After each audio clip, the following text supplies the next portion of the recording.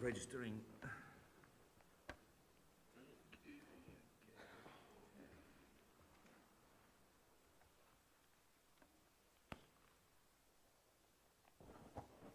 Are we already online? Good, excellent. Thank you. Ladies and gentlemen, welcome to this seminar. My name is Jordan Bourgeois. I'm the president of the Sofia Security Forum, one of think tanks in Bulgaria, which works in the spheres of security, defense, international cooperation, and leadership.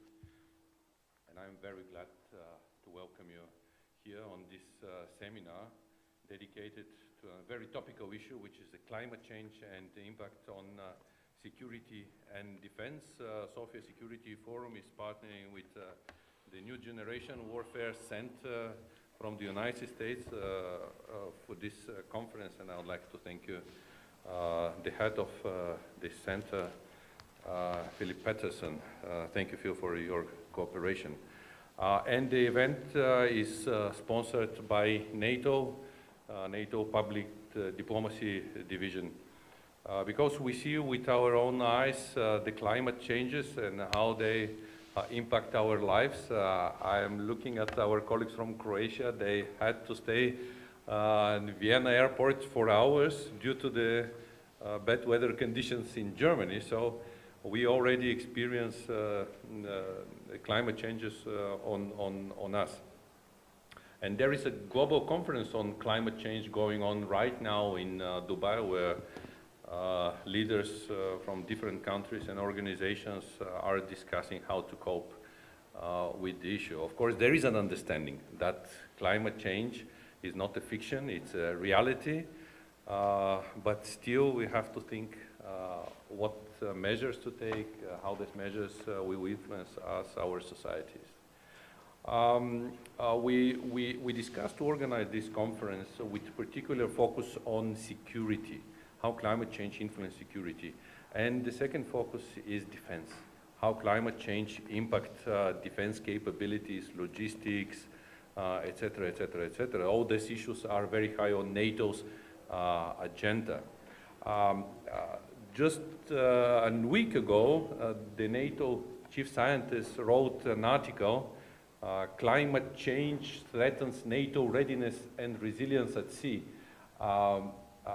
What strikes me that there are a lot of developments which actually influence defense capabilities.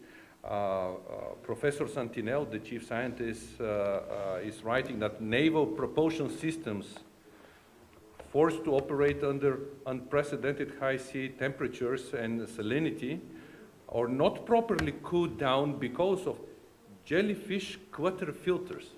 Because of the warming of seas, there is a drastic growth of the population of jellyfish. And he's also mentioning that the increase of maximum air temperature close to 60 and plus degrees Celsius in some areas will produce thinner air, reducing the lifting capacity of naval helicopters. We have to think about this. We have to think when we design defense capabilities, when we plan operations. By the way, we will have a special case study on the helicopter lift at the end of this session. So we have to be very pragmatic and to think what measures to do.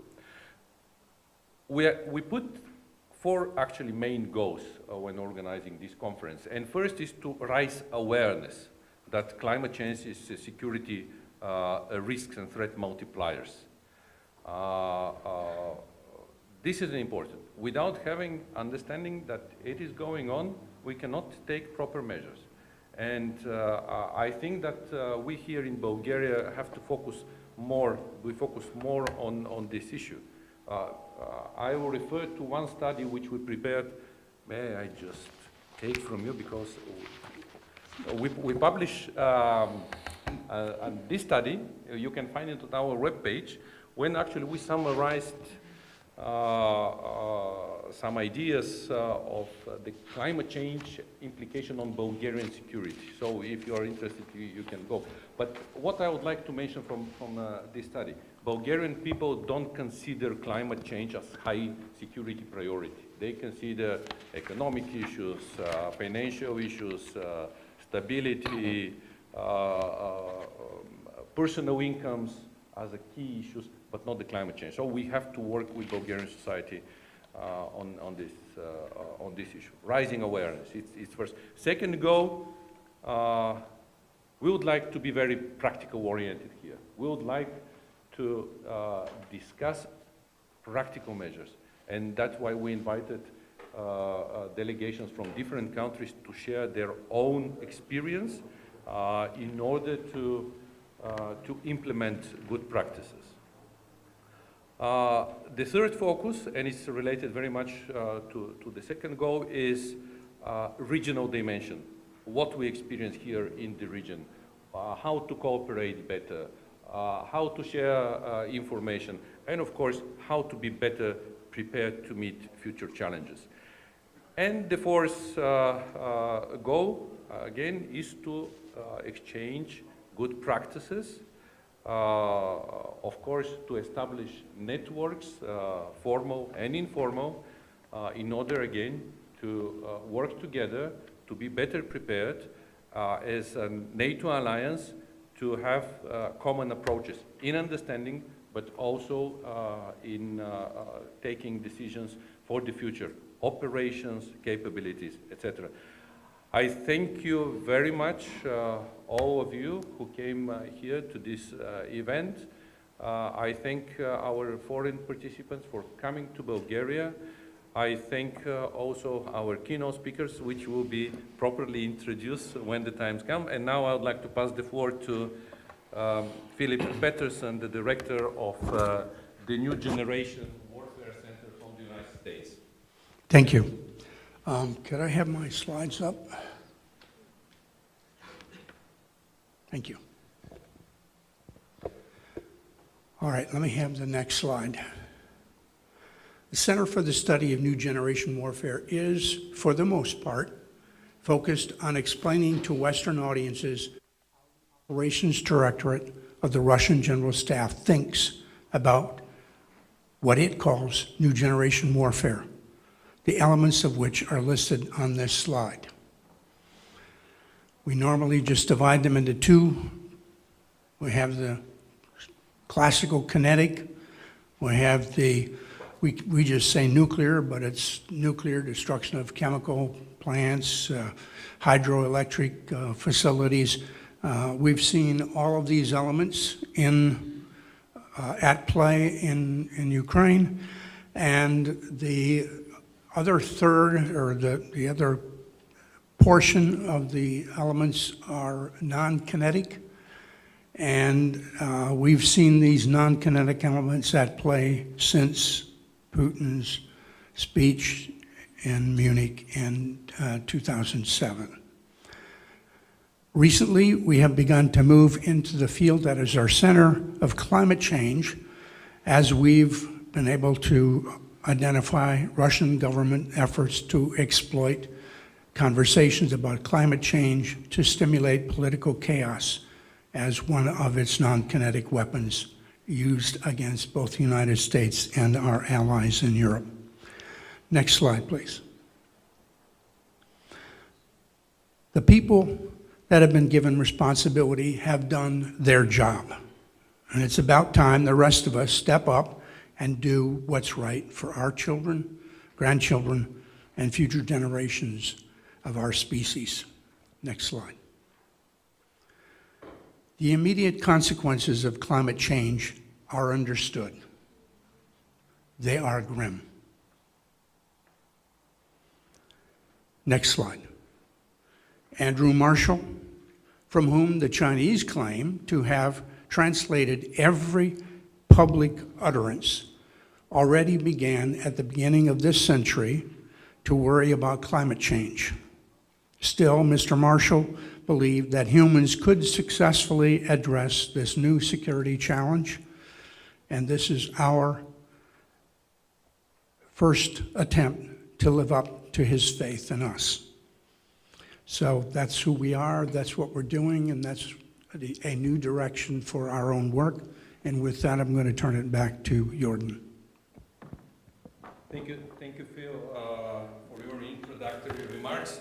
Now we have a pre-recorded video address from James Apaturai, who is NATO Deputy Assistant Secretary General for Emerging Security Challenges, and who is actually covering all these issues back in Brussels, in NATO. So, please, video.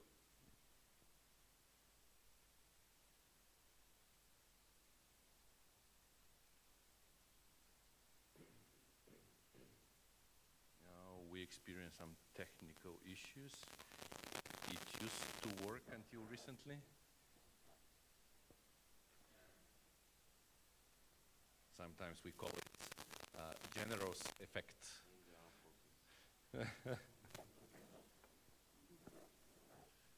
Okay, maybe we'll give some time to our technical team to solve the issue. And in order not to delay, I would like to invite our keynote speakers to present their speeches today. We have first Ms. Evelina Dundakova, who is Deputy Minister of Interior of Bulgaria. And we are glad, Ms. Dundakova, to have you here with us. Please, the floor is yours. Thank you for inviting me. Ladies and gentlemen, good morning. I'm honored and pleased to address you on this critical issue that demands our immediate attention, namely the emergency security consequences of climate change. Climate change touches all areas of security, peace building, and development, and I thank Sofia Security Forum and the Center for the Study for New Generation Warfare and NATO for organizing a conference on this important topic.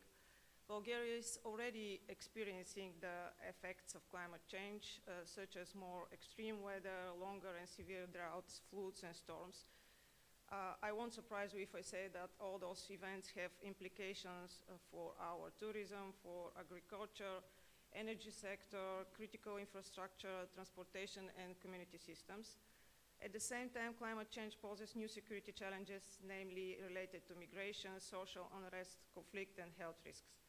According to the World Bank, Bulgaria is the most vulnerable country in the European Union to climate change, with a high exposure and sensitivity to climate hazards and a low adaptive capacity. And as Deputy Minister of Interior, I'm deeply aware of the impact this issue has both on our national security and safety of our citizens and our collective global security. To address those issues and challenges, we need to act urgently and effectively, and to adopt a comprehensive and integrated approach that combines mitigation, adaptation, and a lot of resilience measures. The Ministry of Interior is committed to playing an important role in this process by developing and implementing policies and tools that address the security consequences of climate change. We must and we will do more to address the climate crisis. As Mr. Buzhinov already mentioned, about the communication and the information, we do bear in mind that only an informed nation is a resilient nation, and a prepared nation is a safe one. And that's why in the ministry we are working actively to inform the Bulgarian people about the climate-related risks, including extreme heat, flooding, wildfire, and droughts, and to provide them with clear information about how to reduce those risks. Further, we need to move from disaster management to disaster risk management and civil protection capacity, to strengthen our early warning system, to improve our emergency response and recovery mechanisms, to increase our cooperation and coordination with other national and international actors. Emergency response is also a priority of the Ministry of Interior. The ministry has a significant regulatory role and seeks to empower the communities to prevent them before disaster occur, as we're using that role to make Bulgaria less vulnerable to climate-related risk. In this sense, in the field of prevention and protection against disaster and accidents, the ministry is working hard to improve its warning capabilities, as they are a key factor in the rapid response of the population before or when emergency occurs. Here is the place to mention the BG Alert system, which is being tested currently, and it will be officially operating operational from the beginning of 2024. The system will allow the public authorities to disseminate warning messages to the population of impending or occurring disaster of emergency. And it will achieve 100% coverage in notifying the population. In this way, Bulgaria will contribute to the mitigation of the risks posed by disaster and climate crisis. In addition, the Directorate of Fire Safety and Civil Protection under the Ministry of Interior is currently engaged with a project to train 90,000 people, 70,000 of them are children, to raise awareness and to shape the right behavior when floods occur. So, without a doubt, strengthening the early warning and disaster preparedness system will help predict and address disasters. However, those systems still will not be enough to address the most dangerous security challenges, which are the massive migration, armed conflict, and state collapse. They are most likely to occur in undemocratic and weak states, and therefore a new multi-part strategy is needed to address these challenges on global level. And unfortunately, again, as Mr. Buzhinov already mentioned, at national level, there is a clear lack of information and communication on the subject in the public space. Societies should be armed with information to have an attitude on the problem, to be more active with a position and initiative, and to lead constructive discussions on this topic. Institutions, on the other hand, should improve communication regarding already existing tools and policies. The lack of such communication often leads to a negative assessment of the role of the government in this area. This attitude also leads to a lack of trust, which is extremely important on this topic, because this topic is associated with significant changes for society in the future. And those changes could be successfully implemented only with a sufficient dose of trust on the parts of the citizen towards the government. Therefore, we need to raise awareness and engage the public in our efforts, as a recent survey shows that 63% of the Bulgarians expect that the national government will tackle climate change. In this sense, the earlier the issue becomes relevant in the public space and the political agenda, the more successful will be the adaptation to the challenges that climate change will pose. In conclusion, the adaptation to climate change requires an active effort from the whole of society, public, private sector, scientific community, research institutions, voluntary groups, non-profit organizations, and the general public. And I believe that this conference is an excellent opportunity to exchange views and ideas on these issues and to identify gaps and opportunities for further actions.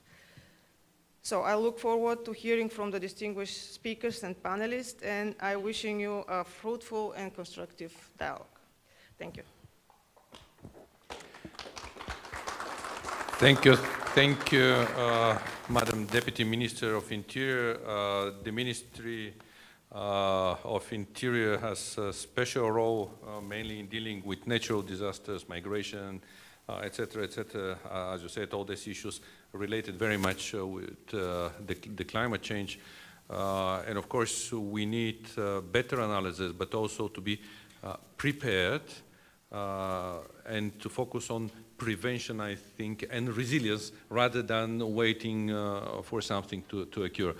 I would like now to invite the representative of Bulgarian Ministry of Defense and Defense Staff, Major General Stoico Prokopiev, who is the Director of Defense Staff of Bulgarian Army, Bulgarian Armed Forces.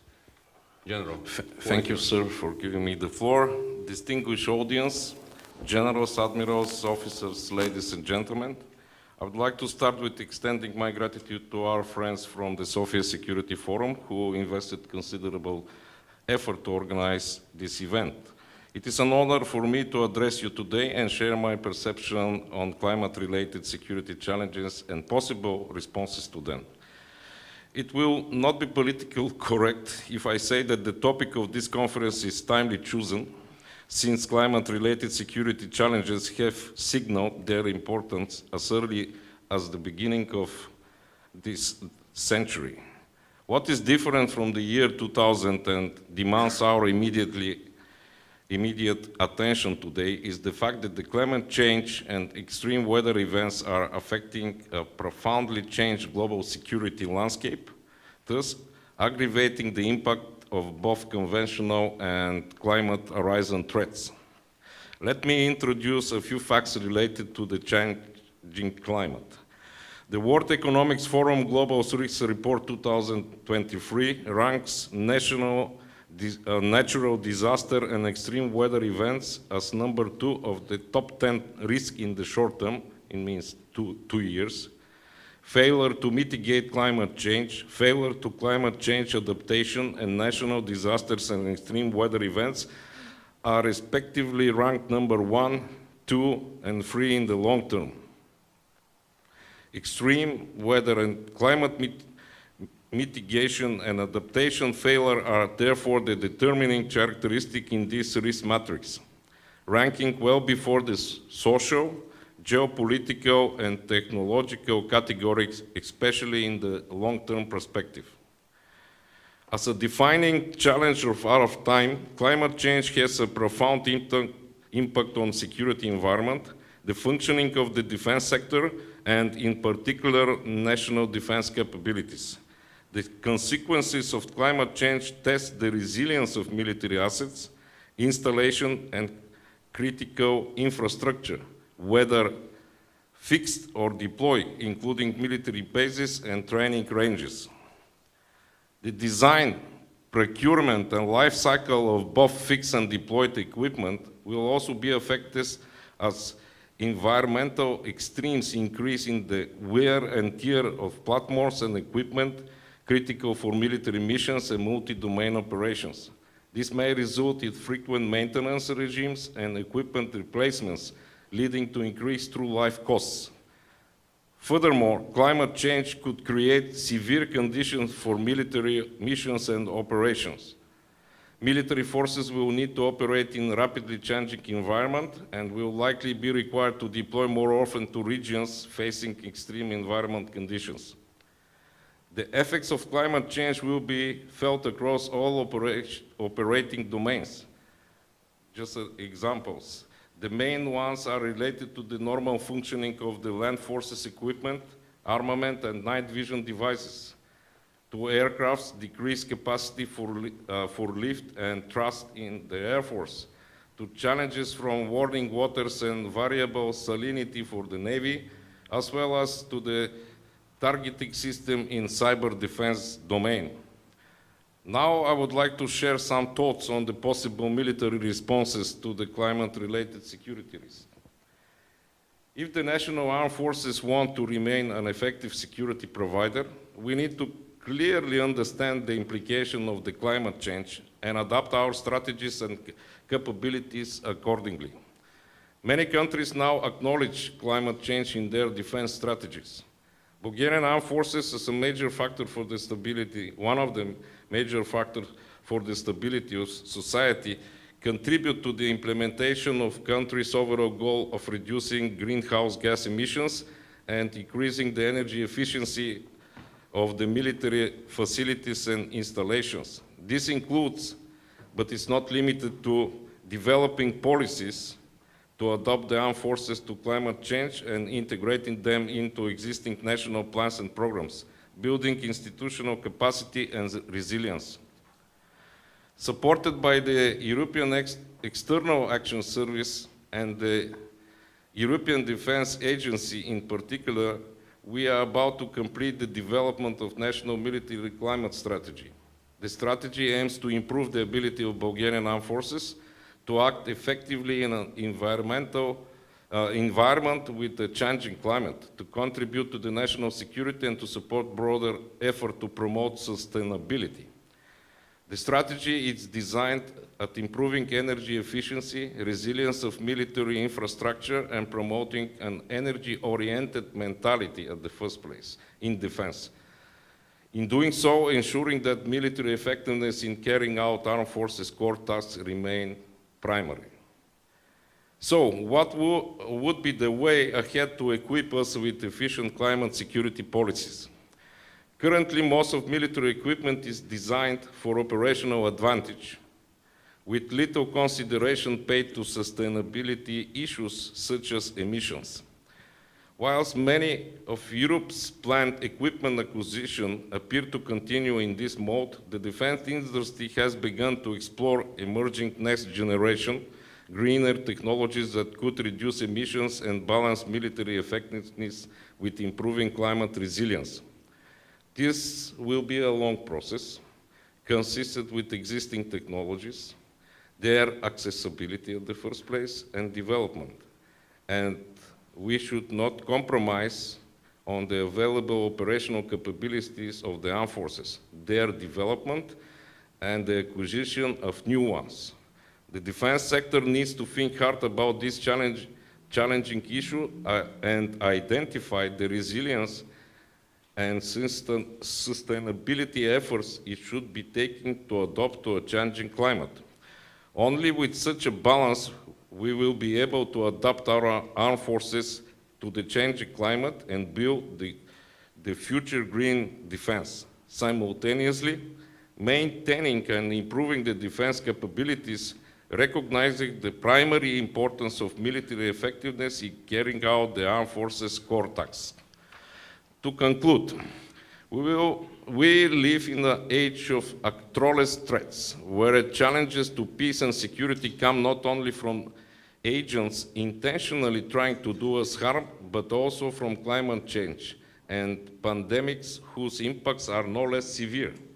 Climate change cannot be deterred or defeated by the military, but militaries can be part of the solution. Now we have a unique window of opportunity to prepare for climate security challenges. These changes will require us to fundamentally transform our approach to security and defense in a realistic and wise way. Only so we will maintain the operational effectiveness as a primary function of the armed forces. Thank you for your attention, and I do believe that today we will have a fruitful discussion here and exchange of views, and hopefully we will define by the end of this conference some proper solution to tackle the issue. Thank you very much. Thank you, General, for sharing your thoughts. Obviously, we have to think about climate change, but also emerging and disruptive technologies, all these issues which can change operational environment, requirements to defense capabilities, organization, logistic, transportation, and so on and so on. So we'll be glad also to contribute to our discussions to elaboration of policies, but also to think about structures, how to tackle these issues. Let me ask our technical, if we have the video message from NATO. Hello from Brussels, and thank you very much for the opportunity to speak to you today. This is a really important conference on a really important subject. I'd like to congratulate Bulgaria for hosting it. And I'm not just saying that for politeness reasons. Obviously, Bulgaria, like every country in your region, is facing some immediate security challenges in the Black Sea because of Russia's attack on Ukraine and all the implications that flow from that, including, day-to-day shipping issues and security issues. So it would be really easy to lose sight of the issues that you're discussing today. To focus on the absolute urgent and not look at the bigger picture. But you haven't done that. And I think that that's really, really important because the issues of climate and security are, in the end, at the very macro level, the most important things that we can address. And if we don't focus on it now, it's going to be too late. So it's great that you found the wisdom and the time to make sure that this is on the agenda as well. It's also on the NATO agenda.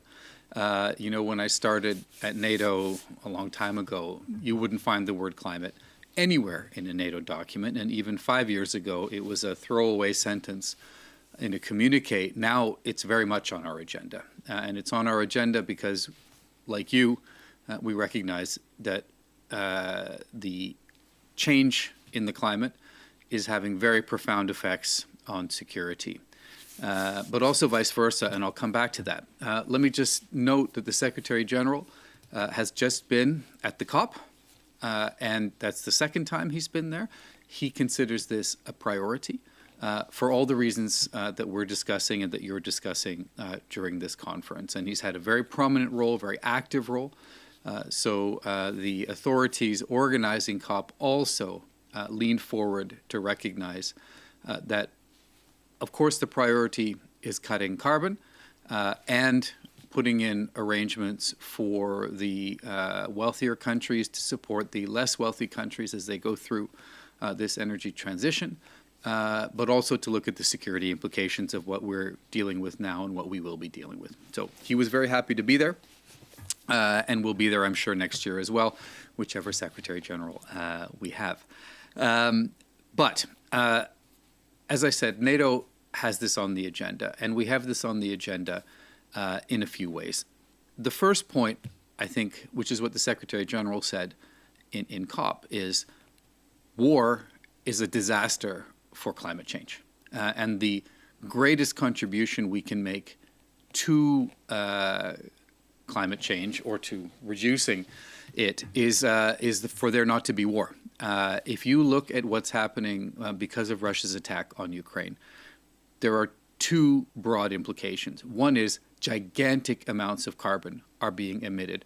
Russia is flaring off gas at such levels that it's equal to the entire CO2 cuts that Europe is making.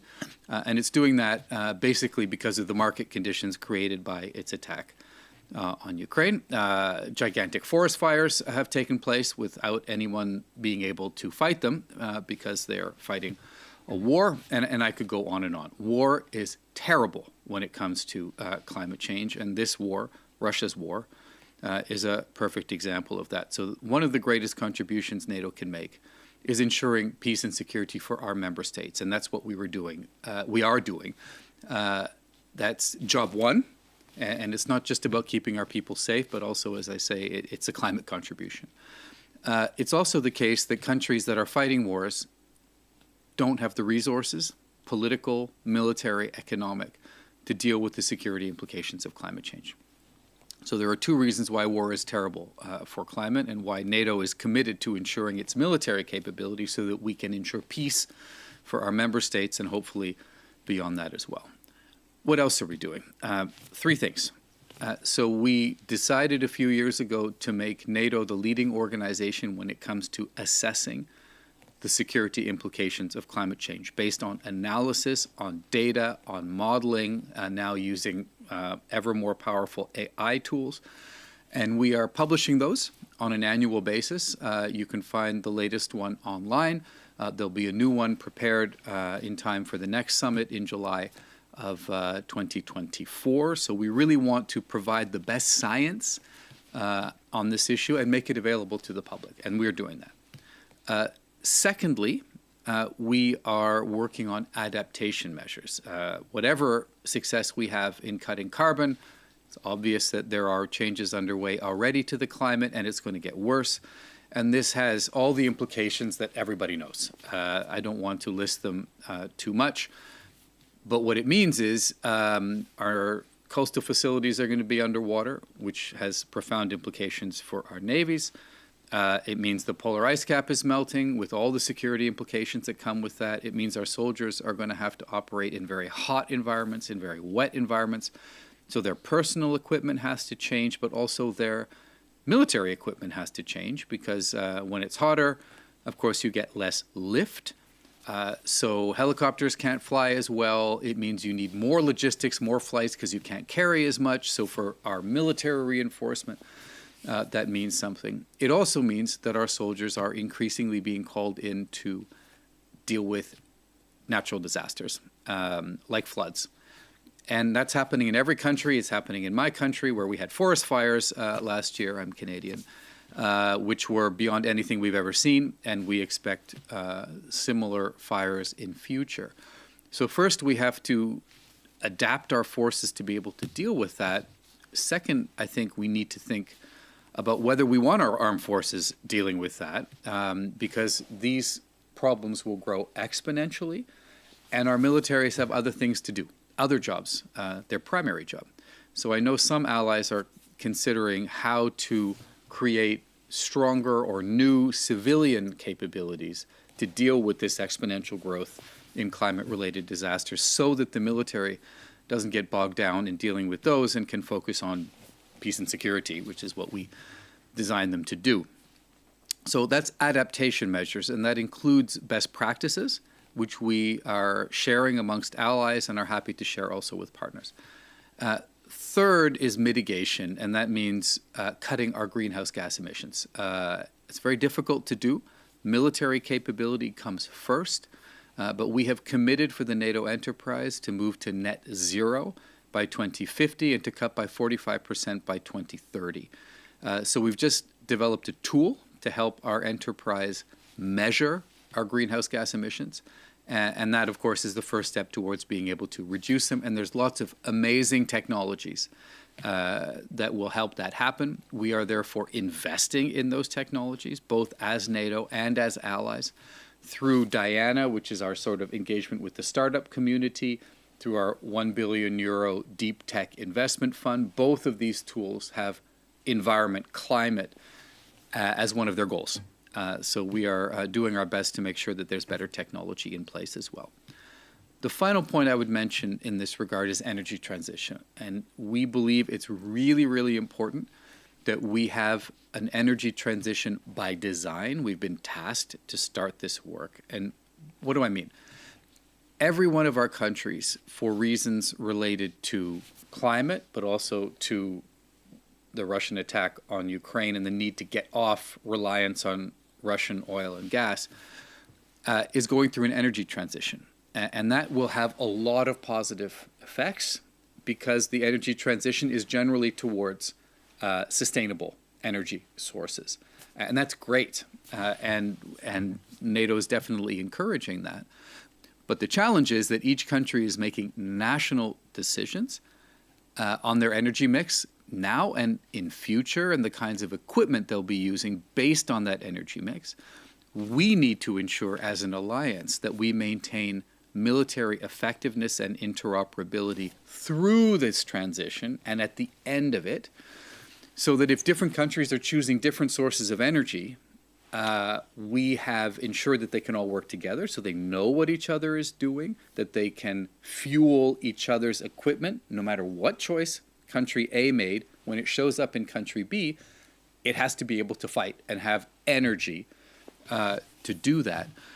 And to ensure that as we transition to sustainable energy sources, we don't create a new strategic dependency on a potentially unreliable supplier. And I don't think it's any mystery what I mean. This is not easy to do, but we have to think it through and do our best to get there. Because we've seen in the case of Russia that if you are overly reliant and then that party weaponizes energy, which Russia obviously did and does, it can have profound implications. We managed to get through it. Both NATO and in particular, I would say the European Union, made very, very important decisions, difficult decisions, and invested in them to get us through. But it has been very difficult. It has raised energy prices for everyone. And in the case of sustainable energy sources and technologies, from my point of view, it's even harder to imagine how to do it without creating a new strategic dependency. So this is the work we're doing when it comes to energy transition. We think it will make a fundamental contribution when it comes to climate change, but it needs to be done by design. And that work will be done here in NATO with and for the allies. Of course, in a non-binding way, but to help them ask the right questions and come to the right answers to ensure that NATO remains effective. So that's a little snapshot of what we're doing here. I'm really looking forward to getting the readout of your discussions. I'm looking forward to having those sent up here because they'll inform our work here. But once again, let me then just thank you for the opportunity to speak to you, congratulate the Bulgarian authorities for hosting this, and commit to you that NATO will be part of this discussion in future in Bulgaria, but also very much as we go forward to face this challenge. Thank you. This was a good overview of major issues which NATO deals with related to climate change. And actually our keynote speakers plus the video message from NATO outlined the scope of issues which will be in the focus of our discussions. And before we'll go to the first main session of this conference, which will be chaired by Dr. Philip Peterson, I would like to ask you to join me and express our thanks to keynote speakers, Ms. Evelina Dundakova and General Stajko, for their excellent contributions to this event. Thank you. Phil, now I pass the floor to you. Thank you. Okay. I think the most important thing that I took from that presentation by the Secretary General was that questions. The most important thing is to find what the right questions are. The answers can't be found, the proper answers, unless you have the right questions. And so, being an intel guy, I'm going to chair the so-called threat panel. So I would like to invite Rear Admiral Franken to come up and Colonel Baron. So we're going to have an operator and a real scientist.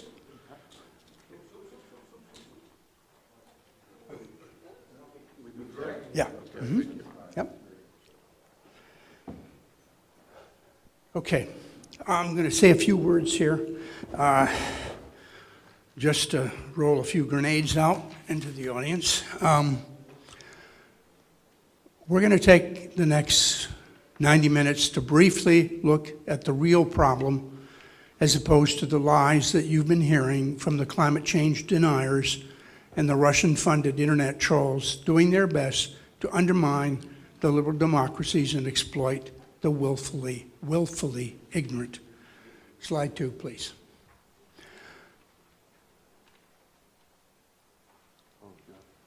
Next slide. Oh, it's up here. Okay. All right. Thank you. I don't know if I can handle this high tech here. There we go. All right. The best and the brightest in the field have given us a clear vision of the consequences of climate change for humanity.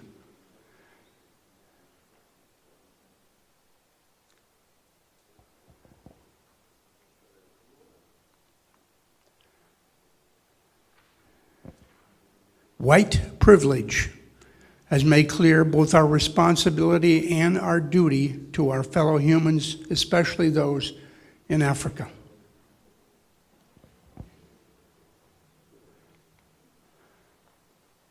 Microclimate change already indicates the depths and consequences of our collective crime, and that's what it is. It's a crime against humanity, and it's a crime against the planet that sustains us.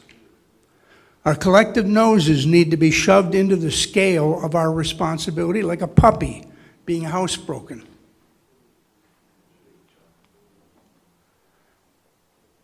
Europeans in particular need to understand that the change predicted has been linear, but the change is in fact nonlinear. You are standing in front of an onrushing tidal wave of humanity. The challenge you face is dealing with this crisis while retaining your humanity.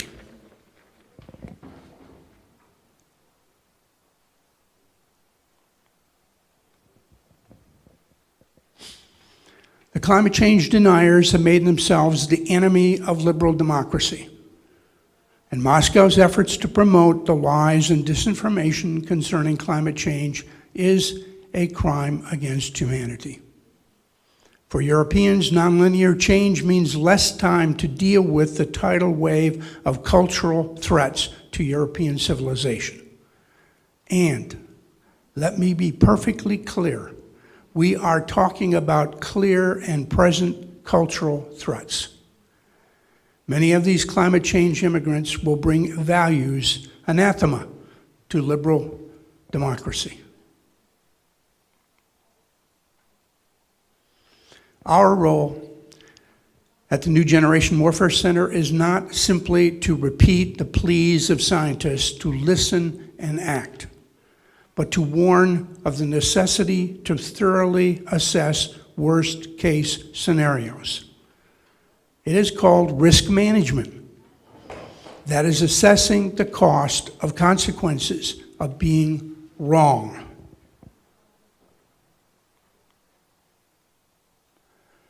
Despite the scientific consequences of global warming, as well as the existence of an extensive literature on the median economic damages of climate change, there remains an inadequate appreciation for the societal risk cascades and the relationship between climate change, food insecurity, and contributors to societal collapse, mortality, conflict, and immigration. Facing a future of accelerating climate change while blind to worst-case scenarios is naive risk management at best and fatally foolish at worst. I'm going to turn to our first speaker on this panel, Admiral Franken, and ask him to characterize the defense summer study that was completed this year for the Pentagon. It is grim. In my opinion, it's not grim enough. Admiral? Sir. Okay, I'll probably speak less if I stand. Is that okay? Okay, yeah. This is called speaking peripatetically. I'm sorry if I'm outside of your scope there. Sorry to stand in front of you. Those on this side of the room, if you want to look towards the slides, I don't feel at all displaced by your looking at your backside. I'm fine. Okay, so I'm a retired admiral and a vice admiral, a ship person who started out with submarines and surface ships and fire control radars, physics background from a technical perspective, a lot of international affairs, and I think Bulgaria, having never been here before, is my 151st country that I visited. I'm sorry that I took so long to get here, but I'm very pleased to have come in last night. I have a set of slides. Evil, if I could see those, please. Nope, that's not it.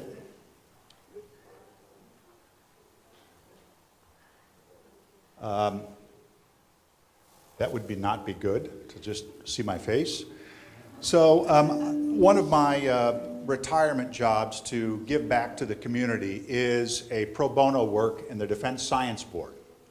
And as a farm boy from Iowa who saw the effects of climate change in how animals are raised and how crops are grown, there you go, that's the one. In America's breadbasket, it was always very clear to me that things were changing. Crops change throughout the United States. Do I need this? Probably not. All right, very well. Crops change in the United States, and consequently, is this okay? All right, perfect. And worldwide, things have slowly changed. And it first came to my acknowledgement that maybe humankind was changing things, running down to the Red Sea in the early 80s.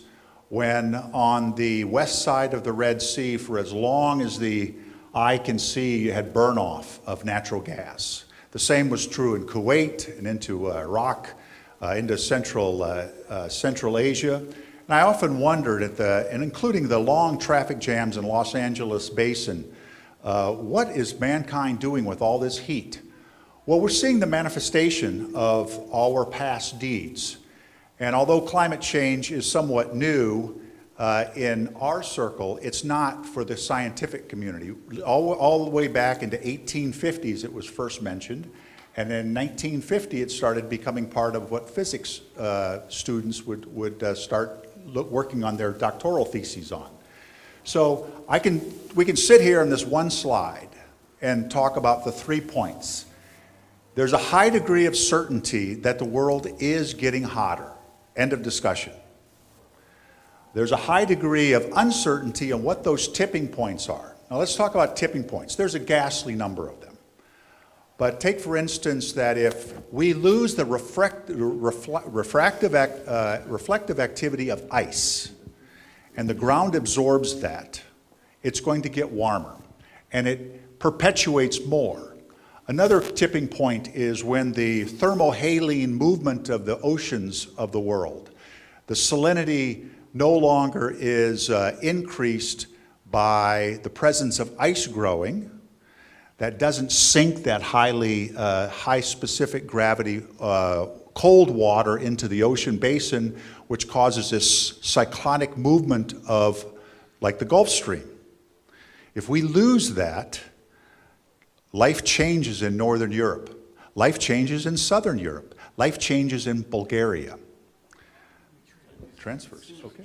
Very well. I don't know if it works better. Okay? Better? Less feedback? Okay.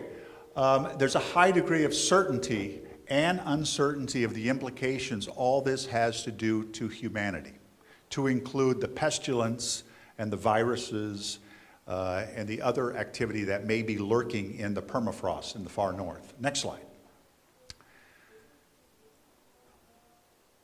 So here's what we do know about climate change. At least 1.2 degrees Celsius. Now the COP is now talking about 1.4 degrees. Some scientists say that the ingredients for a 1.5 degree Celsius are already in the atmosphere. But that certainly has changed from the pre-industrial era. The endo-atmospheric, more severe weather that we're experiencing in the Midwest, where tornadoes used to plague us in the northern Midwest, has moved to the south and to the east. The more severe storms, here's another one. Rain gauges in the Midwest used to always be about this deep, 6 inches. Today, those rain gauges are overflowing frequently every year. So we have 50-year rainfalls, twice a year sometimes. All this is increasing. And then we go through long dry spells. For corn to proper germinate and to grow a decent ear of corn, in past you needed 12 inches of rain from planting to germination. Today, last year, for instance, in areas in Iowa, we had as little as 3.5 inches. Things are changing. And then it was preceded by a lot of rain and preceded in the fall with a lot of rain. But it changes the amount of food that's in the world. And with Ukraine in conflict, we have a food supply problem worldwide. And industry, well, we'll not get into that. The capitalistic industry has a tendency to take advantage of that as well. Okay, the Intergovernmental Panel on Climate Change number 6 is generally what we use for a lot of the work that we did with the Defense Science Board.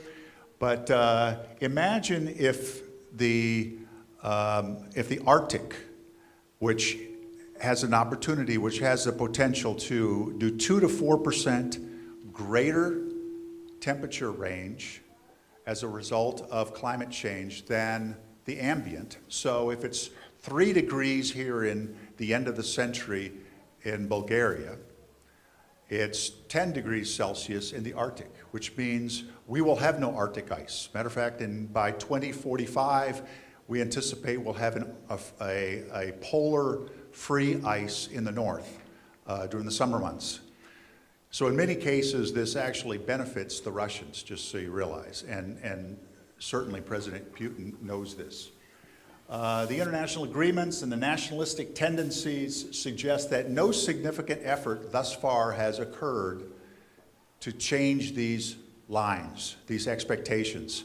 It's going to get worse, and because countries have a lot of things to bother with. In the United States, we have political strife. We've got 2 well-segmented parties, and they can't agree on something as simple as this. We don't even use the word climate change oftentimes. We use the term extreme weather, just so that it doesn't become political. The consequences of climate change are fueled not only by the carbon discharges, but also the interplay of where we live, our population, how we dispose of waste, and the many other social factors which come into play. So you can see, though, frankly, on the average Earth temperature, that last slide and the increasing worldwide temperatures, it's very clear that this is happening. That is not up for deliberation. And the global September temperatures, as they slowly rise, all asymptotically. Here's another observation. As you read these bevy of long-term reports on climate change, the vast majority undershoot, underdescribe the consequences.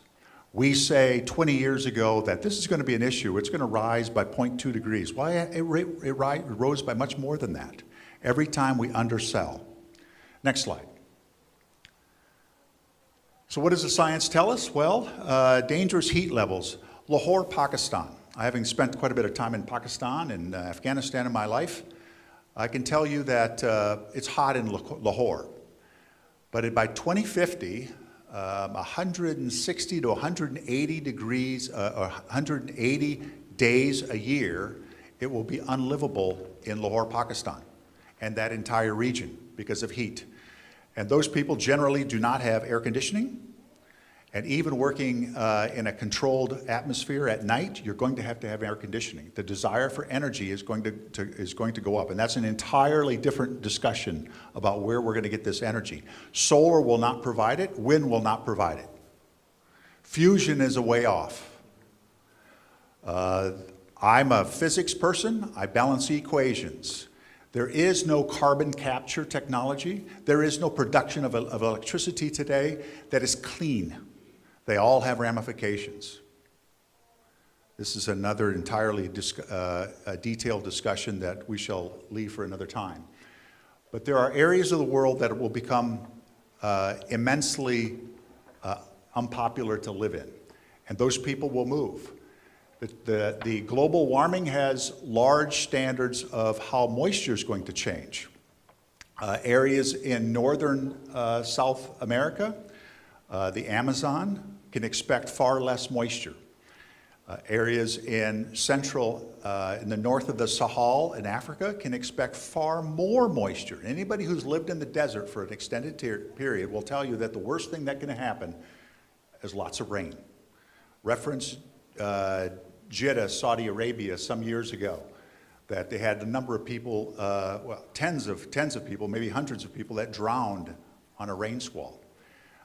You can expect Central African Republic, Niger, with that wide basin of the Niger River, where some of the large cities live, Ouagadougou, et cetera, are going to be flood zones. And this is an expectation that we're going to see in our lifetime. So speaking of that, many of these big ramifications will occur after I'm gone, but many of you are young enough that you're going to experience this, and so are your children, very much so. Next slide. So what's unknown about it? Well, the slide on the graphic on the left is RCP. And scientists and your lexicon and civil society ought to talk about RCP. And it's generally the way that we measure the carbon in the air, the atmosphere, and the ramifications of that carbon in the atmosphere. In the past, we've talked about RCP of 2, 2.5, 3. What I've considered personally is something around an RCP in between RCP 6 and 8.5. And if past history is an indicator of future realities, we're probably undershooting that. And you can see where the curve is. Sometime in America, some of the climate scientists will now annotate their resume by when they were born, saying they were born when we had 250 parts per million of carbon. I wouldn't go that far, but that may be a designator in the future. So, but I can't just say that heat and natural and humankind are the implications. There are many things that come into play. This is an indeterminate equation, as an engineer would say. There are far more unknowns than there are knowns, and you have to make some assumptions. But if you dilly-daddle on the assumptions and you don't come to a conclusion, you will be making a mistake. The factors having to do with where we live, the number of people, how we create our energy, what we're doing to be more efficient in society, what we're doing for curing of concrete, 1,000 things all come into play in how we can change the future. That's that indeterminate aspects. Next slide. But some basics there. I talk about RCP. The fourth column down, the RCP 8.5 is a high emission scenario with a global temperature increase in the 2050s of 3 degrees Celsius. Just some observations. Off the coast of Florida, we had 37.5 degrees Celsius surface temperature water. In the Persian Gulf today, we're often seeing 38-degree surface water temperatures. That means your seawater injection temperature for ships is way too high to cool the electronics on board, to cool your steam plant, to cool your engineering plant, so you have to run at lower horsepower, lower load levels, lower weapon systems on loads. You change your radar from high voltage to low voltage because you can't handle the heat dissipation on your ship. There are all sorts of implications to this from a tactical perspective. Also, because of the increased moisture in the atmosphere, you change the electronic spectrum and how your I/O systems on your missile systems look. You change the frequency level. We won't get into that. Next slide. What must we prepare for this uncertainty? I can talk about the .mil PF. I think you're all familiar with that. But it's incumbent upon, I think, Bulgaria, and I think upon the United States, and the Brits were the first ones to do this. They said from here on out, all the future planning for defense is based on, is there a British person here? Brit? Is based on a temperature absolute and time absolute. Well, what does that mean? That means, and I don't remember what their exact number was, but in time 2050, we shall expect that ambient temperature is 3 degrees Celsius more. Now, what does that do for your defense industry, for your personnel, for your soldier in the field, for your building air conditioning plants, for your energy production? It says what to do, how to provide for it in the future. And we should train ourselves to those realities. The tipping points are unknowns, and those are those one-eyed jacks that we never quite know what will entail in the future. Next slide. The .mil PF, you see what goes into that. I know, as spoken by the Interior Minister this morning, ma'am, that this is not high on the rankings for Bulgaria, and in terms of do you believe in global change, is it something, in weather change, is it something that we need to be concerned about? But it will be in the future. And in a 19-nation survey, the vast majority, 75% of the people surveyed said that climate change, global climate change, is #1 issue for the future. And depending on your age group, which category you fall in. It's a fascinating survey. Next slide. And that comes from the European Environmental Agency, as I recall. Global temperature, one of the problems here is that climate change affects various areas in the nation differently, in the globe differently. In America, we have a high adaptive capability. We're at a good latitude, we're a big country, we can buy our way out of this. That's good for America, but probably not good for the rest of the world, because it makes us dawdle a little bit and not provide our full weight behind this. Other nations, usually those countries that have a less adaptive capability, are the ones most at risk. But the science is very clear, and that last little paragraph that I jotted down yesterday, I think has a lot to say. That the greater regional temperature variances lead to more extreme changes in moisture, the potential for high energy weather occurrences, ecological impacts, and social economic induced migration. Every nation has a standard which they can absorb immigrants. America historically was at right around 16%. The Canadians can absorb more. They're used to more immigrants. I don't know what it is in Bulgaria, but when we start getting higher level of immigration, it changes elections. It makes society get a little bit weak-kneed. This is a problem. And it's that second order effects of climate change, where climate change is a threat multiplier. So your locality, where you are in West Asia, north of Africa, you can expect a substantial migration of people. I believe it's spoken about in COP as we speak, that 1.3 billion people by the end of the century will move from where they live today to places in the northern latitudes as a result of climate change. 1.3 billion. Next slide. There's the struggle between what we should be doing and what we're going to do.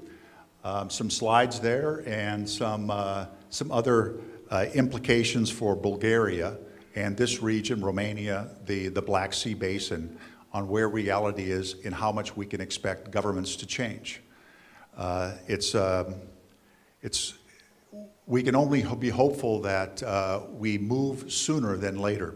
A little, for instance, Hampton Roads, Virginia, which is the Norfolk Navy base, where I've been stationed 6 times in my career, they had an opportunity to build up a seawall to keep the rise of the sea level out.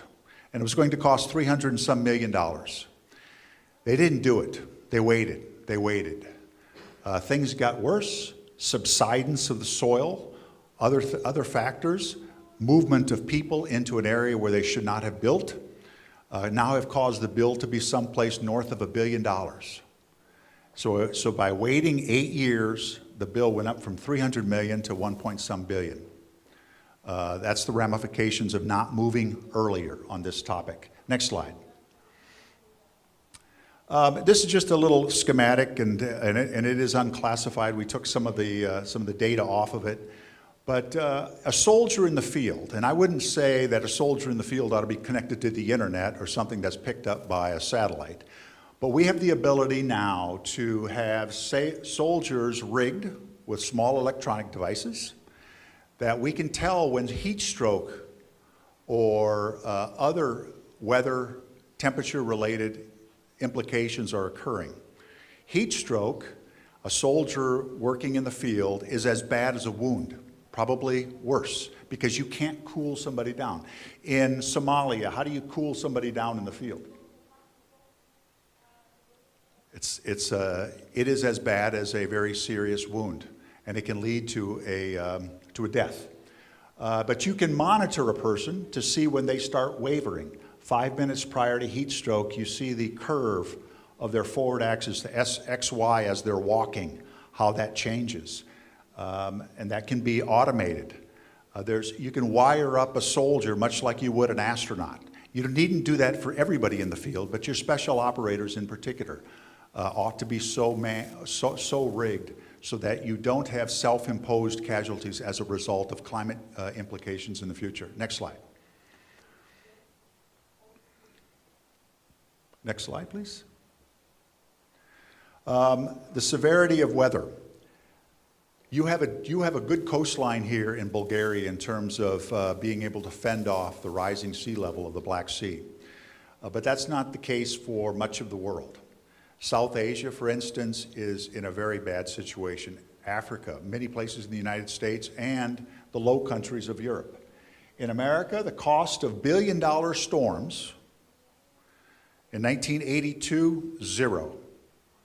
This past year, I think we had 23 or 28 of those storms. Every year it goes up.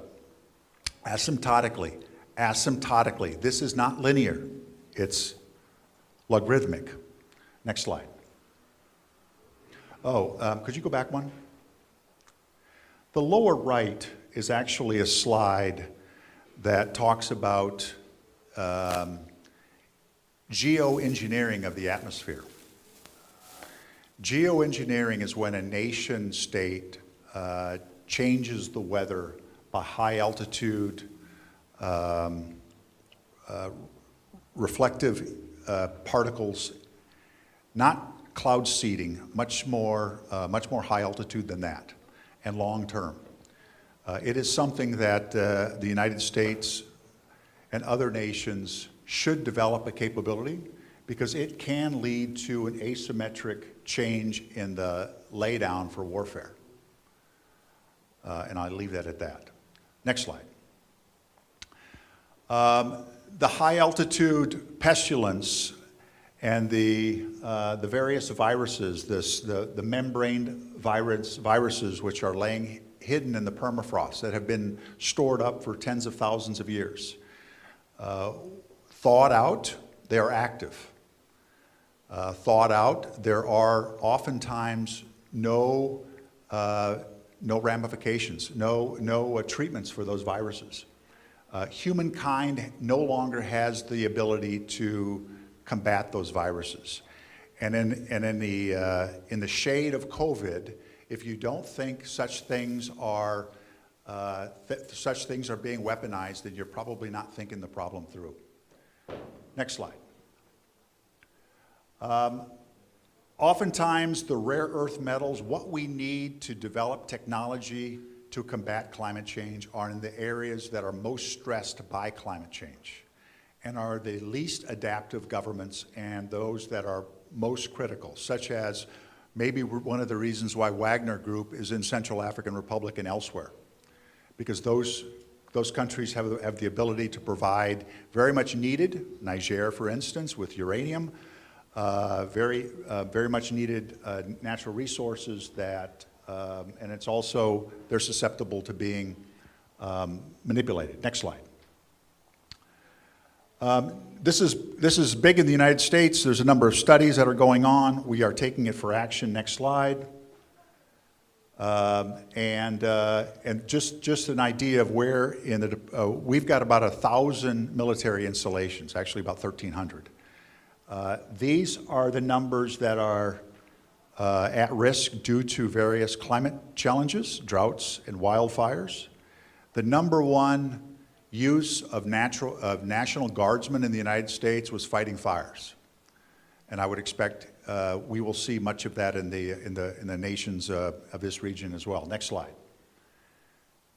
Next slide, please. And here's the summary. You can read that. But think of climate change as a threat multiplier, and it will pervade every aspect of warfare going forward. And I don't mean to be an alarmist on this, but it is something that we need to get going on. So I look forward to your questions. Thank you. Thank you, Admiral. As you can see, the Admiral is a moderate. And he is giving you what in no way is sensational.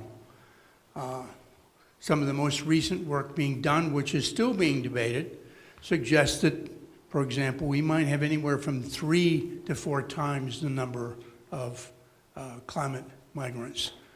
And I would say that the difference between the Admiral and myself is his job is to help everyone understand the current consensus and move forward. My major concern is that if it's worse, if in fact the worst happens, what is our ability to deal with that in terms of that cost? Now the next speaker coming on is actually a meteorologist who I'm told is one of the most intelligent sciences in the world. So I'm going to turn it over to you. Thank you.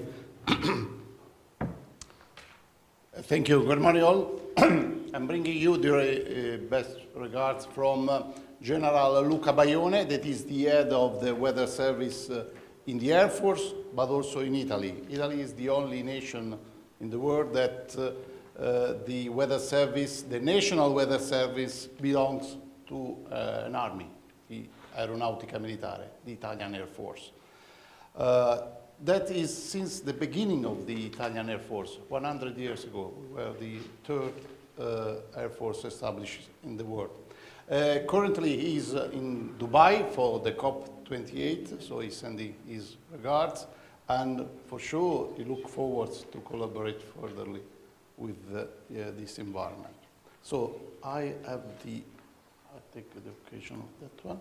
You could also follow, so don't worry to turn, I don't know if you can show the slide there. So, climate change, do we all agree? It's a question for us, but also for the personnel we manage. We need to fight against skepticism like we faced with the COVID problem. We will try to consider correct implication for the security forces, also given the experience we are having in Italy with the vast immigration. This summer, we experienced 3 times more immigrants, illegal immigrants, respect the past year. So it's something that is really ramping up.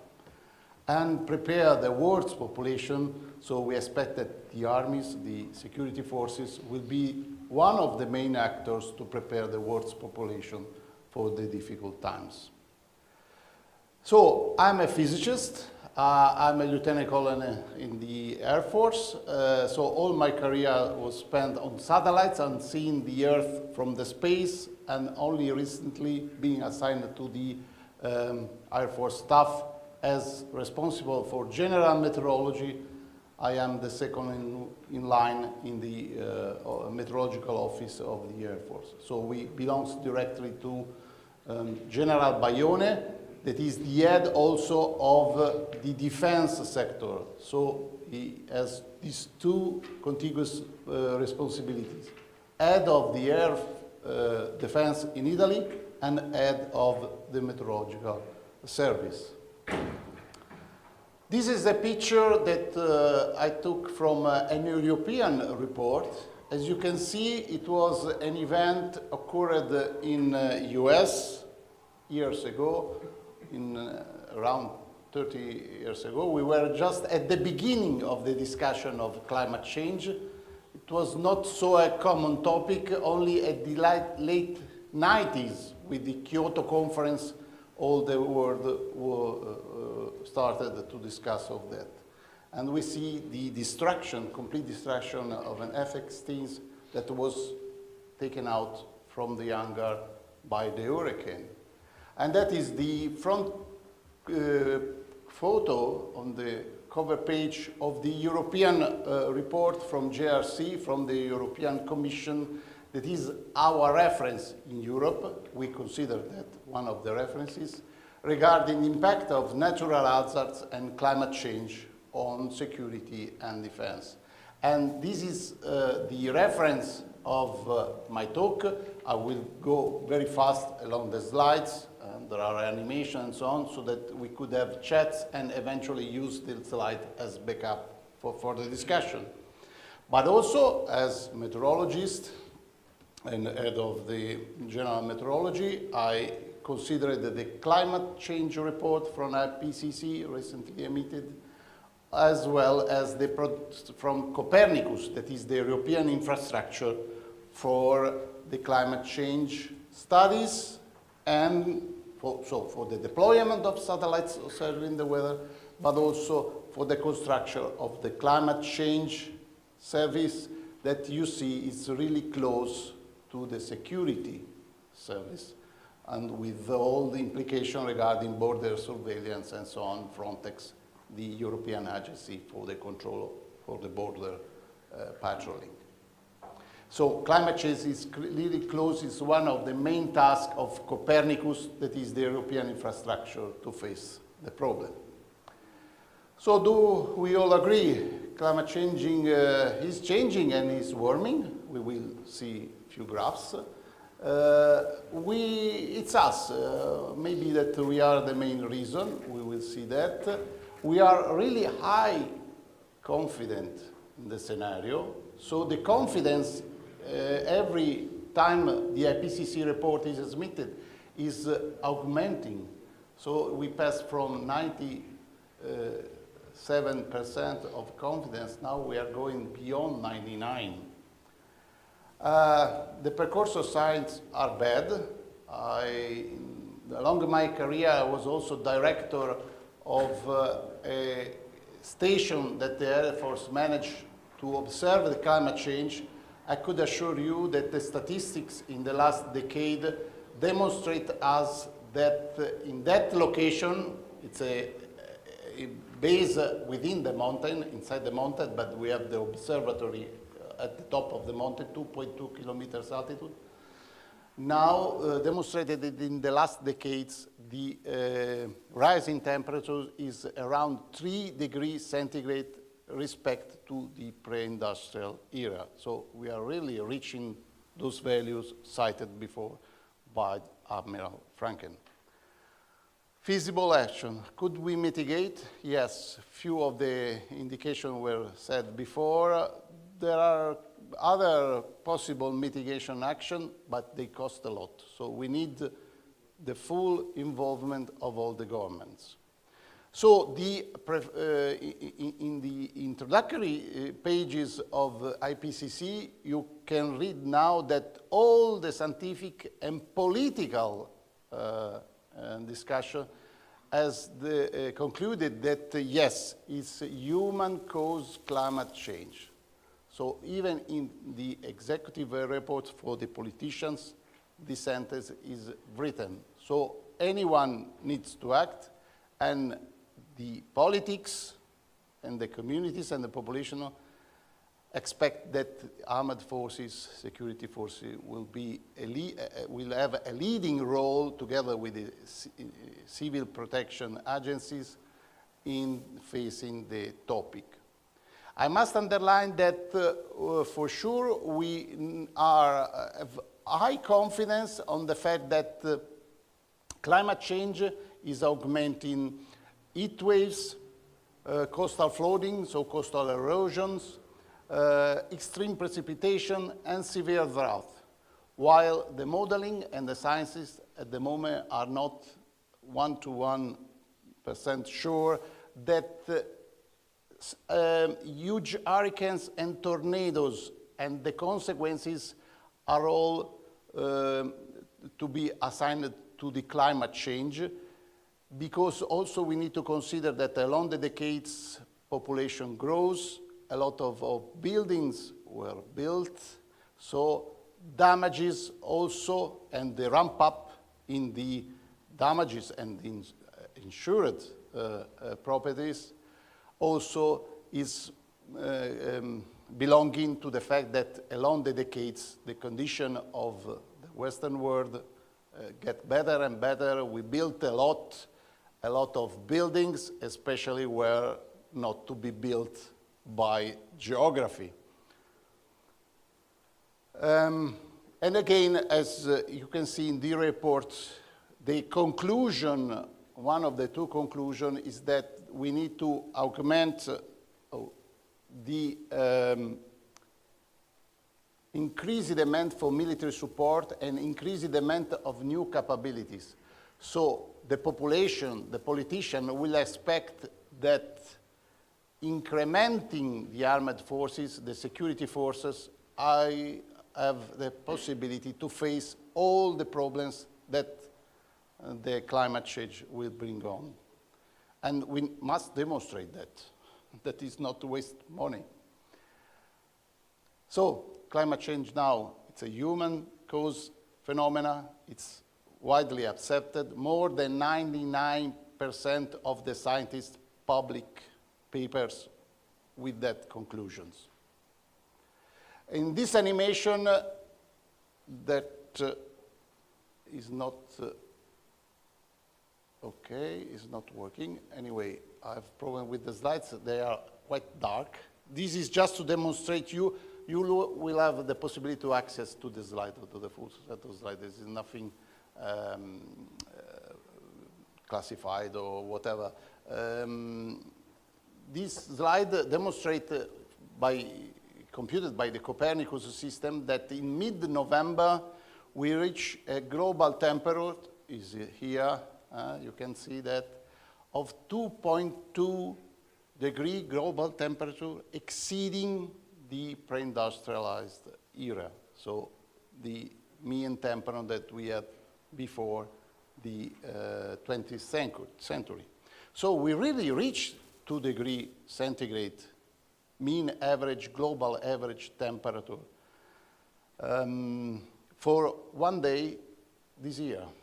So it's happening. And again, this is demonstrated. I will take this slide that you can see a bit better. The fact that this is the last summer. You see that these are the 30 warmest summer in all the records we have. The most warm, 10 warm summer were in the year 2000 on. The only one belonging to the 90s was 97, where we had the El Nino.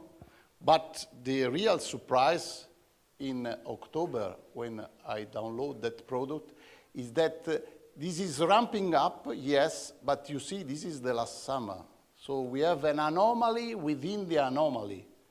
The anomaly is saying that year by year, the summer is increasing of 2 decimals of degree centigrade, while this summer we had an increase of 4, so the double of the usual mean annual increase in the global temperature. So it's scary. On a science point of view, it is scary. You cannot find any other system where you have jumped like this one. It could happen only with a huge volcano eruption or really dramatic events that we had in the past. For the Krakatoa and the Pinatubo, we experienced those summer. But the natural justification was there, was clear. Why? Except for the forest fires in Canada that were huge, but not so global, impacting. This summer, we had no these huge events to justify that rise in temperature. And it is not a problem only near the ground. We see when measure that rise in the radiation coming from the atmosphere also by satellite. For example, there are CERES, it's a radiometer on US satellites that measure the radiation arriving from the Earth.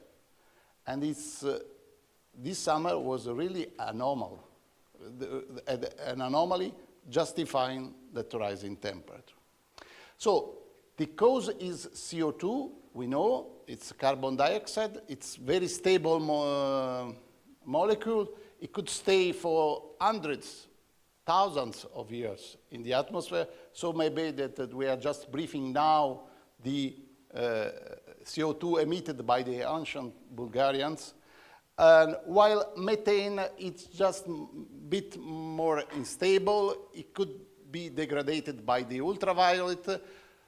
So again, during the 90s, the expectation of the scientists was that, okay, there is an increase in the emission of methane, but it could be that it will be all degraded by the sun. No, again, we measure in the last 10 years accumulation of methane in the atmosphere, because together with the usual dispersion made by our plants, with the increase in temperature, we have the melting of the permafrost that emits methane, but also the increase on wetlands all over the globe. And wetlands are a special fountain of methane. And especially they replace the wetlands, the forest that was there before, that was a huge storage for CO2. So with the loss of forest replaced by wetlands, by the floodings due to the deforestation, we have two opposite, very dangerous phenomena. And also consider that methane, due to the complexity, is a tetrahedron molecule, could store 4 more times infrared, the heat in the atmosphere, respect to CO2. So it's us, for sure. We are the main reason. These are the records in the last 800 years of temperatures, reconstructed with the drilling of ice in Antarctica, made by the scientists, US scientists, European scientists. We manage in Italy with the French colleagues a station that is Dome Concordia, that is just in the center of Antarctica at 3.5 kilometers altitude of ice. So we drill all the 3 kilometers of ice, and we can reconstruct the temperature in the last 800 years. And you see in the last decades the peaks going on. That slide is from the past year, so we reach a new maximum this year regarding the concentration. This is a plot of the CO2 concentration in the air. So CO2 concentration, the problem is not only that is continuously augmenting the concentration, but also the velocity is speeding up. So we have an acceleration. So instead of having only less than 3 parts per billion of CO2 more each year, we are now going towards more than 4, and maybe that in the coming decades we will go to 5 more parts per billion each year. So it's something really in control. See, methane is really less. We are talking of 2,000 parts per billion, so really less. But as I said before, it's a really heat trapper. So we need to control and monitor the methane as CO2. So in this animation, you see this is the CO2 and CO animation. It is measured by satellite with infrared measurements. The interesting thing is that you see that the red colors are on the north, where comes the CO2 especially, and with the grayish color, the black to the white colors, you have the CO presence measured by satellite. CO is especially emitted during the forest fires. And you see that a huge amount of CO comes from the forest fires that every day you have in Central Africa. And the same is for CO2 concentration. With the bluish CO2, we can distinguish by satellite which is the source of the CO2, if it is natural or if it is arriving from huge industrial cities.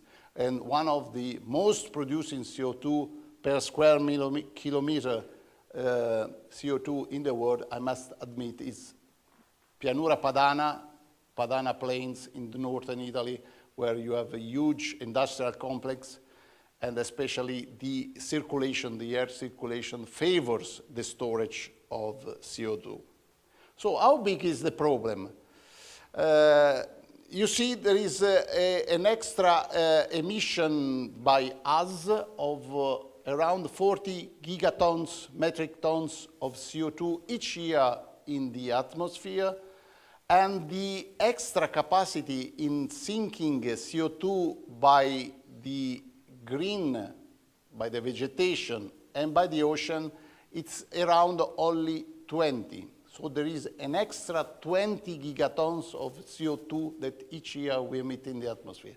It's an enormous number, yes, quite big, but we could start to manage it and try to catch the vast and bigger sources of CO2 and first start to manage those ones and reduce that number, 20 extra gigatons of CO2 that cannot be managed by the environment, bringing them year by year to 19, 18, and so on. Possibly towards 2040, surely before 2050. Otherwise, we will be lost. And how we monitor CO2? There is a constellation of 30 stations. I had the privilege to be the director for 3 years of the one in Italy. It's in Montecimone. It's close to Modena, where they built Ferrari, Lamborghini, Ducati, all the big burner of fuels. But together with the tradition of burning a lot of fuel, there is also the University of Bologna that has a really long tradition.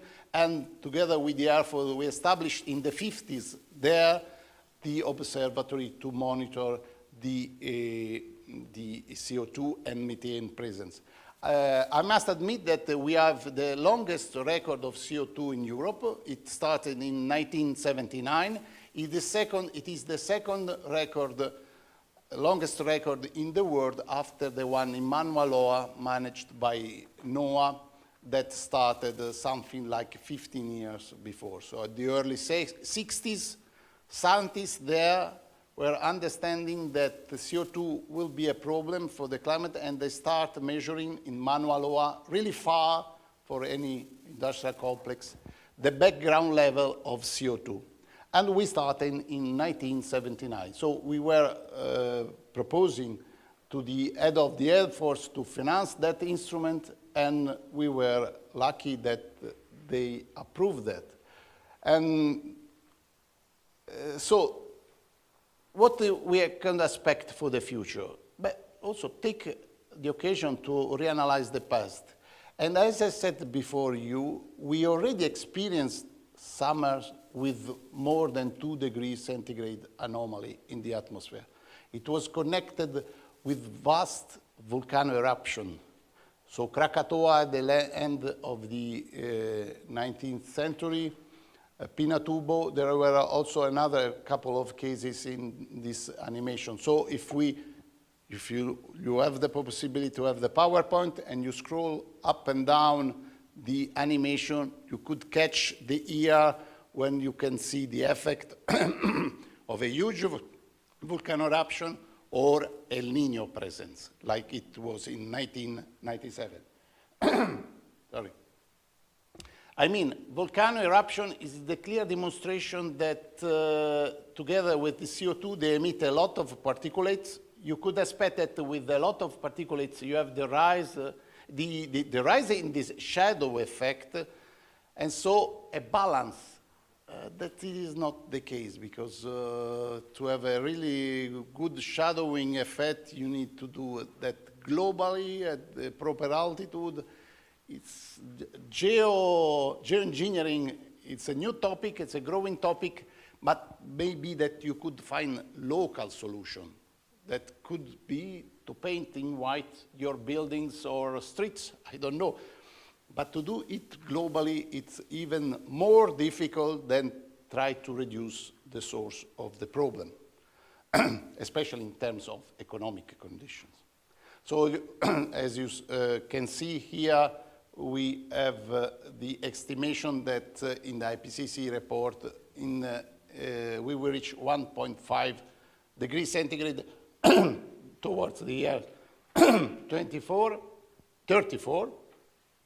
But that was in the report. I could assure you that the last numbers are saying that we will reach that number in the next couple of years. So it's really ramping up. Global mean sea level, it was said before by the Admiral. The problem again is that there is an acceleration of the phenomenon. And we are just having a trend of 3.3 millimeters per year, but in some places we are measuring 6 millimeter per year.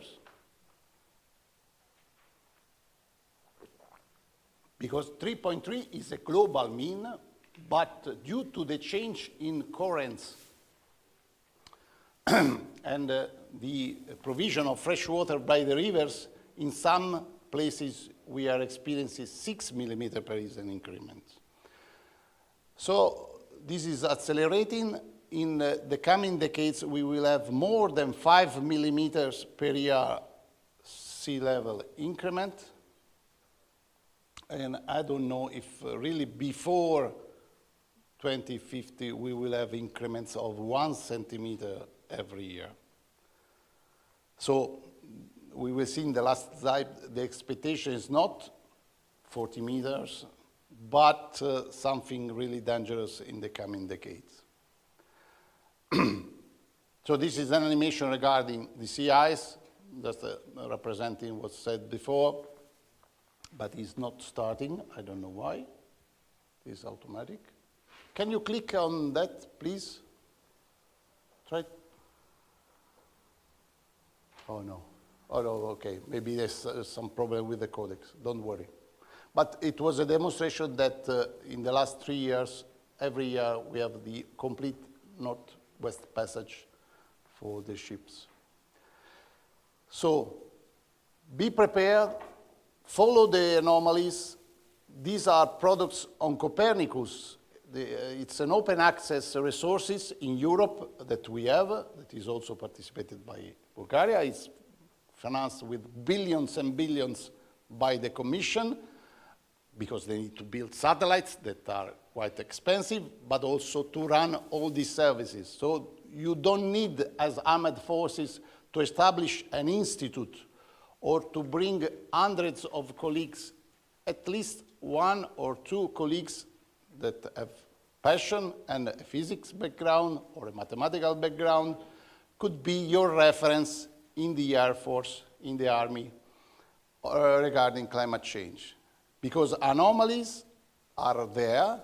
You see that, for example, for the Arctic anomalies, we were experiencing since a couple of decades huge reduction, especially during the summer, of the ice coverage, while up to now we were not so afraid from the Antarctic situation. It's a continent, you have soil under the ice, so years by years there were compensations regarding the loss of and the rebuild of ice during the winter.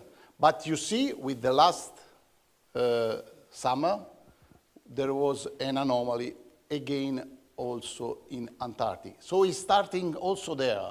In the last days, we have this huge iceberg leaving Antarctica. So we reach the point where not only Arctic, but also Antarctica is getting warmer and no warmer. And again, that UN Convention on Antarctica that goes back to the 60s maybe will be discussed again by countries that want to have a piece of that continent for the resources underground, but also to have military bases there. Could be. And this is the situation in Europe. You see, as I said before, that for some of the basins, the Baltic basins, for example, we are experiencing an increase of 6 millimeters every year in the rise of the sea.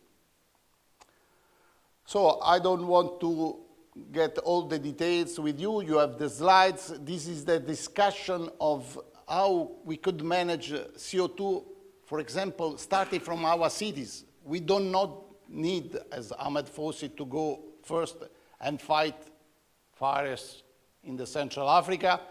It will be difficult. There are different governments. Maybe that the politics could act better, giving them few resources to better control their forest treasury.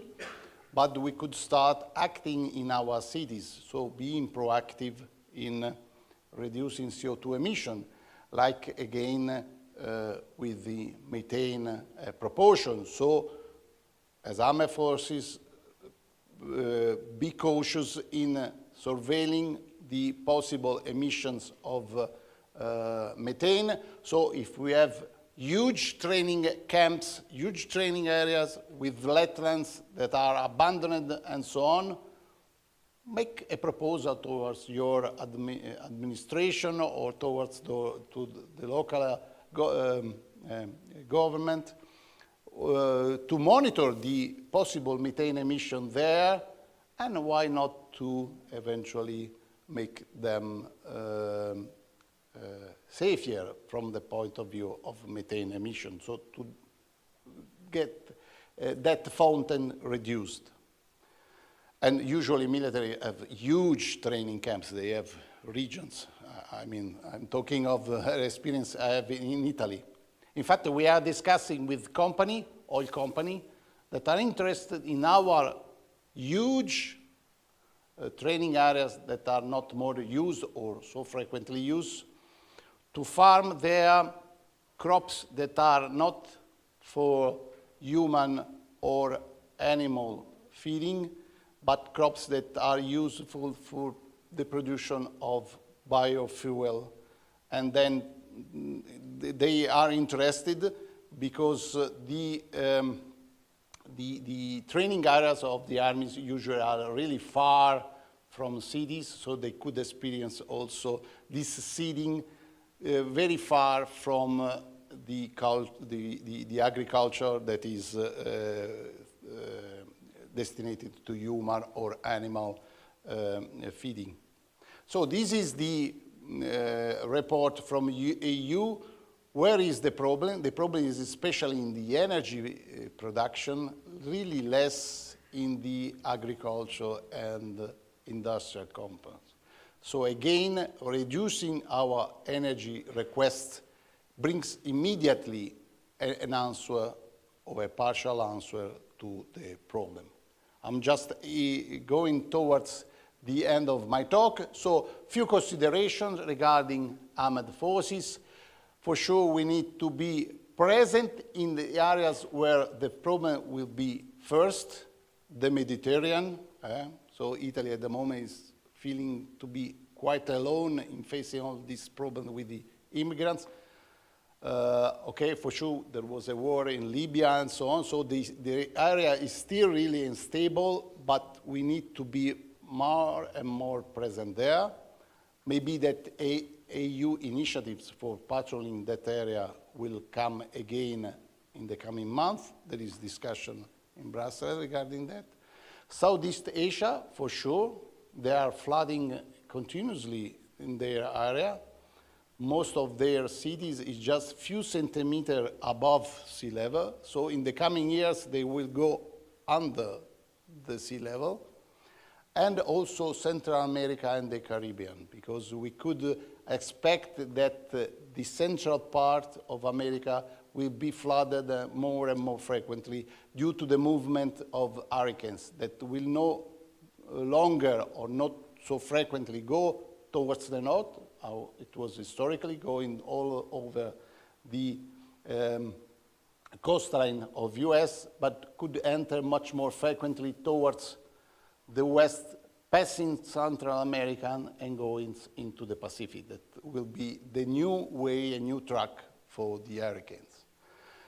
And promote also the personnel training and to diffuse the culture of climate change and climate impacting in our armed forces. So preparing, training the trainees, and also study, if not to relocate your base or to clean your base of wetlands, and also to eventually, we are doing that in our Air Force. We are suggesting anytime they rebuild a runway in the airport, make it longer, 20%, 30% longer, just to have a longer runway, because you will experience so hot temperatures that the engines and the aircraft will need more long runway to go in the air. As rebuilt the harbor and the coastlines where the basis of the marine application are. So this brings to my last slide, two facts. The world population will go up again and again up to around the end of the century. So we cannot expect to be less, okay? When I was born in the 70s, in the early 70s, we were half of the today population. And second, sea level will rise. And the intermediate solution brings us to the fact that for the end of the century, the sea level will increase around at least 1 meter. This is an intermediate solution of our models. So I do not expect 40 meters, but in 50, 60 years, 1 meter more will arrive. That's sure, okay? So this is the main topic I want to communicate to you. Thank you.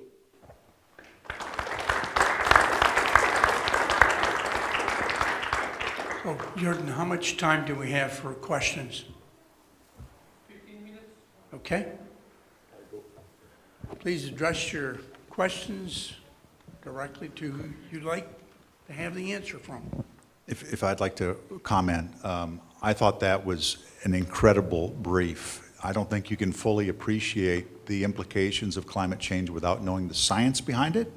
So what the Colonel said was the surface layer. If you dig a couple of layers down and you develop that with your designers for your military equipment from a policy perspective, if you follow that thread through, you'll be well prepared for the future. I thought that was a very good brief. Oh, thank you. Greg? Yeah, this question is for... Hi, Greg Maltrell. I'll be chairing panel 3. I'm with Phil from the Center for the Study of New Generation Warfare. This question is for Admiral Franken. You spoke about adaptability and that the U.S. has high adaptability and referred that to its wealth.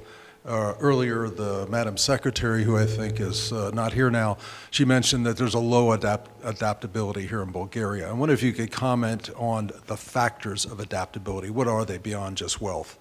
What are the considerations? So sure. I mean, it's geography. It's the coastline. It's the ability to have various inlets with deep water for ports.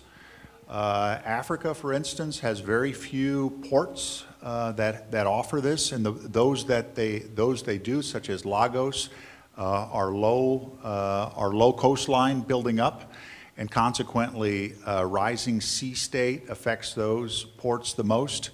That is true also of the major rivers of the world. A number of rivers in the future, in 2050 timeframe, could actually flow backwards in some periods of the year, depending on what side of the equator you're on and the moisture coming in. Imagine the Dnieper River running backwards and causing saltwater intrusion in groundwater. This is happening some places in the world today. In the United States, we have the ability to bring pipelines and larger aquifers which still have a plentiful of old earth water, but not all countries have the ability to do that. It's a topography, it's a geography issue. Also, depending on the latitude where you are. Canada will be well positioned as climate change affects. It increases more ground for cultivation, et cetera, with seed technologies. But other areas of the world are not so inclined. Mexico, for instance, will have substantially less moisture, and the areas in the central highlands where we are growing substantial amounts of agriculture now will no longer be, will be more desiccant and incapable of growing. So each country has a coefficient across the spectrum of products that they grow, they construct, et cetera. Italy, what wasn't said is in some scenarios in the future, southern Italy becomes extremely dry. Sicily, et cetera, very, very dry, whereas Sahel region in Africa becomes much wetter. So it depends what the various complicating currents and weather patterns all amount to how it can affect you. In Bulgaria, you are listed on the countries most affected in Europe, in the EU. You're not the worst case. Those would be in the low-lying areas, Holland and elsewhere. But you have some ramifications, and some of it has to do with your adaptive capability because you have a historical legacy that you're building out of to develop that level of income that gives you flexibility to adapt. Anyone else? Yes, ma'am. Hello, Mariana Shutova from the Czech Ministry of Defense. I have a question perhaps for all the speakers. You were all mentioning some kind of skepticism in a general public, but also within the military. So my question is, according to you, or maybe your experience, how can we fight this skepticism, especially within the military personnel? Thank you.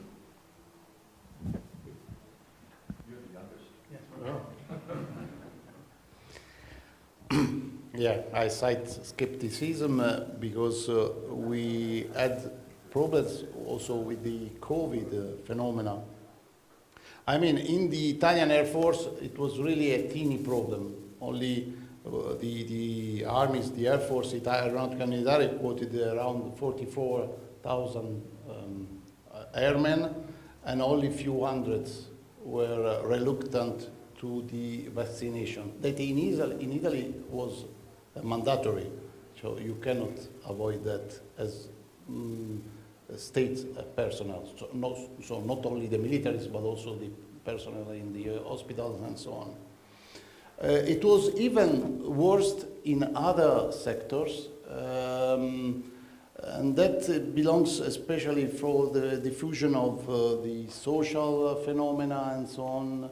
So it's something that you need to face with the cultural diffusion, bringing briefings or some report on lesson learned. There is no need to do huge conferences and bring your militaries and so on. But how, in the same way that periodically you convey your militaries and explain them how to do proper waste selection and to put plastics in the plastic bin and so on. Also to give some advice on climate change so that they could bring them that advice at home towards their kids and so on and diffuse the message. So fight skepticism is a slow approach, but it could be really done with very simple means. So to fight skepticism like this, you need to know who is on the other side fighting against you. So there is a corporate structure. There are those who live perhaps elsewhere who are confrontational to what's best for you. And a social media phenomena, an outlandish post, something that looks very real or is falsely authoritative, states one thing which is completely contrary. It begs on the asymmetric psychological operations which some nations, Russia, is very good at. Internal to America, I will say that there is a principal news service that has constructed a completely different dialogue than reality and has marched portions of America away from believing what their eyes are seeing. It's the most successful psychological operation I've ever witnessed, and I've done a lot of these. And it is something that begs a problem to us. And it's amplified by external elements that see that a weak America, a dawdling America, is bad for NATO. Make no mistake about it. And anything that they can use to make America confrontational from within, from women's rights to gun rights to involvement internationally to helping other nations. Now, what's not stated yet is no matter how efficient we become and how minuscule our carbon discharge becomes in Europe, in America, in East Asia, matters not if we don't help the developing world reach a level of standard of living which they deserve. 1.3 billion African individuals want to live something better than they are today. 7% of South Sudan, 7%, which has twice the population of Bulgaria, have access to electricity. 7%. And they live in a hot environment, a nasty environment. They want a higher standard of living. They will work to achieve that. There are others who can make money to see that they achieve that in a non-carbon clean way. And they're fighting against us for the almighty dollar, for the almighty euro, for the almighty yen. This is what you're fighting against. You're fighting for your kids. One last question. Okay. Jordan, I'm going to turn it back over to you. Okay, Greg? So if we can get maybe back to the military implications directly, I'll ask this of you, Mike, from a U.S. Navy point of view, for what you might know about it. And we might want to think about the same question this afternoon in the third panel with the other countries. You gave the example of the hotter temperatures reducing operational capabilities, doing to water cooling and the ability to, you have to lower temperatures, you have to lower radar power and things like that as a result. Is there actual action to change design requirements so that we can survive in those environments or not? And I wonder if we're actually getting to that point, or are we just trying to figure out how to adapt and live with what we've already designed from the past, which didn't account for this sort of change in climate? So if I could summate my talk in one line, it is, now I wouldn't ask all of NATO to do this, but individual nations aim a set point for the life cycle of your equipment that it must be designed for. From your helicopter lift, what altitude, what weight, what type of fuel, how much load, how much bite with the helicopter. That's a small issue, frankly. But the larger scheme thing is the human adaptability to the extremes in temperature, from frostbite to heat, and everything in between, to include pestilence, monitoring that, labs throughout the world to grab an outbreak before it reaches COVID potential and kills millions, tens of millions. Set a set point for society. The Brits did it well, in my estimation. I wish America would say we are an RCP 6 or an RCP 8, 7, 3, whatever. Set a set point for your designers, for your policymakers to follow. That's the big issue. And it also erases all of this business about naysayers, people biting at your ankles saying no, no, no. You need to be bold. For instance, when the GPS, global positioning, came to us in DoD labs and said, we should really have a global positioning system. Do you know how many defense chiefs said, yes, we ought to have a global positioning system?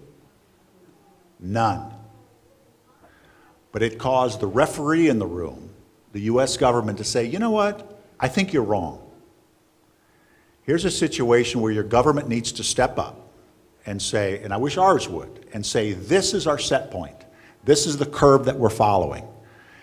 Failure to do that will make early mistakes that you won't be able to live with your equipment in the future. Take, for instance, the F-15 Strike Eagle. It has a very strong fuselage and wing root structure. It's going to last 80 years. A fighter jet, a fighter bomber lasting 80 years makes the B-52 look young. Now, what's that fighter designed to do? Well, if we could redo it, we would change the engine cowlings, we would change a whole bunch of things on that aircraft. Because in the future, it's going to have other problems that are separate from the structure capabilities of the aircraft. Okay? Good, excellent. Before I close this panel, I just want to refer to some of the question, or particularly one question about Bulgarian resilience. We have to understand that there are some objective processes. We cannot control the climate change. Particularly regarding Bulgaria, what we see for the last 15 or even 20 years, it is constant increase of the temperature, the average temperature, and the constant decrease of moisture. What this causes? This causes appearance of new types of mosses which attacks the crop. If we not change the way we are doing agriculture, what we actually plant, we'll be in a big trouble which will affect our food security. So this is what we have to understand, that there are objective processes we cannot influence, at least immediately. We hope that you know, the mankind will come with some ideas how to diminish the temperature, the overall temperature, but we have to think what we can change right now. So this is something which we have to focus on, and again I refer to our study I mentioned before. It was published in 2020. You can find a lot of analysis about Bulgaria, and I'm not talking about only security or hard security issues, including migration, fires, etc., but also food security, economic security. Our, let's say, tourism is very much affected. Winter tourism, particularly, much shorter period. Of course, less tourists, which will affect the budget, etc. So, I think well-deserved coffee break. Let's have a coffee break on half an hour, so we'll reconvene at 10 minutes to 12. Coffee break is over there, just next to this room. And let's give warm applauses to our speakers at this panel. Thank you very much.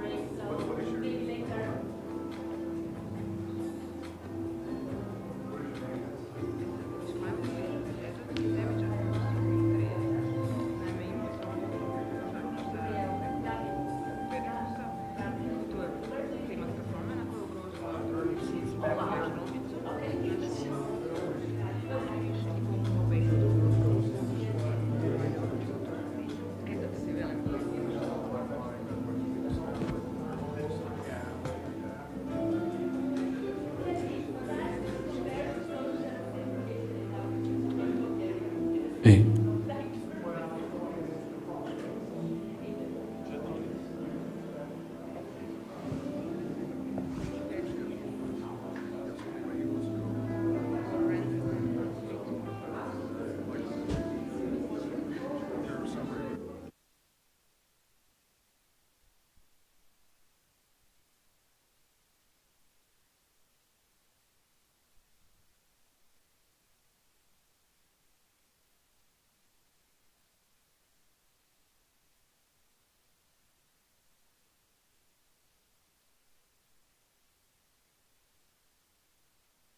Eh.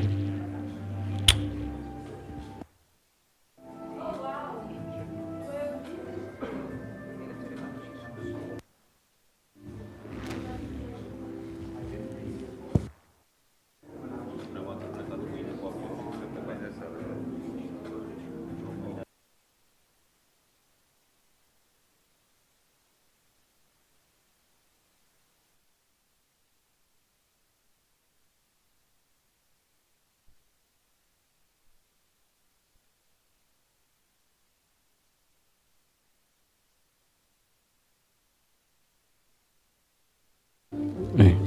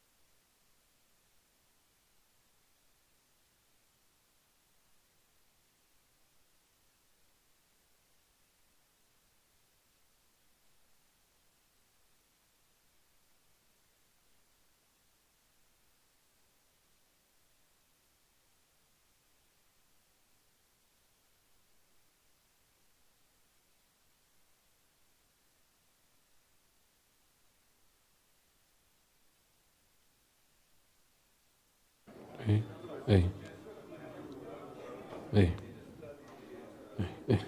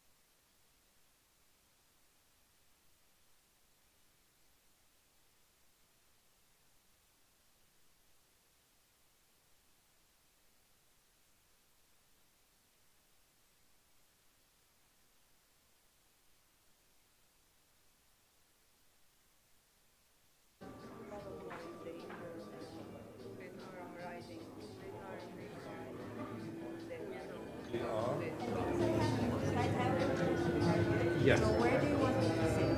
Here? Yeah. You have your slides on the computer already? Yes.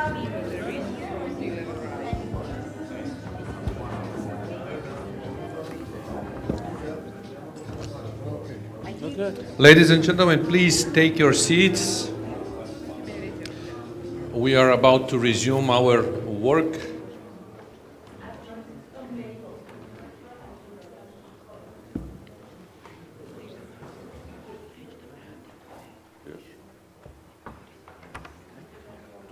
Всичките ли са? Ако има хора с командировъчни, още да ми ги дадат.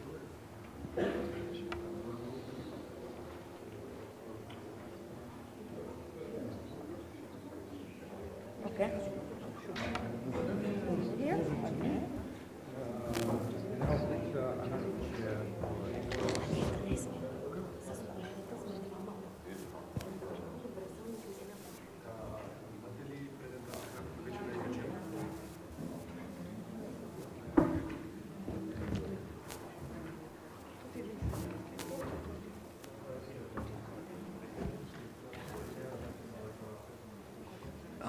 Okay.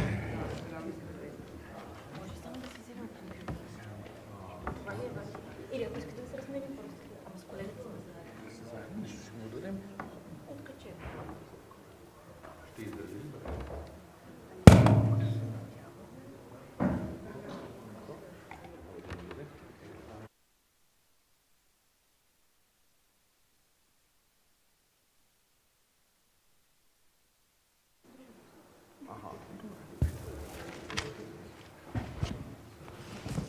Okay, we move to the second panel, which will be more practical one. We already had excellent presentations on climate change to better understand what is this phenomenon and how it influences our lives. For the second panel, we invited Mariana Trifonova, who is a program director and senior analyst at the Economic Policy Institute. The Economic Policy Institute did a very good study on climate change from the regional perspective. So as our seminar is focused on the region, so it will be a great contribution to know what scientists and think tankers and how think tankers see the processes here. We have with us Ms. Seda Kuzuko, who is representative in Bulgaria of UN High Commissioner of Refugees, so also a very experienced person on the issues we are talking about. And we have two colleagues from NATO Crisis Management and Disaster Response Center of Excellence. We have Colonel Kostadin Lazarov and Major, excuse me, Ralica Bakalova. Yeah. So they will speak about the activities of the Center of Excellence and what they are doing, and probably you'll also inform us what are the opportunities to come work together or study. And without further ado, I would like to invite Mariana Trifonova for her presentation. Mariana, please. Thank you so much, Jordan. If I could ask the colleague to assist by showing, I have a few slides. Indeed, we did a study which started last year, and we published a policy paper earlier this year in May, entitled Climate Change and Security Dynamics in Southeastern Europe. It was done in partnership with the Friedrich Naumann Foundation. And what we did was we convened a small regional panel of experts with diverse backgrounds. So half of the experts were defense and security professionals, while the other half were climate, environmental, and energy experts. And we engaged in a strategic foresight exercise. Maybe if we go to the first slide. Or maybe I could change it on my own here. Okay, we'll go through the whole presentation, I'm sorry. Okay, so yeah, basically we engaged in a strategic foresight exercise, and the idea was to examine this intersection, the interaction between climate change and security here in Southeastern Europe, with two time horizons, until 2030 and until 2050. So as you can imagine, the closer time horizon by 2030 was much more informed by the current developments when it comes to post-COVID recovery, to the current war in Ukraine and Russia's aggression towards Ukraine, and how it affects the regional dynamics, while and of course how the we see that warfare today impacts climate change. And then the wider time horizon by 2050, of course, focused a bit more on adaptation and mitigation efforts when it comes to the way climate change actually impacts military operations and in a way urges us to think more about how warfare is changing. Of course, some new developments for sure have happened since the publication of the paper, but I think the general framework is still quite relevant. And I, of course, want to point out that when we engage in a strategic foresight exercise, this is not an attempt to make forecasts. We're not interested in the probability of any of the scenarios that we've developed. We just want to explore as many plausible futures as possible and inform our policy making. So the basic aim of the project and the policy paper was just to raise awareness and then to inform various stakeholders about the need to consider these two variables together. And I think what emerged was the understanding that both the civilian sector and the military and defense professionals need to work together and cooperate much more closely when it comes to tackling this issue. Now, as I understand in the morning panels you've already discussed climate change a bit more extensively, but I will just point out a few key elements how climate change is affecting the region, because the truth is that there are numerous studies and it's a proven scientific fact that the region of Southeastern Europe is disproportionately affected by climate change. The temperatures here are rising faster than in other areas of Europe, and we need to be prepared for this challenge.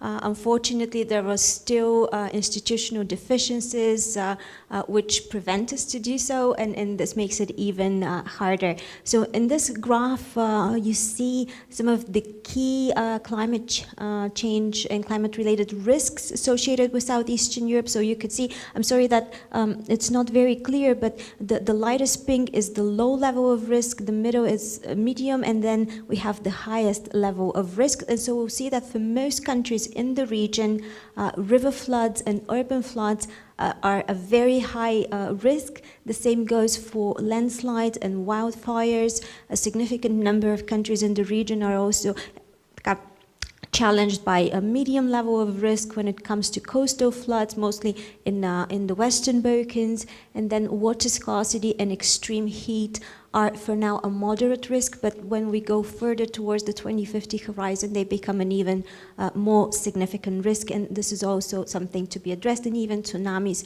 as you see, are a risk, although still at a low level for some of the countries, specifically in the Western Balkans and the coastal areas.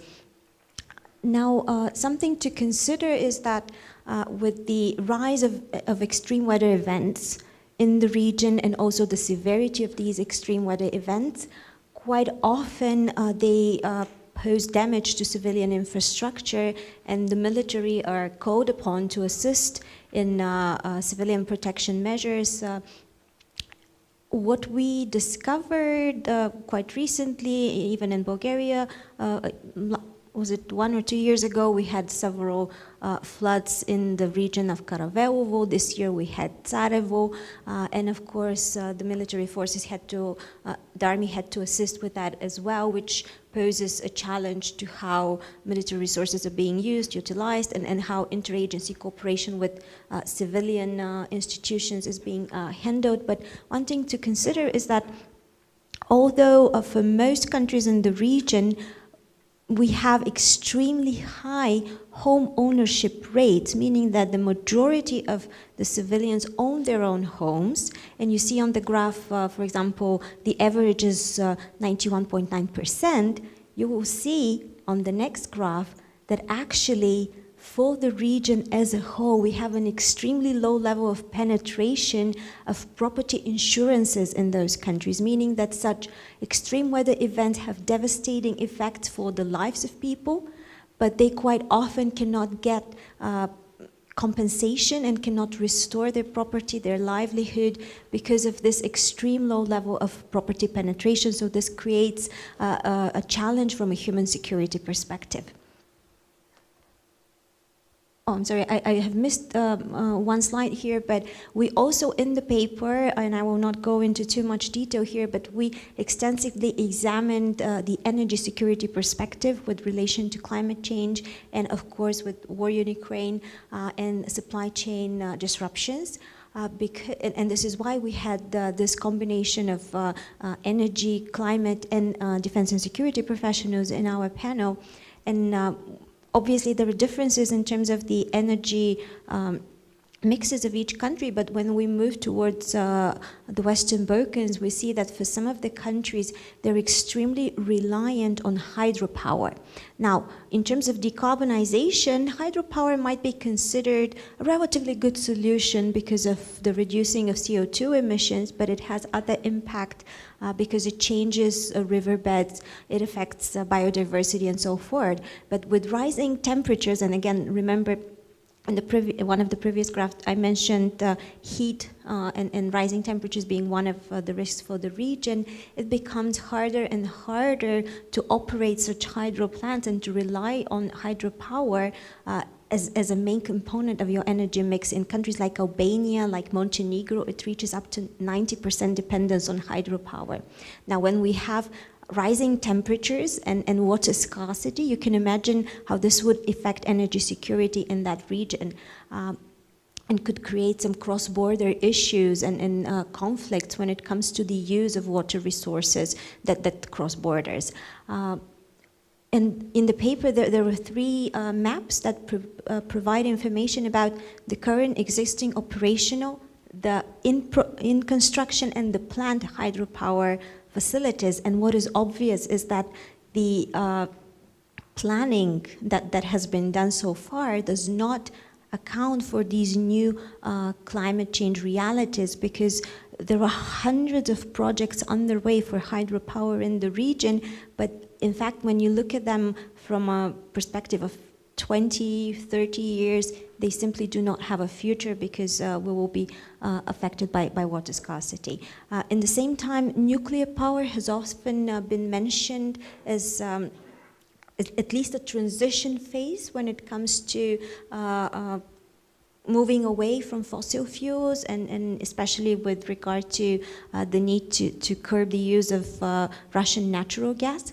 But again, through our conversations with the experts in this panel that we reconvened, we discovered that specifically nuclear power is again affected by climate change, because, for example, the Romanian power plant Cernavodă last year was at a critical, almost emergency level because of the rising water temperature in the Danube River. So they had to consider basically halting operations, which for a nuclear power plant is extremely difficult. Let's not say impossible, and it could have caused a significant crisis.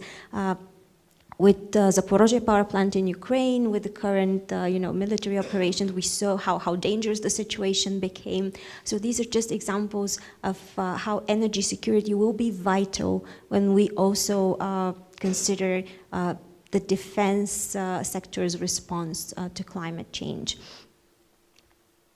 Now, we developed 4 scenarios. And again, I emphasize these are not forecasts, these are not predictions. They're just, we try to use the state of the CE region security environment and the impact of climate change to develop these 4 scenarios. So basically, in the first case, we have a somewhat stabilized security situation, but worsening climate conditions. In the second, we have improved security situation. So I guess in a hopeful scenario where the war in Ukraine is more or less resolved the way we want to, and we have a stable, somewhat predictable, mitigated rise of temperatures.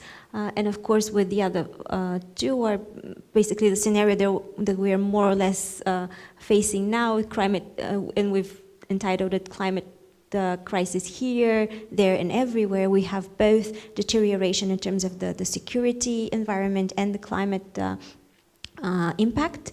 And the last one, we have volatile security environment and a somewhat stabilized climate reality. I will not be elaborating on all those 4 scenarios, but they are in the paper, and the paper is with the organizer, so I think they could assist you in getting access to it. But I want to focus on the main takeaways. So on one side, when it comes specifically to the military, to the defense and security professionals, what is of interest to you, I imagine, is on one side the adaptability, and on the other side mitigation efforts.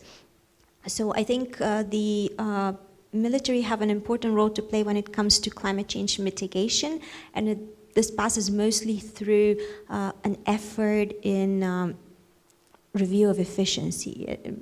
It could be energy efficiency, it could be efficiency of operations. So I want you to think, and this is one of the, let's say, takeaways from our exercise with the experts, that climate change, of course, is a challenge that we need to respond to, but it is also an opportunity, as cliche as it might sound, to really look for ways to improve efficiency. It could mean improvement of military infrastructure, of military bases, making sure that NATO's allied forces, especially in the eastern flank, are more autonomous when it comes to their energy needs, because again, in one of the scenarios, with the help of our Romanian expert on the study, we actually developed a situation where, because of the electricity grid congestion in the area where allied forces are situated in Romania, apparently there's just no possibility to further expand that grid to account for this new strengthened presence there, which could cause issues with the local community. So the military forces need to have autonomy when it comes to new energy forces and energy resources, and not be reliant on what is also used for civilian electricity provision.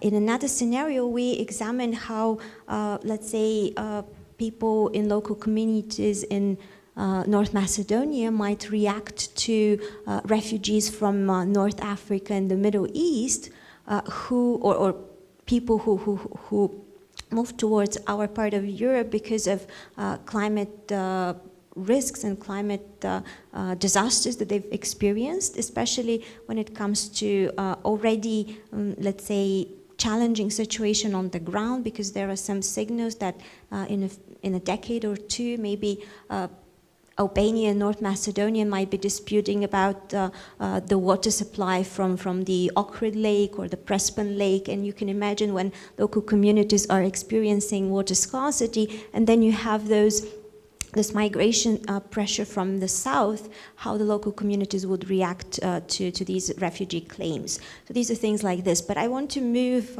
because I don't know how much time we have, but to the main takeaways, which we have examined in 3 levels. On the national level, I strongly believe there is a need for better interagency cooperation, where the defense sector utilizes its long-term strategic planning capacity to serve civilian policymakers.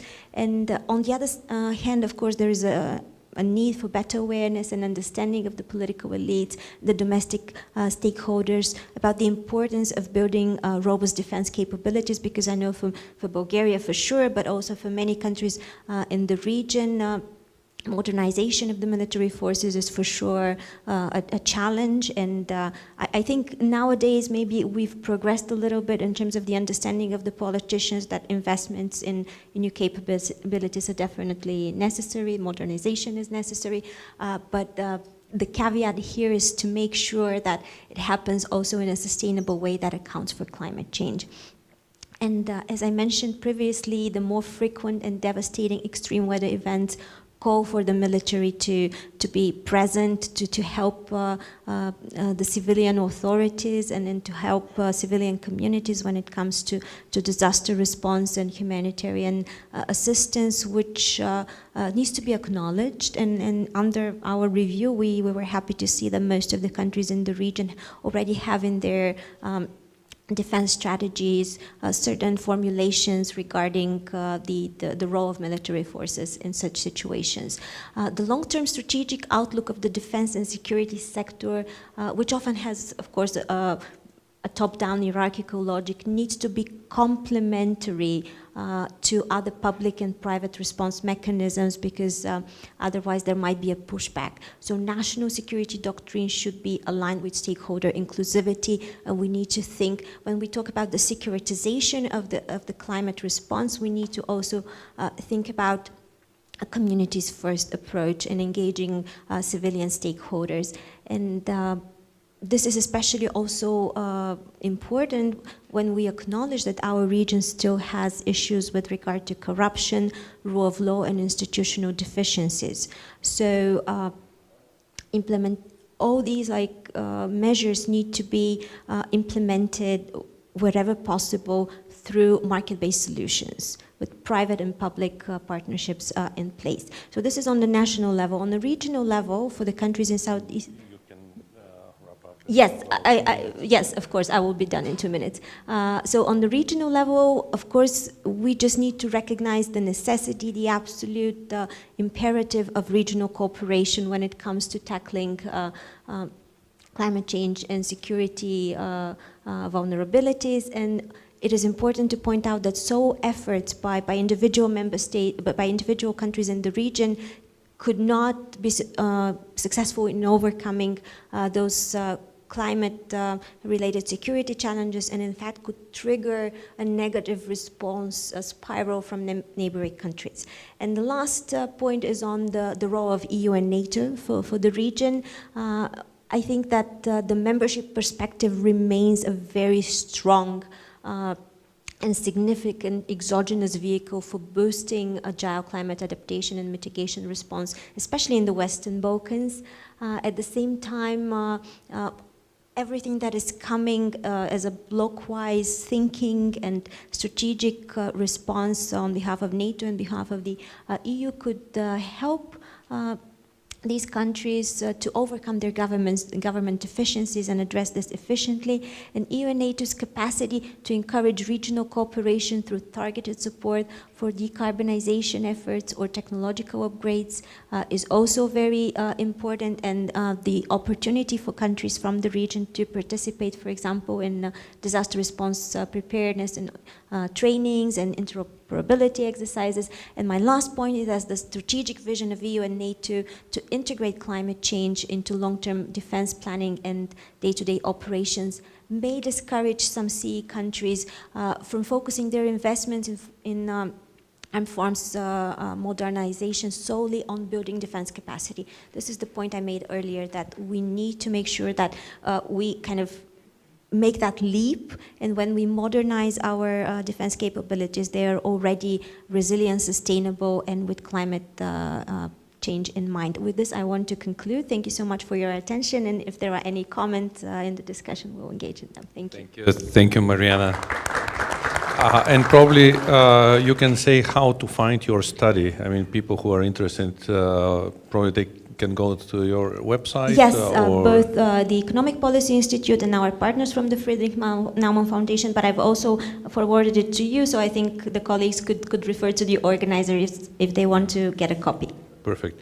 A couple of issues struck me very much from what you said. First, you stated that countries in the region are unproportionally affected by climate change. And the second is that there is an institutional deficiency in these countries. I would like to ask you to think about this and elaborate after we'll have all presentation. What do you mean exactly, and what should be probably way forward or way out of this situation?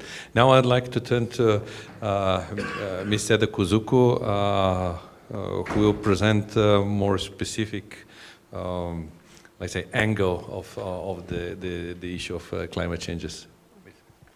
Thank you very much, Excellencies, colleagues and friends. And I think I'm in between two well-prepared presentations, but mine will be just a speech. Although I'm a representative, but before coming to Bulgaria, I was head of the emergency search team in headquarters.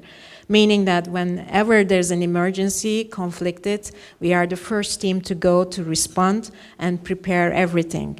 And in my experience recently in Sudan, in Tigray, I witnessed also not the responding the conflict, but also the flooded of the camps and all the climate change related displacements that we see.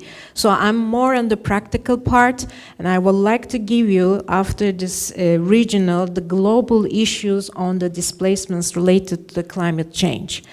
And I might be giving you some statistics, and we are ready to definitely share with you more information on that one. So currently, the number of the people displaced by war, persecution, violence, and the human rights violation is now, as of today, exceeded 114 million.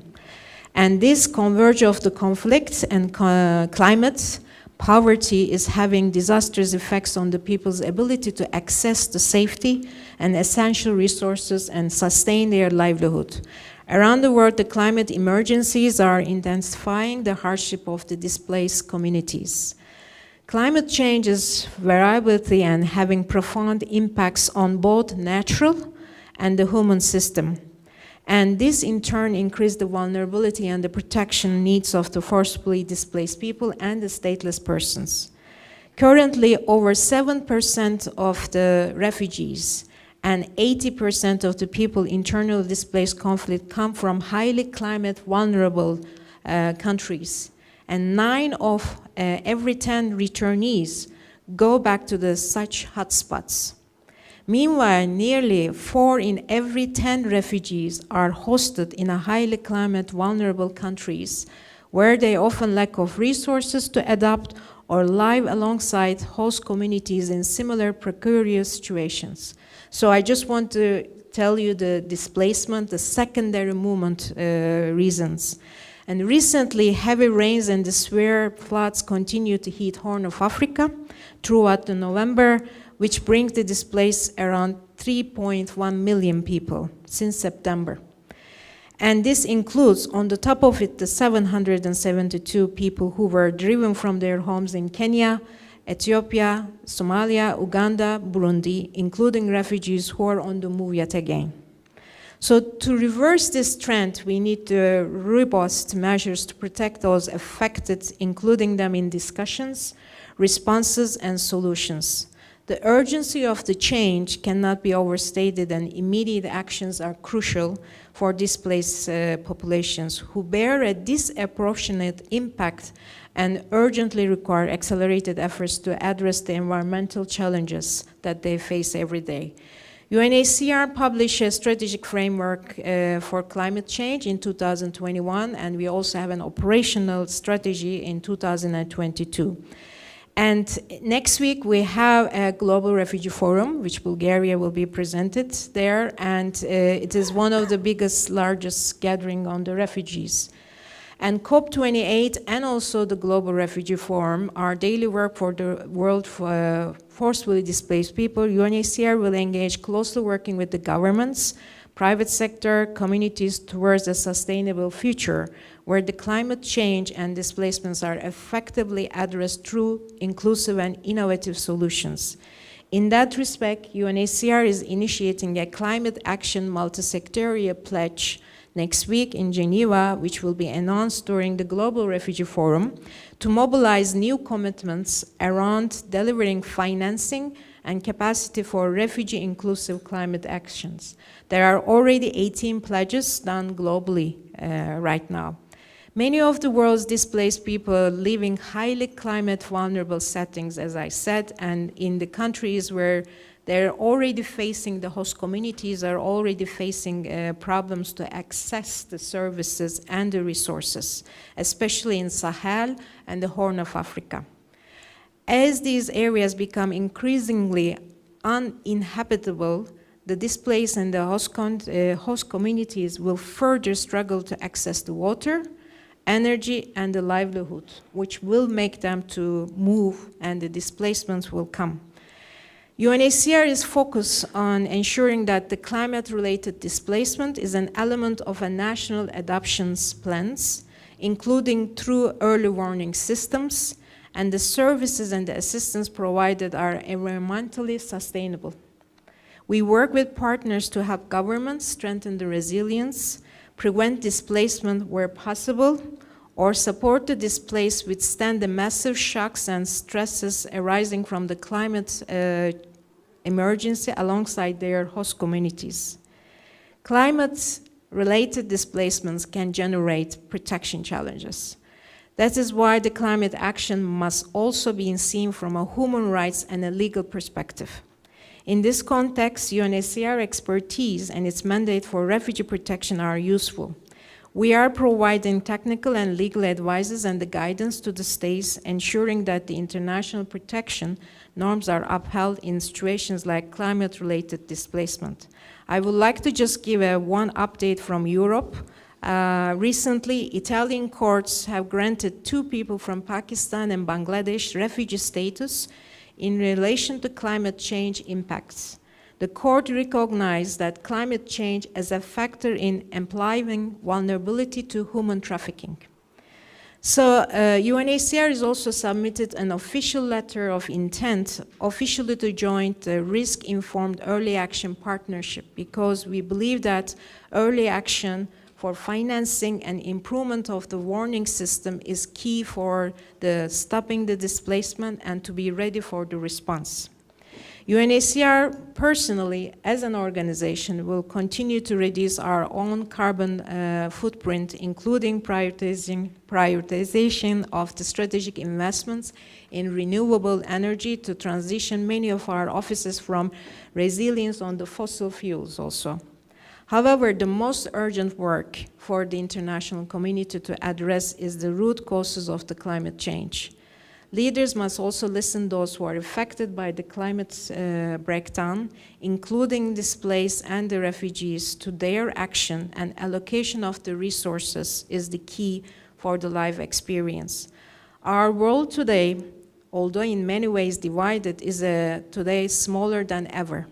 The climate emergency, the effects of the COVID-19 pandemic, the economic shocks and the conflicts are causing despair and the poverty in every region of the globe. Let me be frank, and we don't have the luxury of sparing any efforts to reverse this climate emergency. In parallel, we must ensure the vulnerable have the tools and the resources to mitigate and adapt the new climate circumstances. And I definitely agree with Mariana that we need to have a very good interagency coordination in the countries that we are working and sharing information. And most importantly, we need to have early warning systems, and we need to be more proactive. Thank you very much.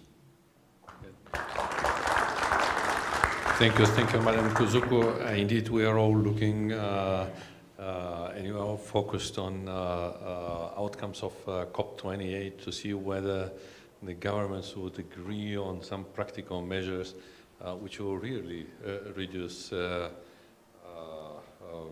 pollution and will have tangible results.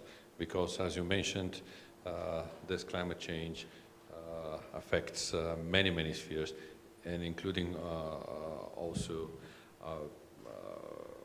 kind of factors which push people to move.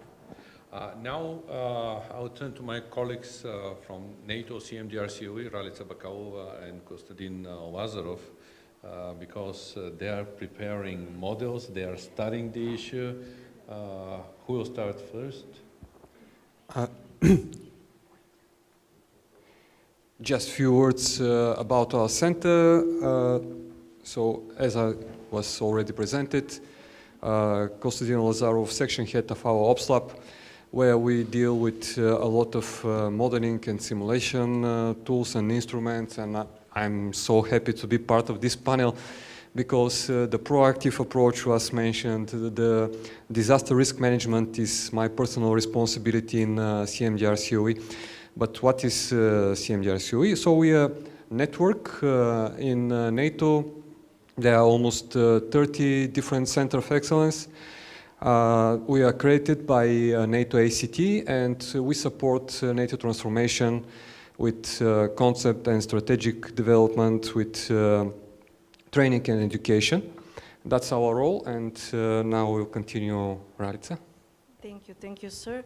It's a pleasure for me to be here with you today. I'm part of the center. I'm a meteorologist and physicist, of course, and I support the center with my scientific researches in the area of climate and weather, and especially how they affect the Army and the NATO activity at all. So today I will just start with few words about common words, and after that I will continue with few graphics. But here we are. Now my vision of climate change is to separate the anthropogenic factor and the natural climate changes from one to another, because we experience the climate changes through the severe weather events. Especially, of course, we have slow events that affect the climate, and they're very slow, and the human bodies and the society could adapt to them, but the severe weather events are something that destroy the society, the economics, the army, and every single aspect of our life. So the climate is always a very delicate balance, web of interconnected system that sustain the human life as we know it, but human action disturb this balance and push our planet to the edge. So in our researches, we want to find the human fingerprint, the exact human fingerprint in the climate change. And what we know is that particular human actions increase the severe weather events. Of course, there are a lot of scientific researches in the area, but we want to use this knowledge in our models and in our simulations. So it's, as I told you, it's something natural for the climate to change. The planet Earth is alive, so the climate is changing. But what is the difference, the main difference, the most common explanation between the anthropogenic climate change and the natural climate change? This is the speed and the severeness. The anthropogenic climate change are so severe, so fast that our bodies are not capable to adapt during our lifetime to these changes. These heat waves becomes more and more devastating, and our bodies are not capable to adapt to this.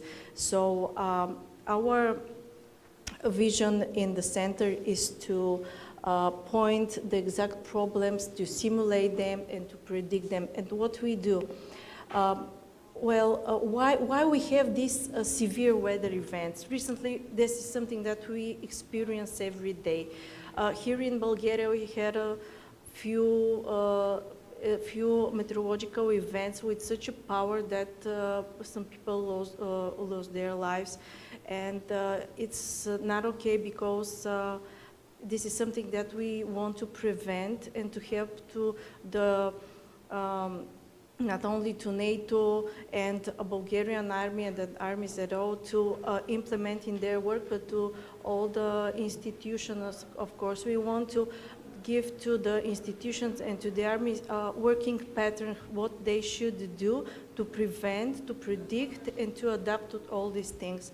So why we have this severe weather event from scientific point of view, I will just give you some highlights, because we had a great meteorologist here, and I don't want to talk about the same, but we pollute our planet. We increase in the, we release in the atmosphere a huge amount of aerosols, not only the CO2, the pollution. With the pollution, we seed the atmosphere with aerosols.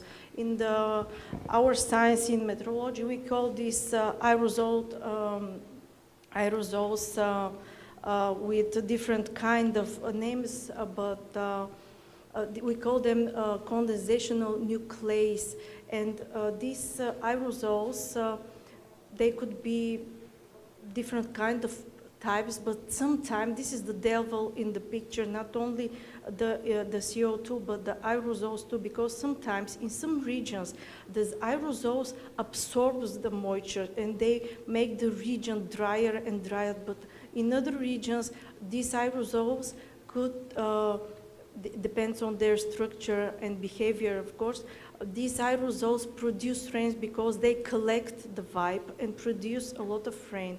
So when we increase the global temperature because of our actions, we not only increase the temperature here as we feel it, we increase the temperatures in the atmosphere, and this is, when we increase the temperature, we increase the energy in the atmosphere. That is why these meteorological events, cyclones, and so on, they are much more powerful. And when we seed the atmosphere with so many aerosols, we change this perfect balance that we have, the physical process, the chemical process that happens in this is thermodynamic system.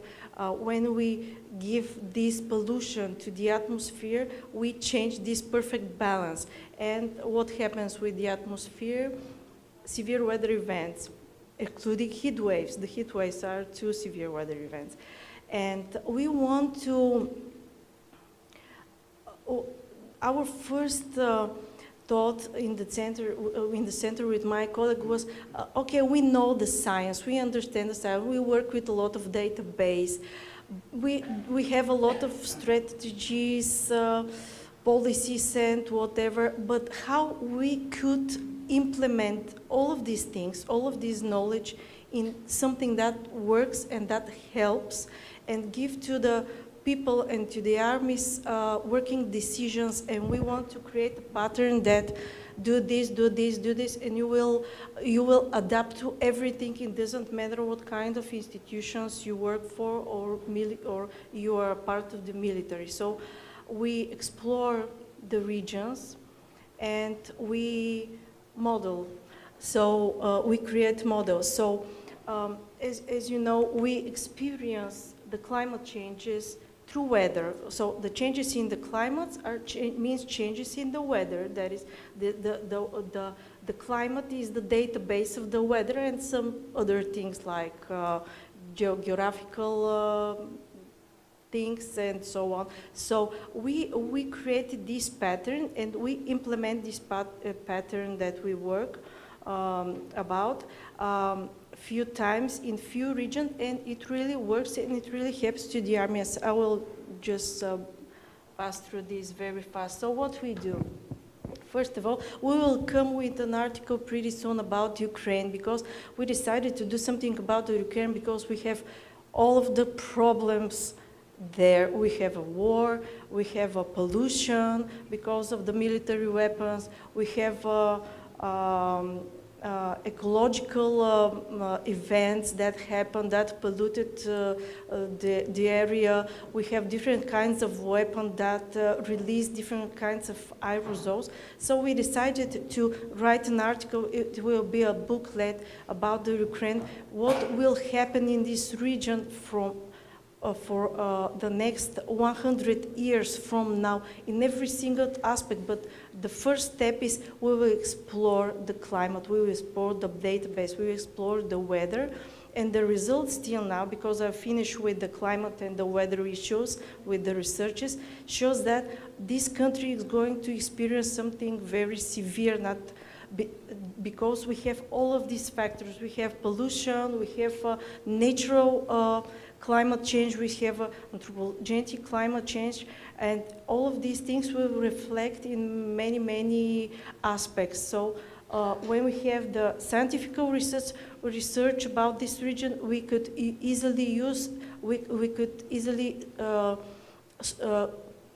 we can switch between the problems easily. It doesn't matter what kind of application we want to explore, migration, agriculture. When we know the problems of the region, and when we know what will happen for this 100 years from now on, we will know how to implement all of these things in every single kind of problem that we want to explore. So how we start? We started with the database. It doesn't matter if we have do we have a military training of a war, or just we want to help some kind of institution or organization, we work on this pattern. So we start to explore the database, we start to explore the specific of the origin, we start to analyze the meteorological and climatological database to see what's normal and how the things are changing and what is going to be, because this is the history of the problem. The history just give us some highlights. And after that, we use a different kind of prognosis or simulations. And we put all of these ingredients and we could come with some kind of analysis. So I will be very, very fast. I just want to, I did these graphics from the Bulgarian database to show you, to visualize you how the Bulgarian air forces were disturbed because of the climate changes. This is the Bulgarian database, the Bulgarian Air Force meteorological database that we have in our army. So I did that just for a very quick time. The data are for one airport, Bulgarian military airport, with huge importance. The data are public, but I'm not going to tell you which one is the airport. But it doesn't matter because it's the same in every single airport, in every single spot in Bulgaria. This is the same. So it's just an example. What will happen? On the first graphic, I think that the data starts from, let me just see which year, because I cannot see on the presentation. Let me just drop it.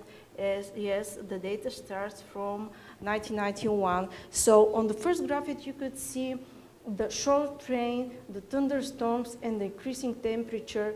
We have till now, from 1998 till now. So we have this pattern, we increase this. We're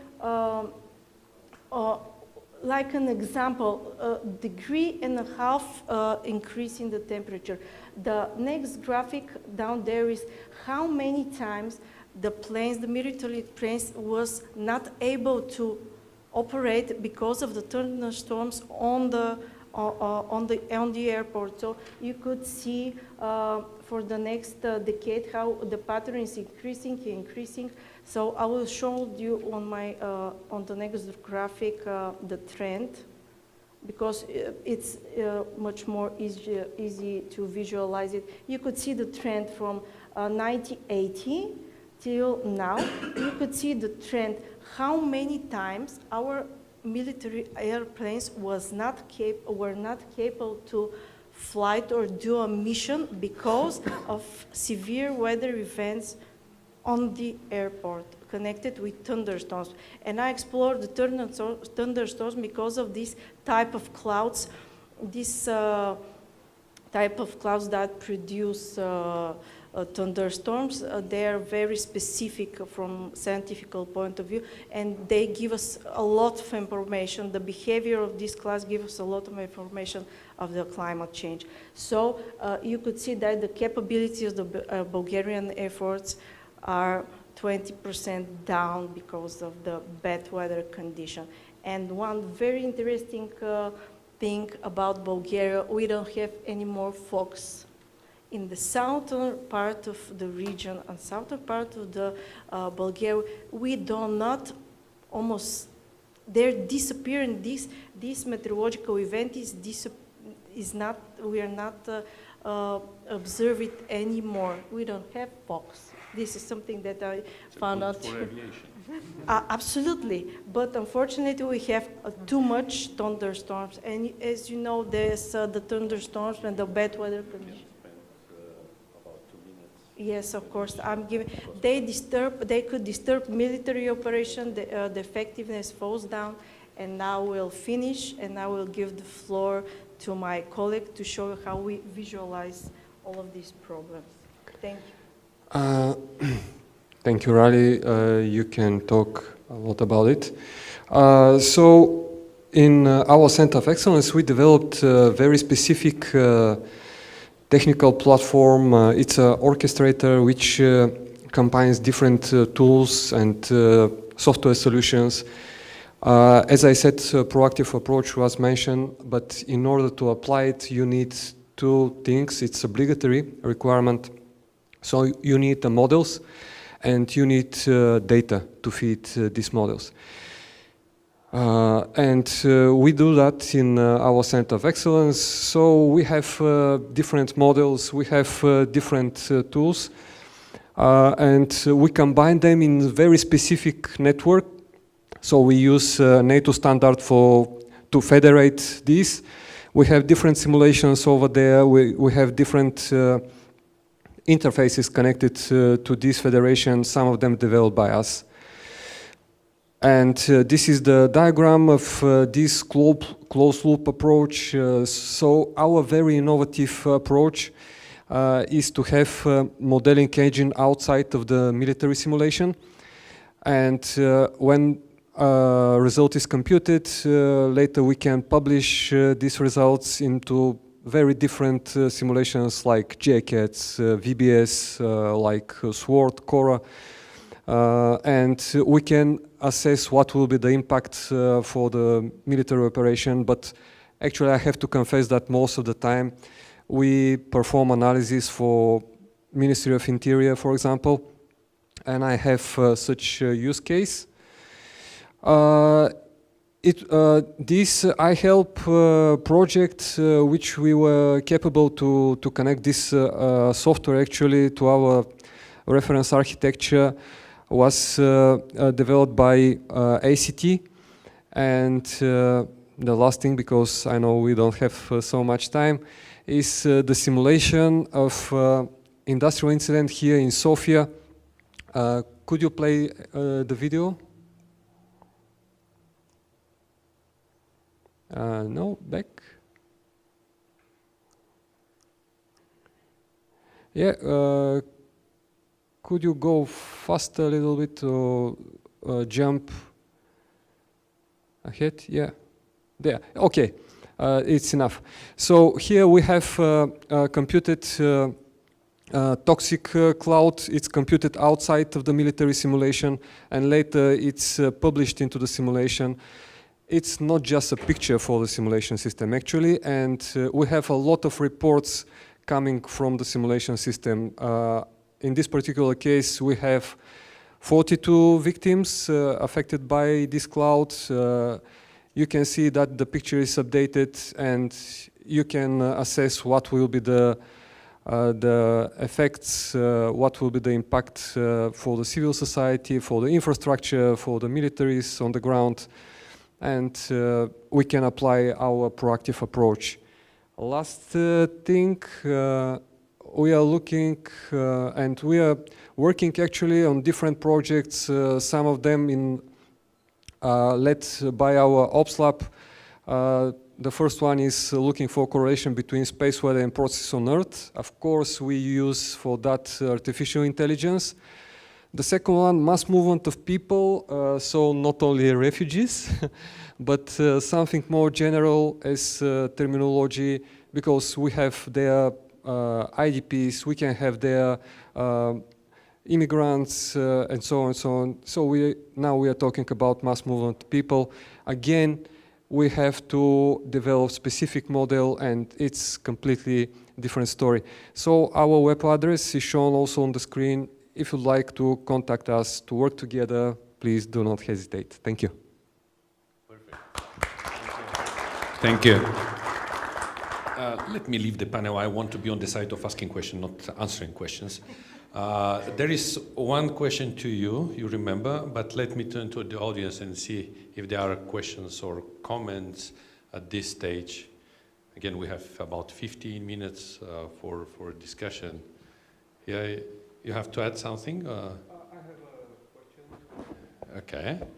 I have a question. It was shown that the risk of disaster is increased. And there we have two components, the probability and impact. Which one of these is increased, or both of them? Okay, there are two questions to you. Yes, thank you. I see I'm popular today.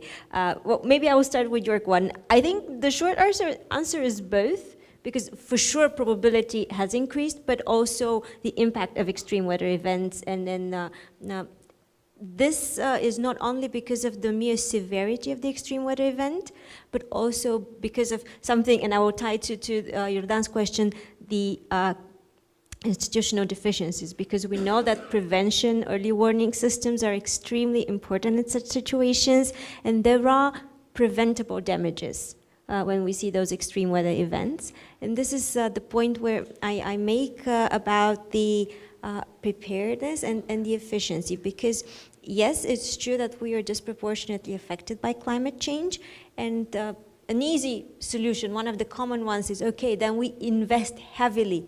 We use EU money or like public funding in general to implement these big projects that will help us become more energy efficient, climate resilient, and so forth and so on.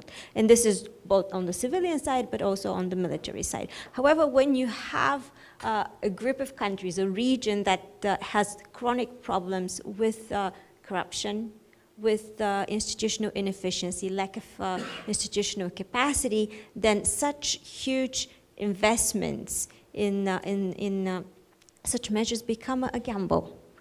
Because we cannot guarantee that the effects will be those that we require. So this is, once again, of course, there is no panacea. I cannot give you one single solution to this very complex issue, but I think for sure EU and NATO, and perhaps in this context particularly NATO, have a huge role to play. So further expansion in the region of EU and NATO is for me crucial, so that the countries in the region will have a sort of a guidance through that process, because we need to implement a huge leap. When we talk about military capabilities, there is this leap in modernization that needs to be completed, which of course leads us to procurement deals, to contracts when it comes to military contracts. This is all something that is very susceptible to institutional deficiency.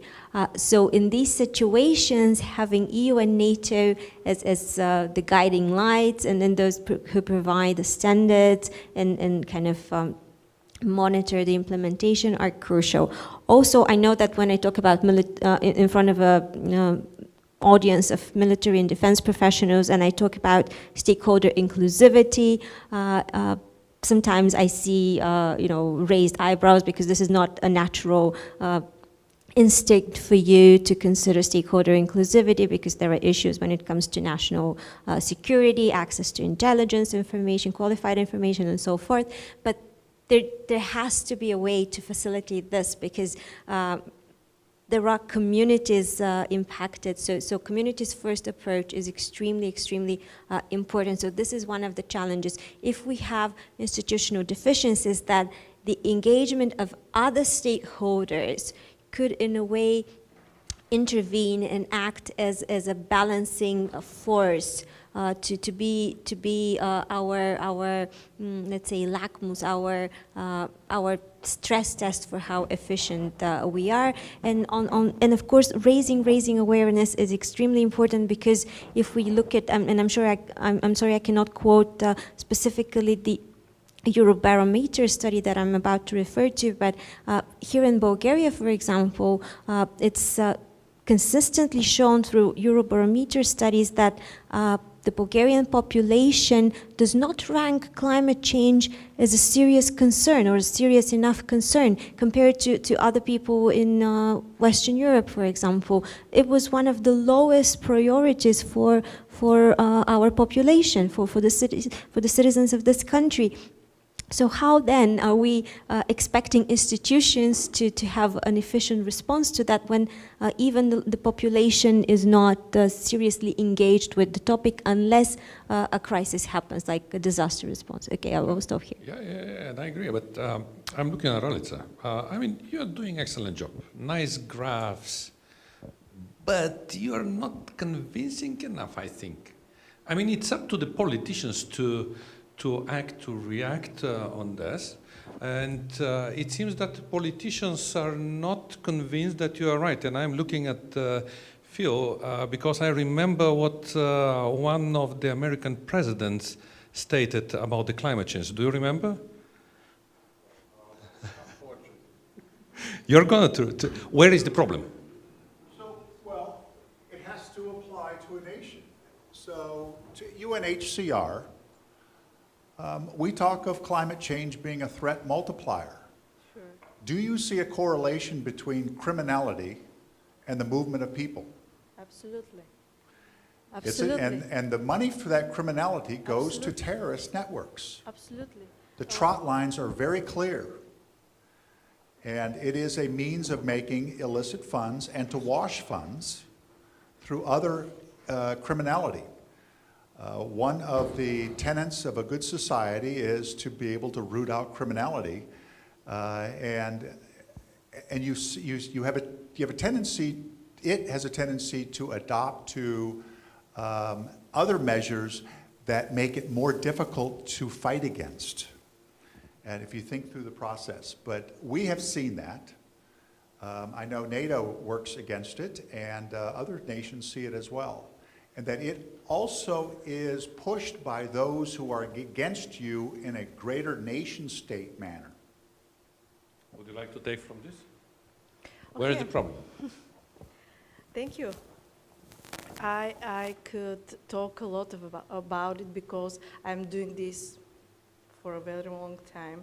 But I've seen that when the surrounding is disturbed, when our way of life is disturbed, the people become much more aggressive. It doesn't matter because of what.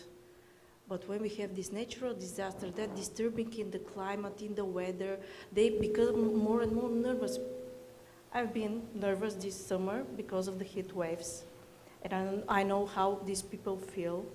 And I understand why these groups become more and more radicalized, much more violent, because they don't have food, they don't have supplies, especially in this region, Africa, South Asia, and so on.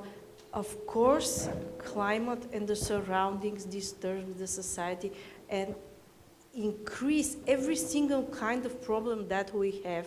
It increases the problem, increase the energy of the problem, because when your normal lifestyle is changing, the aggression comes, the sadness comes, the extremization comes, and it affects everything, I think. This is my opinion, of course. And we've seen with my colleagues from our work of the center, we advise few governments and people that were having problems in their countries. They couldn't realize that the source of the problem was the change the surrounding, the change climate, the changes in the supplies, in the food, in everything. Some government, some people, some society, they don't even realize the source of the problem. They see only the few implications about the problem. But some would think that it's not anthropogenic. I mean, it's a psychos. No. Well, we humans... But how to convince? I know. You are convinced, but try to convince other people. It's where is the gap? It's a communicational or cultural or whatever. I think that there is a huge hole between science, people, and governments. The scientists are so isolated, and they stay there with their science, with their articles, and they're some kind of invisible, or people could not understand them sometimes. So I really think that we should communicate, and the work of the scientist is to translate all of this in a very simple way, and to talk to the governors, to talk to the people, to talk to the society, because there is some kind of policies that are so unapplicable. They're insane sometimes from scientific point of view, but the governments give a lot of money to do this and to implement this, and I think that talking is the key, talking and better understanding between each other. Okay, last chance for the questions or comment from the audience before I close this panel. Yeah, I'll give the floor to each of you for final concluding remarks. Then, Mariana, would you start and pass microphone to Ms. Kuzuku, and we'll wrap up.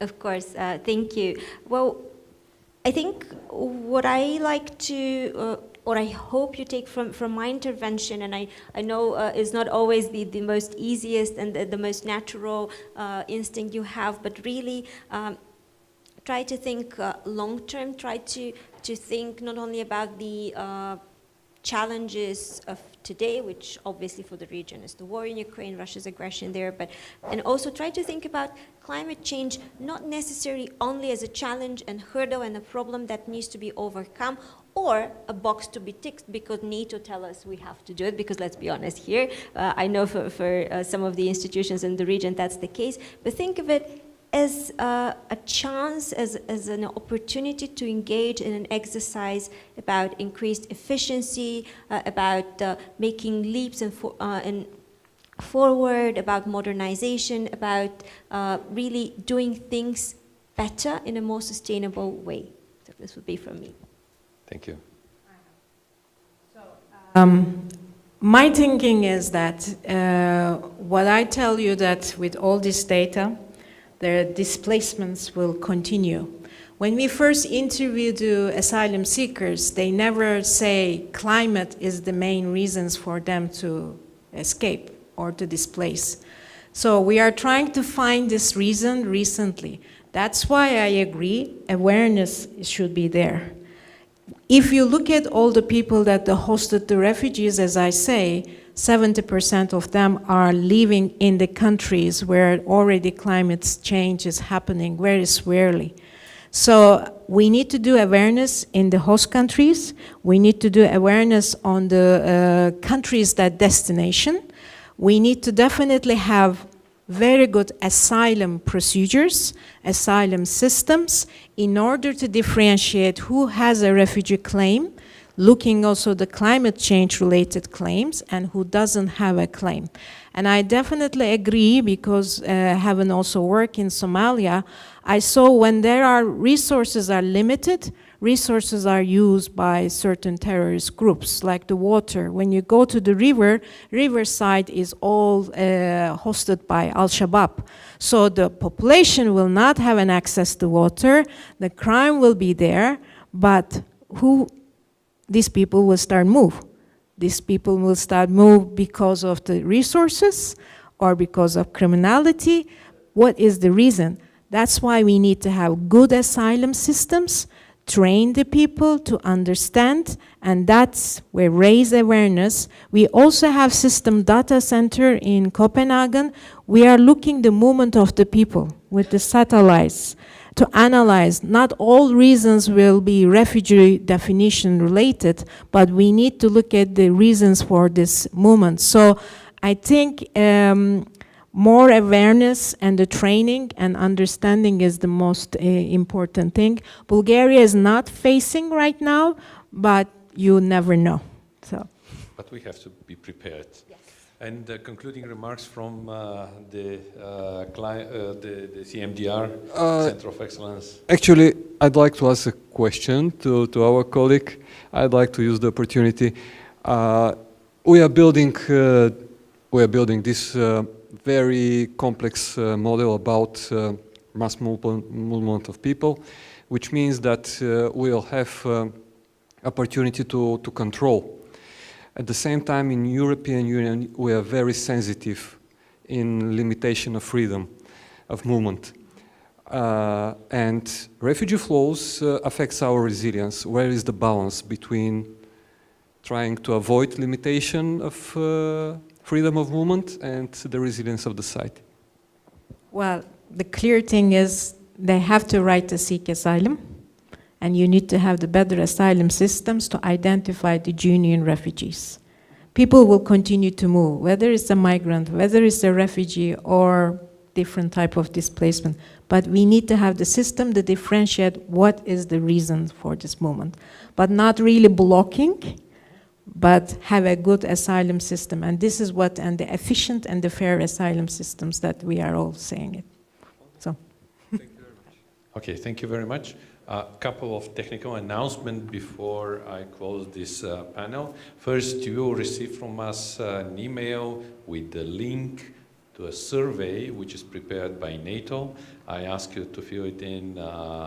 It's just 3-4 minutes maximum, but it is important. The second is that we'll have lunch in the room near to the plenary. And the next panel, which will be chaired by Greg Melcher, actually will focus on regional perspectives, and we will invite one person from each delegations coming from Croatia, Czech Republic, North Macedonia, and Romania to see what their approaches are, and we'll conclude with this interesting case study. So let us thank once again our panelists for excellent job. Thank you very much. And please join us for the lunch. Thank you.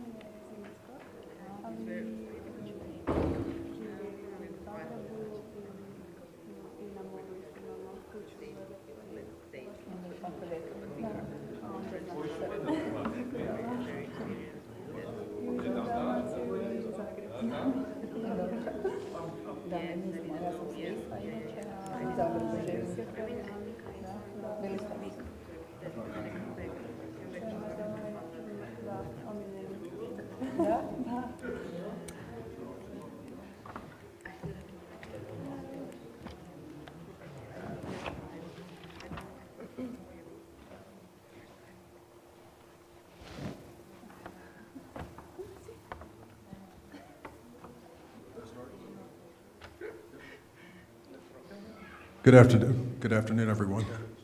Hope you had a nice lunch, and we'll try to keep this lively and entertaining for the rest of us. We're going to start session 3, Emergency Services, Border Security, and Military Interoperability. I guess I should say I'm Greg Melcher, the Chief Operations Officer for New Generation Warfare Center with Dr. Peterson. So our first panel here is going to look at interinstitutional and allied collaboration requirements with 4 nearby countries who are here in attendance. And what we'd like to hear from them is, what's the perspective or their views within their country of climate change and security consequences. If there is an approach, what is the organizational approach there? If there are initiatives, what do they look like? If there are concerns, what are they? If they have differing approaches to what we've seen today, what are some new ideas? And perhaps any unique things that they might offer based on what they've heard today. And of course, if not much is going on, then they can also say what particularly did they learn or think might be of value taking forward.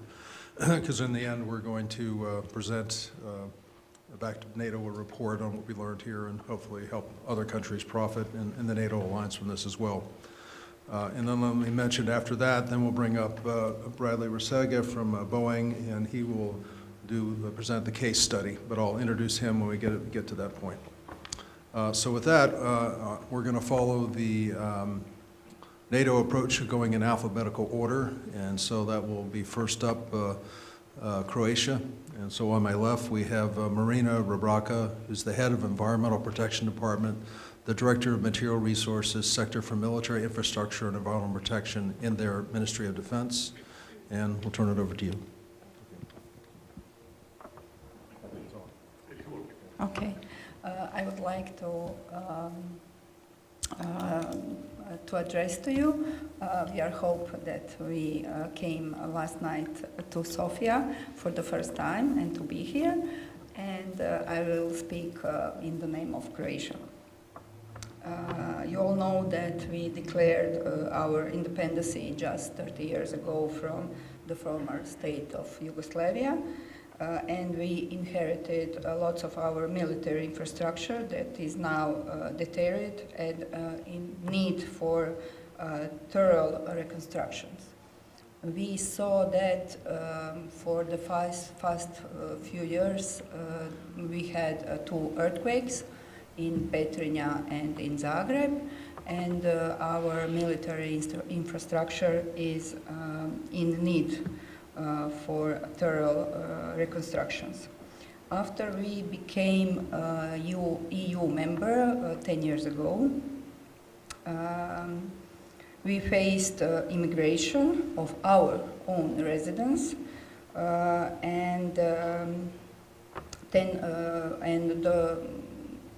now this year we entered Schengen and accepted euro as our currency. We have, like any other countries in EU, we have demographic problems, and our demographic policy has no solution for that problem. Number of our military personnel is also decreasing, but awareness of our citizens has changed in the last few years because we had some climate change hazards. We had some severe big wildfire in the Dalmatia in 2017, especially in our military location in Zhrnovnica region of Split. And we had our 2 water floods just this year in our Zadar County in our military base Benkovac. And we have also 2 military grounds, our Navy base in Split County and our aviation base in Zadar County that are in on the sea, and we are in danger for the sea level rise also. As you can see from that, we felt immediate climate change on our own skin. And so we think that climate change is the most urgent challenge in 21st century. This includes our security and defense, both in terms of the threats we face and the manner in which we prepare ourselves to address them. Climate change affects military infrastructure, military capabilities, missions, and our operations. Climate-related hazards are safety risks to military personnel. We have, for that, higher cost association with infrastructure, maintenance, and repair, but also increase the demand for civilian emergency operations. It also affecting our civilian entities that operate critical energy infrastructure and provide the energy service on which the military rely: electricity, heat, fuel, and the disruption of these services may cascade to military installation, possibility with severe consequences for the operational effectiveness and readiness of the armed forces. Our national government reached and developed national strategy document, Strategy for Climate Change Adoption in Republic of Croatia for period up to 2040 with a view up to 2070.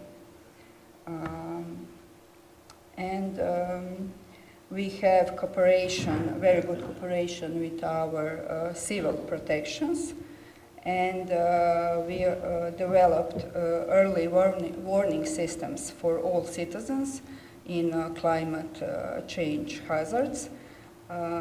We are investing in modernization of our military forces. We invest in Black Hawks and Rafale that will come by the end of 2025. And at our largest military ground in Slunj, we monitor soil condition, climate and water sources conditions. We just this year founded a working group for climate adaptation strategy, military armed forces, which will assess the impact of climate change on defense-related critical energy infrastructure, military installation, and military capabilities, including dependencies. Identify gaps and propose options to strengthen resilience and climate change in defense-related civilian energy infrastructure, military installation, and military capabilities, and suggest ways forward to defense to reduce its climate footprint and increase its sustainability. And for the conclusions, we think that only clean energy is the one that we do not use. Climate change has a major impact of national security and defense. Adaptation of all segments of the armed forces to climate change is necessary, and in order to successfully respond to increasingly frequent extreme weather events that have an impact of the operational efficiency of the armed forces, and independent cooperation between civilian institutions, academia, industry, and armed forces is necessary to mitigate and consequence to adopt climate change. Thank you.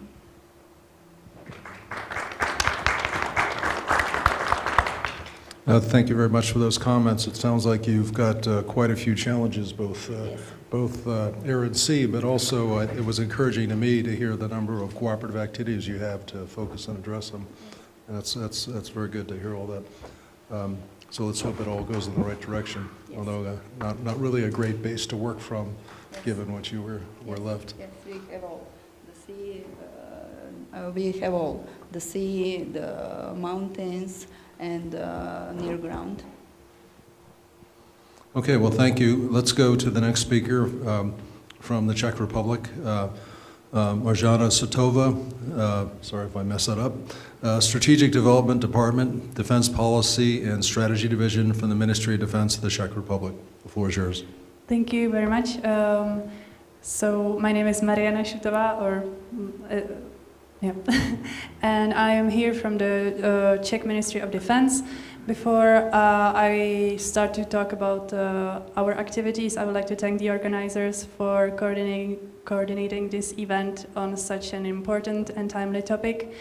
And I was nominated to speak here mainly because I am now in charge of coordinating our work on strategy that is focusing on climate change and its implications on defense.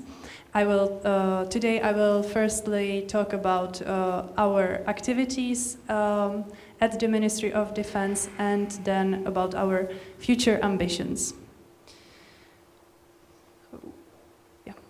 So, where we are now in terms of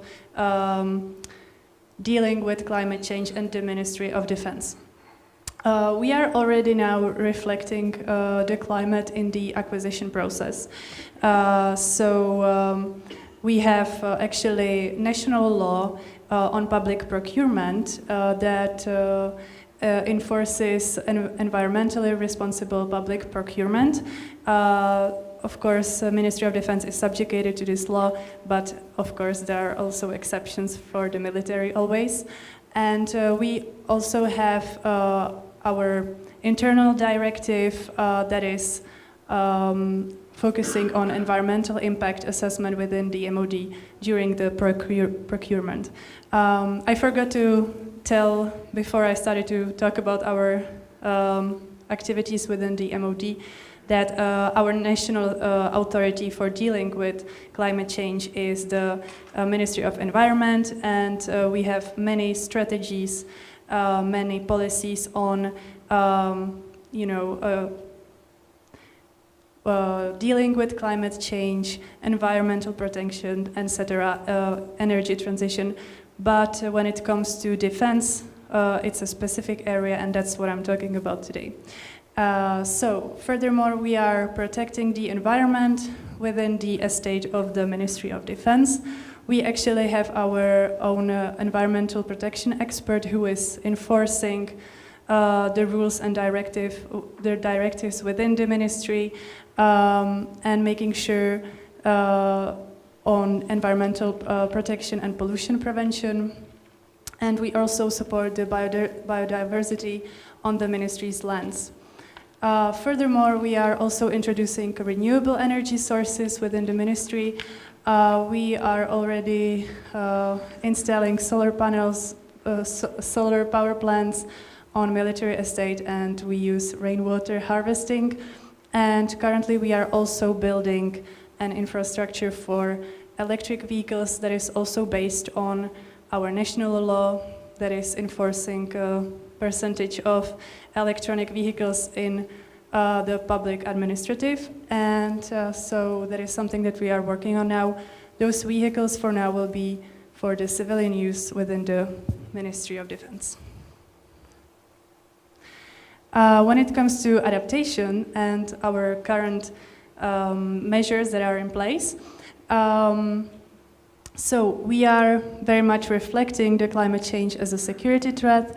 We reflected it in our recently updated main strategic document that are dealing with security and defense. That is our national security strategy and national defense strategy.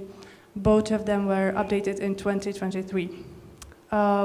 Another important aspect of climate change in connection to defense is the role of armed Czech forces in crisis management, mainly because Czech armed forces are the supporting body of the integrated rescue system during natural disasters. That means help during or after the disasters. Also, that means, for example, providing imagery for measuring or localizing the damages after natural disasters. Czech armed forces also have, or the Czech military intelligence has their own satellite center with very good capabilities of imagery, so that is also one way to help. And this help is also happening in the international space. For example, our soldiers were deployed this summer to Slovenia, where there were severe floods. We also provided our military transport aircraft to send help after the earthquakes in Turkey and Syria. So there are some examples of expanding our help. And of course, we are participating in some international activities, of course, when it comes to the crisis management, but also raising awareness and procurement. Also, our companies are part of different initiatives and projects on testing new technologies that are sustainable and could be used in defense. Now I will move on to our ambitions. So currently we are working on our own strategic document focusing on climate, security and defense. This document or this whole process should actually help us to start integrating climate considerations across all relevant areas within the Ministry of Defense. Because even though we have our environmental expert and few bodies that are dealing with the climate change, it's not enough, obviously, and we heard today how many areas the climate change is impacting. So that's why we need to start this conversation, and we are starting this process, or actually we are in the middle of it, I hope.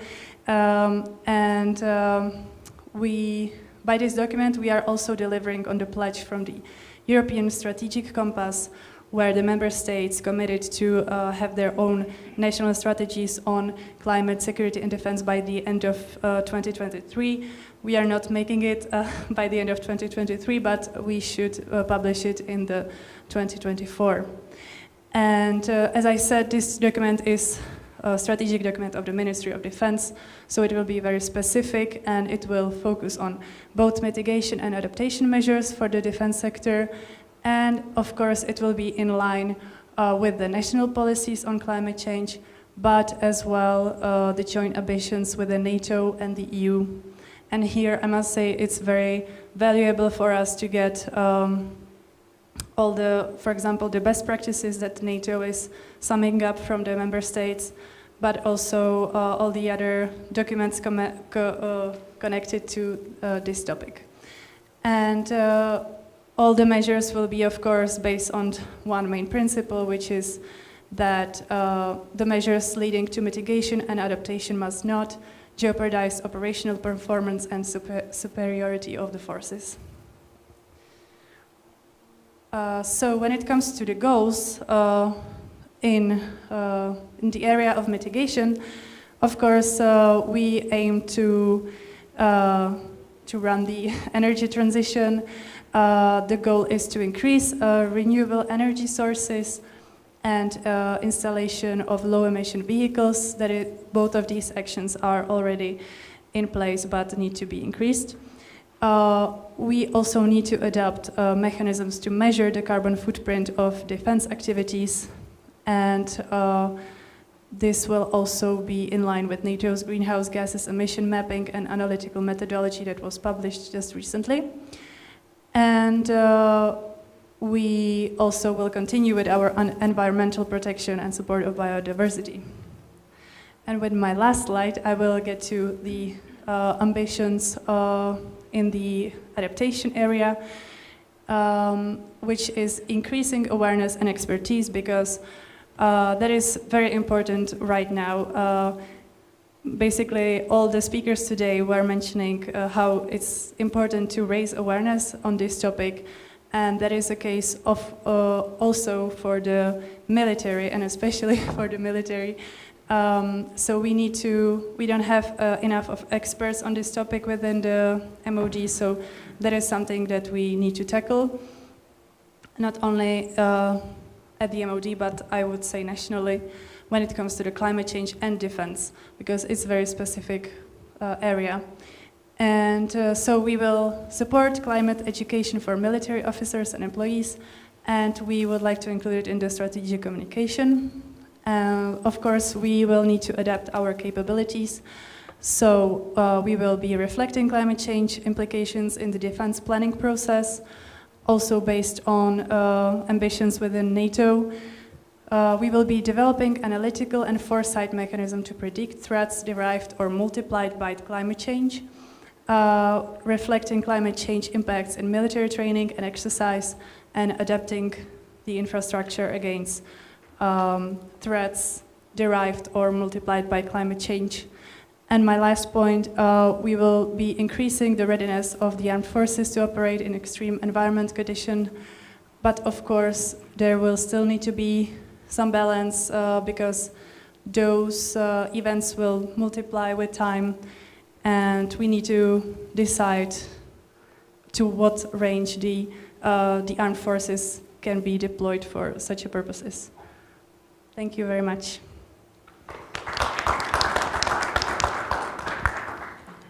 Thank you. Excuse me. Thank you for your presentation. That sounds like a very comprehensive approach. I was impressed to see that it's working in both the acquisition and planning process, which was sort of the question I asked this morning. Were we beginning to reflect the climate challenges and the military requirements development process? And it sounds like you're doing that.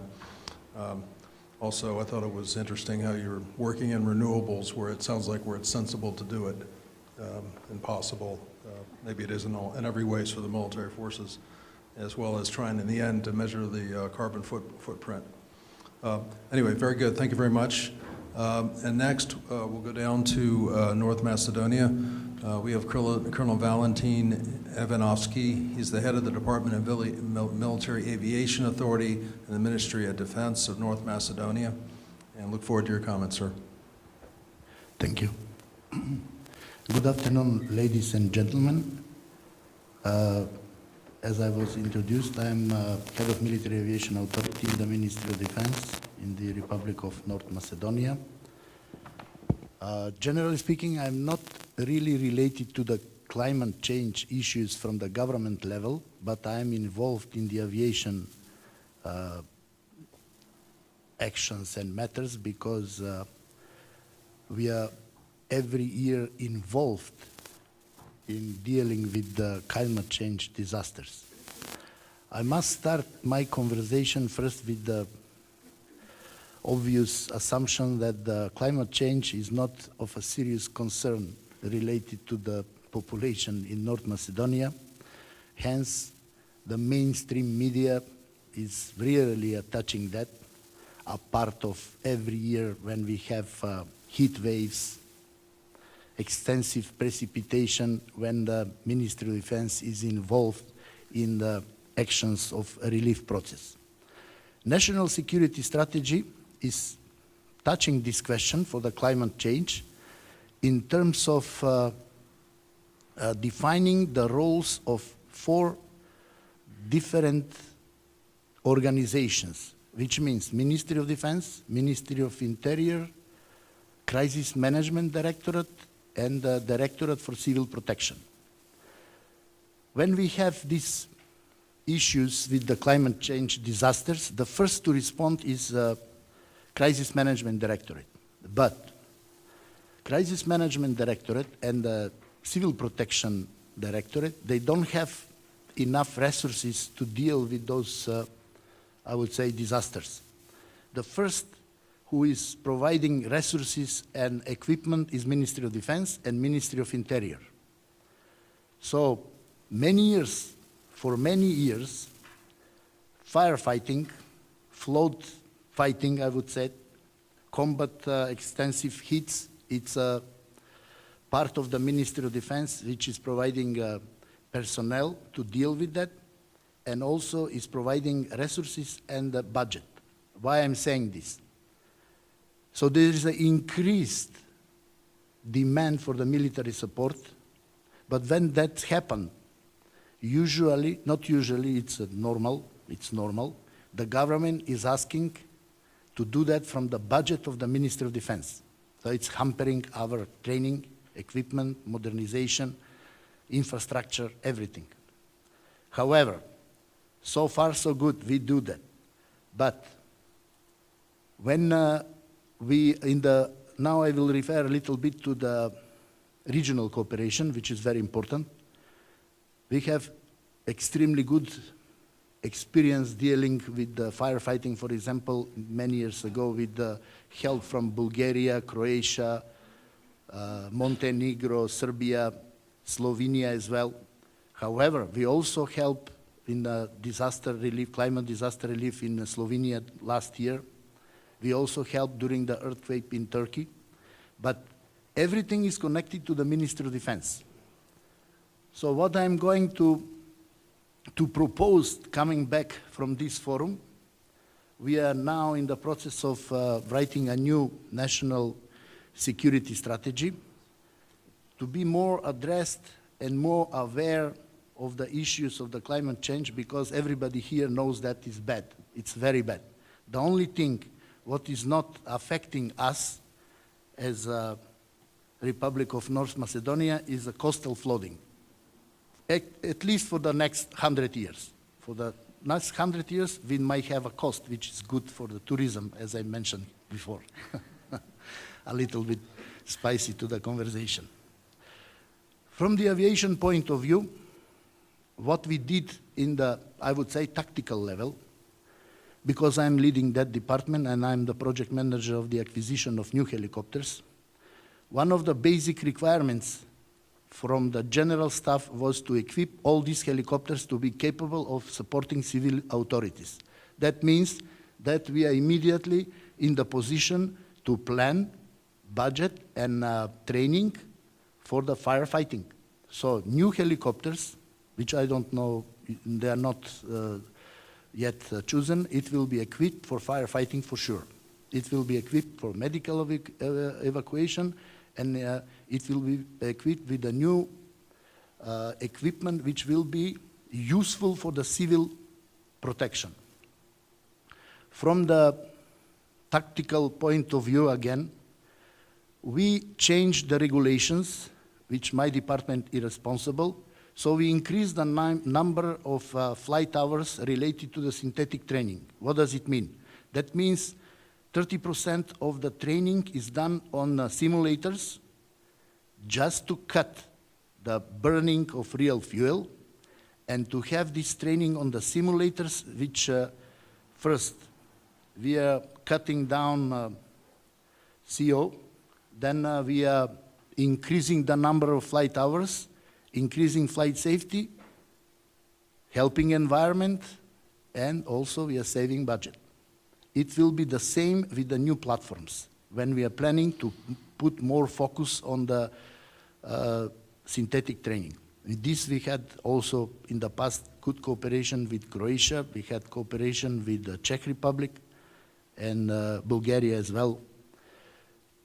In the future, as we are building a new security strategy, I will propose to my authorities to specifically define preemptive, I would say, combat plan for the climate change disaster relief, because at the moment, every summer we know we are facing wildfires, we are facing floodings, we are facing pollution, which it was mentioned previously that the pollution is also affecting meteorological conditions, and we need to really work on that to create specific chapter in the national security strategy to be aware that this is happening right now as we are speaking, and it's not happening somewhere else.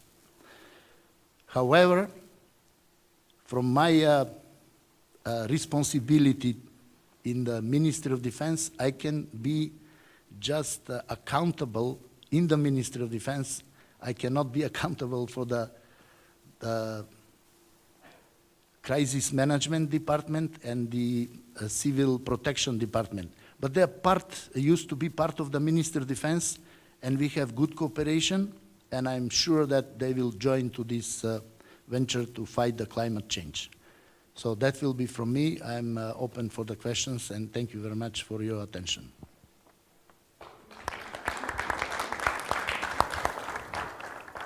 Thank you very much for your comments. It's good to hear the regional cooperation that's going on. And while he up front told me he was concerned they really aren't doing much, it sounds like you've got quite a few things in plan there. I was glad to see that you're going to try and put it in the national security strategy, and I think we're going to try to put together a report from this conference that will sort of integrate all the things you've heard, and maybe that can be helpful to you when you go back to that. Also, I think it's a great idea to use more simulators. That really is an effective way to save a lot of energy and going forward. Okay, with that, I will go to our last country, Romania. We're going to have two speakers here. And first up, we have the Deputy Director of Romanian Defense Staff, a Navy captain. And I'm going to slaughter your name, so I'm going to ask you to say it so I don't do it. And over to you. Thank you very much. First of all, thank you for invitation. For your invitation. Now we are two. Why? I'm talking at the strategic level, so I'm talking about nothing. And there, it's a tactical level. He's an expert. The subject is not so common. Probably in no one country. It's at the beginning. We done the first baby steps in this, in my opinion. And what I will deliver you today, it's perfect that we awareness that we have a problem with the climate change in the security and defense strategy. That is the first answer in the planning. What I have to do. The next four, who, when, where, and why, probably will follow.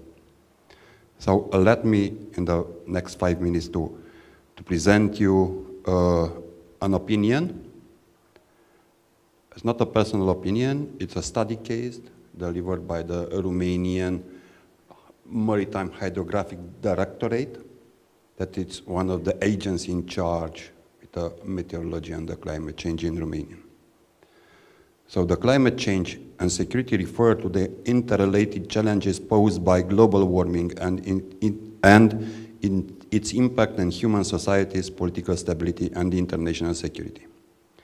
Climate change affects security in various ways, including the displacement of population, conflict over natural resources, food and water insecurity, and changes to ecosystems and ocean currents, among others.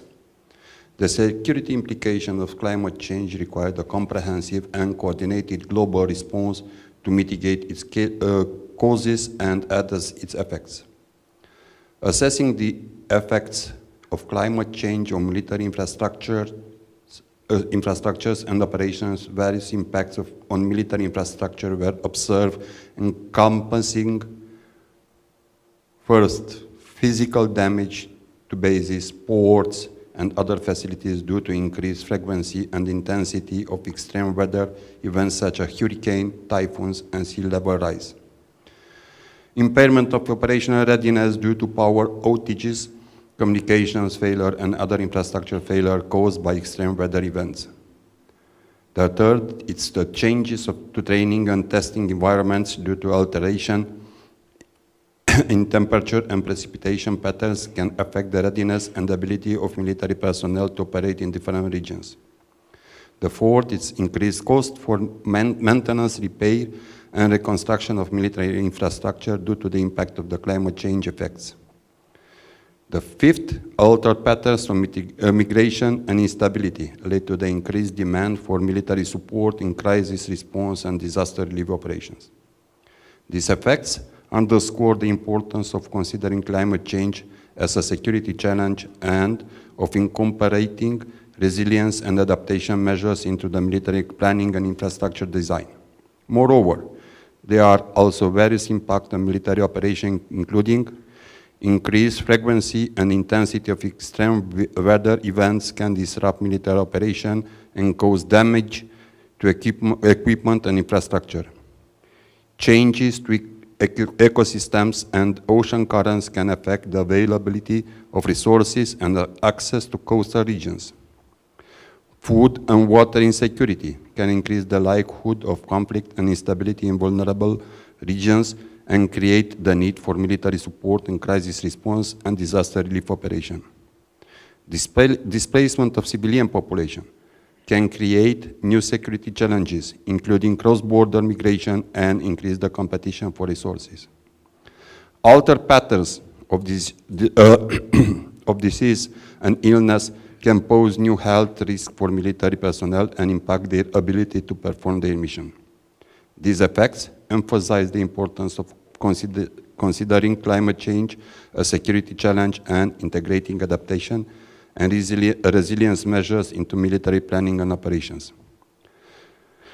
According to the European Commission, the Black Sea region is a distinct area, bringing together 10 states, 6 riparian states, and 4 states, Armenia, Azerbaijan, the Republic of Moldova, and Greece, whose history and proximity to the Black Sea Basin recommend them as relevant actors in the area.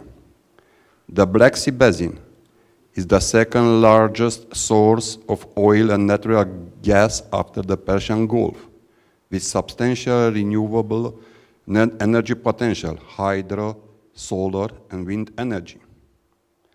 The Black Sea region is particularly vulnerable in the impact of climate change, and the effects are already being felt in various ways.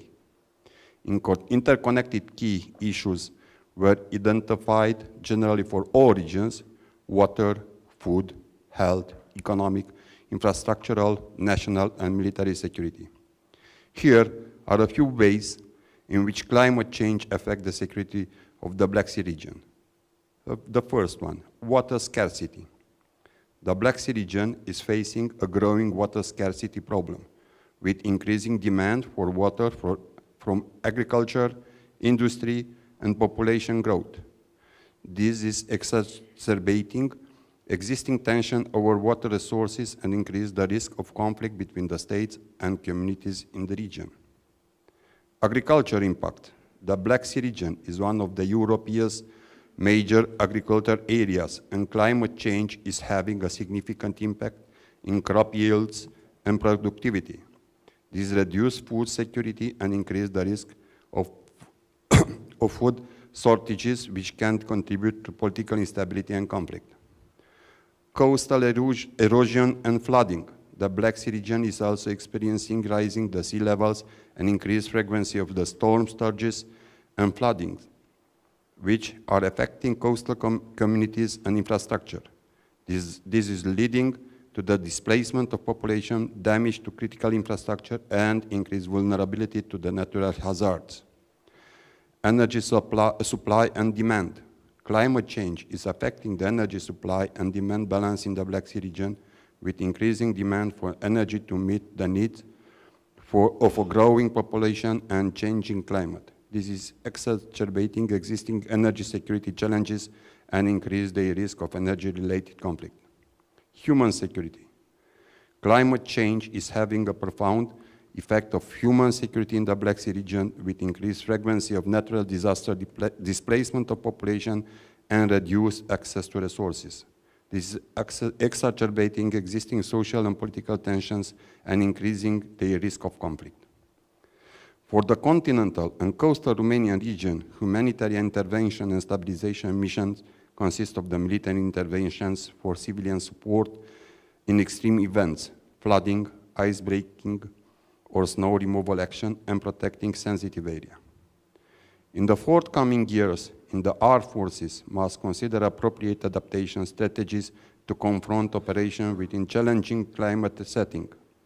Imperative measures involve adapting facilities and military equipment, minimizing emissions, integrating climate consideration into military planning to counter threats to human security and natural disaster, and actively participating in conflict prevention efforts.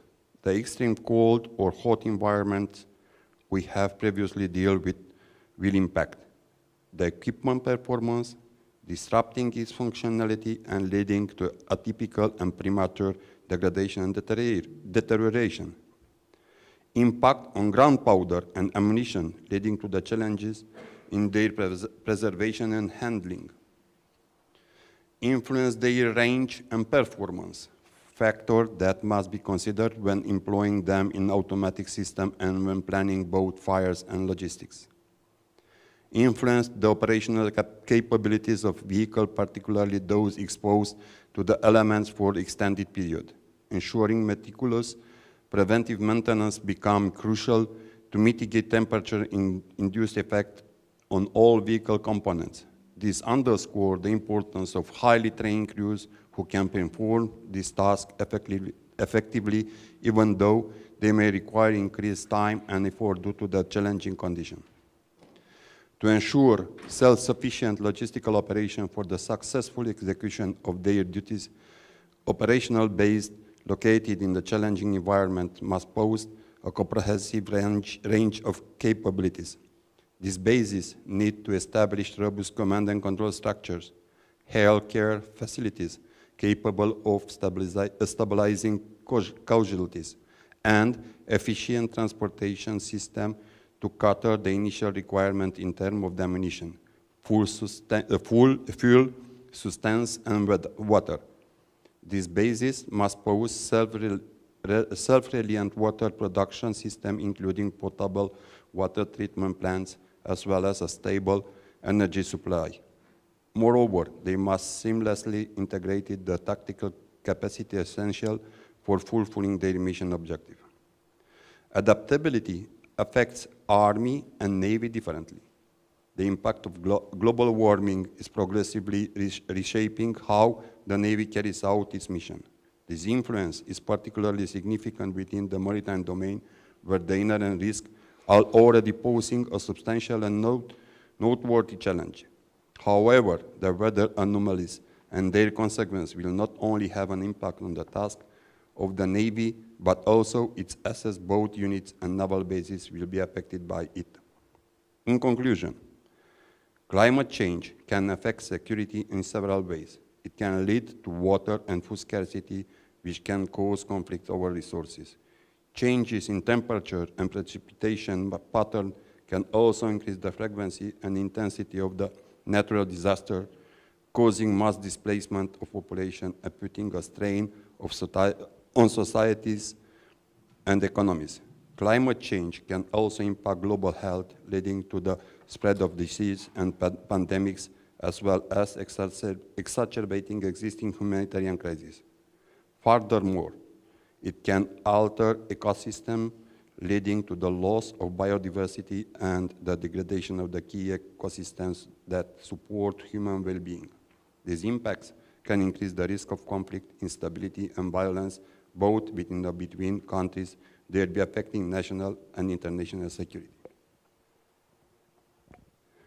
That was my short presentation, and now I invite my colleagues, Lieutenant Colonel Julian, to continue his so specific presentation regarding to the Air Force.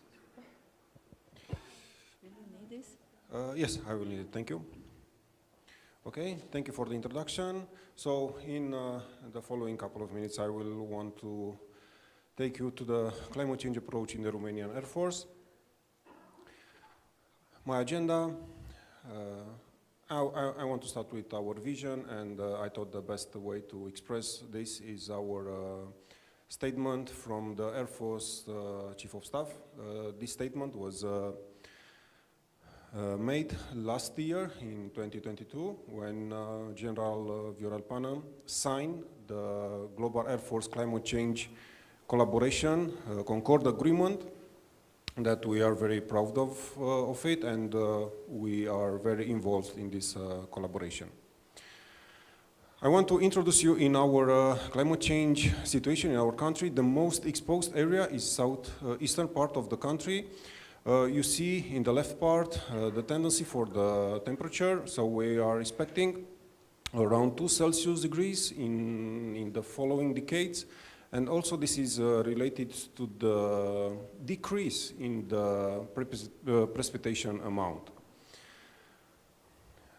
So the Air Force capabilities are of course affected about climate change, but most of these issues are already discussed in the previous briefings, so I will not insist on them, but I want to insist on our strategy that has 3 pillars. The first one, adaptation.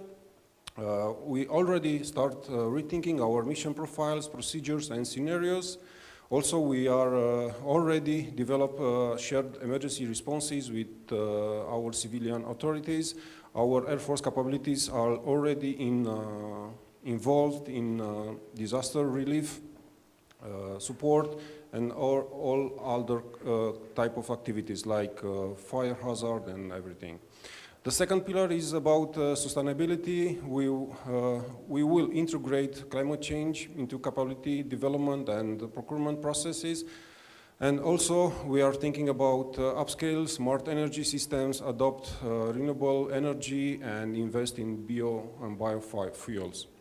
And none the least, education. We will incorporate climate change education into civilian and military curricula and doctrine. I want to present on the next slide a case study that is coming from the 86 Air Fleet base that is located in southeast of Romania, the most affected area by climate change. In this base we are flying F-16, so the most affected or the most situation is generated by the temperature rising in the region that is leading to more frequent and intense heat waves, impacting personnel and aircraft availability. Like an example, last year and also this year, we had at least 3 heat waves with temperature that exceed 40 Celsius degrees for at least 3 days. The second one, the area is experiencing changes in the timing and distribution of rainfall, increasing the risk of floods and droughts. And then the last one, extreme weather events such as storms or even tornadoes. We had, unfortunately, tornadoes in that area can cause damage to infrastructure, disrupt supply chains, and pose risk to personnel. I want to know you that this airbase is involved with NATO air policing, so prohibited status for that policing is not a good idea, especially or when considering the crisis between Ukraine and Russia. Thank you so much. If you have any questions, I will be glad to answer them.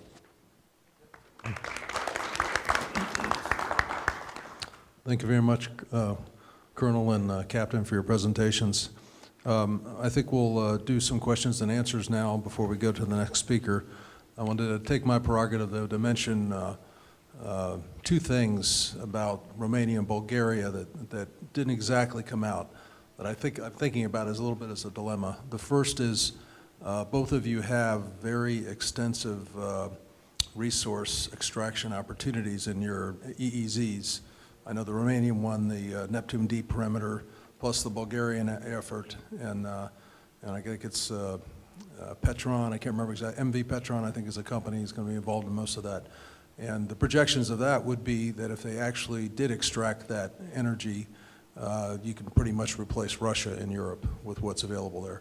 But on the other hand, the dilemma is that, Russia's at war now. As long as they keep it a frozen conflict or a conflict underway and they occupy Crimea, I don't see them moving forward to extract that energy. It'd just be too high a risk, and Russians may try to stop it in some way. But on the other hand, if you do solve all those problems and can extract it, then you're going up against the whole push towards green energy of trying to get out of it. So that gives you maybe a limited amount of time if you're going to be carbon neutral by 2050. I'm just a curious dilemma. I just wonder what people are thinking about that. And the other, I don't think you mentioned, was you're the one, I'm sure, I believe, that's adding to your nuclear reactors, which now, 10 years ago, it was no more nukes, no more nukes. Now it's, well, I guess it's green energy, isn't it? So it's a different aspect that we can all take together. But anyway, I appreciate everybody's excellent presentations. A lot of comprehensive ideas altogether is quite a range of ideas to think about. So with that, we'll turn to the audience for questions, comments, other points of view. Too tired on the afternoon? Mike, you must have something.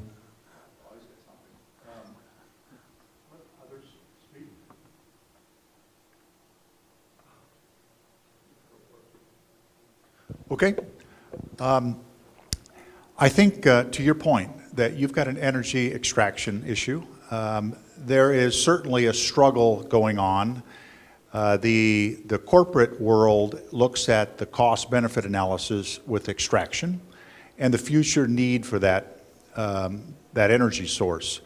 And I think what America, now the #1 producer of fossil fuels, having surpassed Saudi Arabia, we are in competition, whether we knew it or not, as an energy exporter. I think it also puts us in a very uncomfortable position, but it gives us options. And I think your working to extract those resources would give you options in the future as long as you did it with a long-term ambition to use those funds to build your resilience up and to help the rest of the world build their capabilities up. What do you have to say about that? Would that be a sellable product? Have some thoughts on that?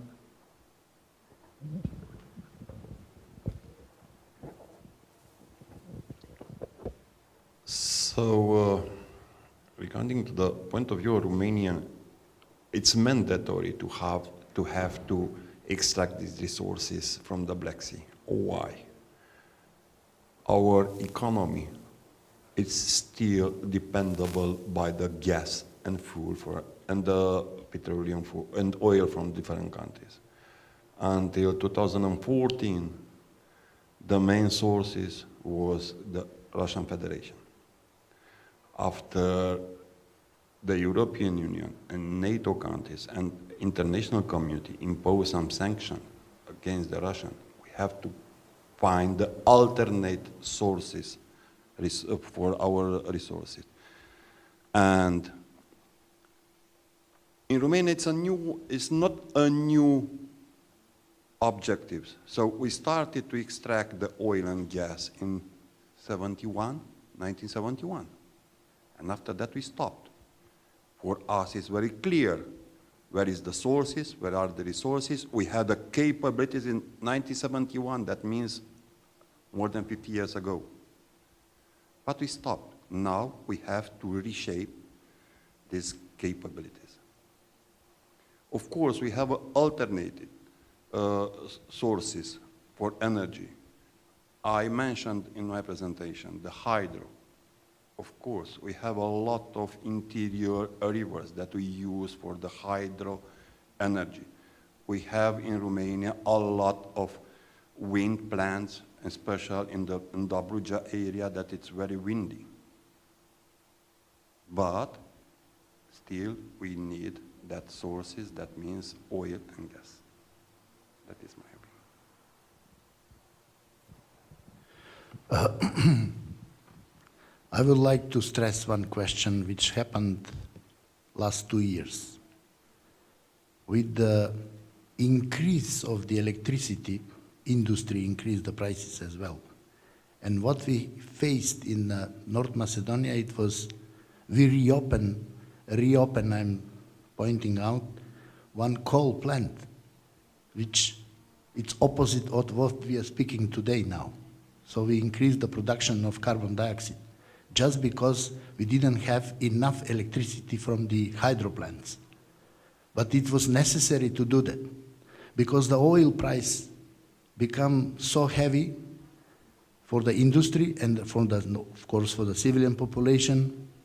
It was the re-questioning of, we have long and cold winters, heating system, which is using, again, gas.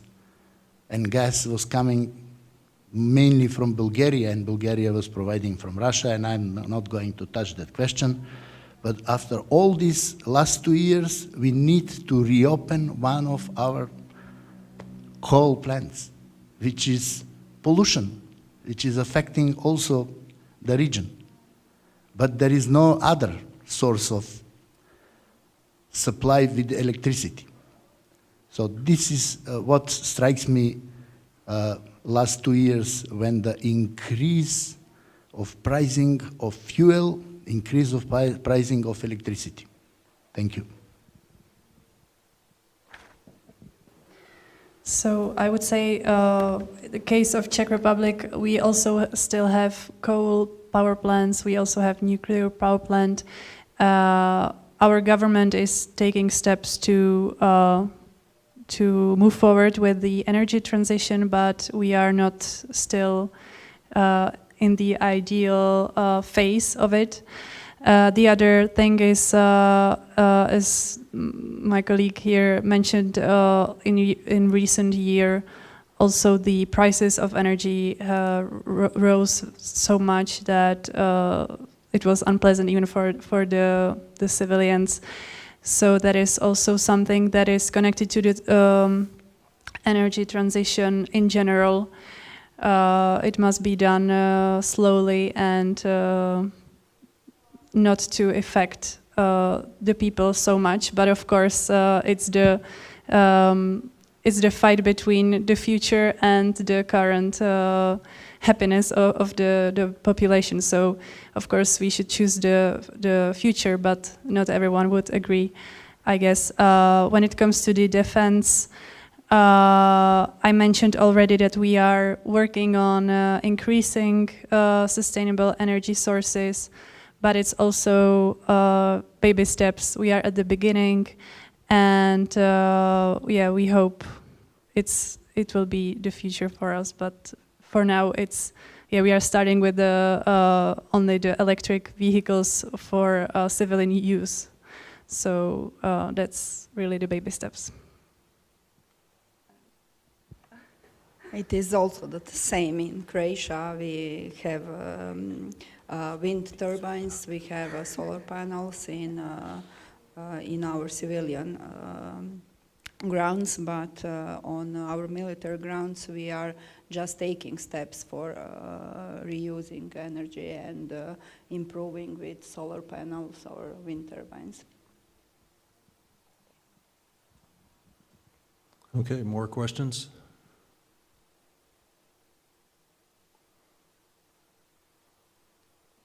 Do you have one?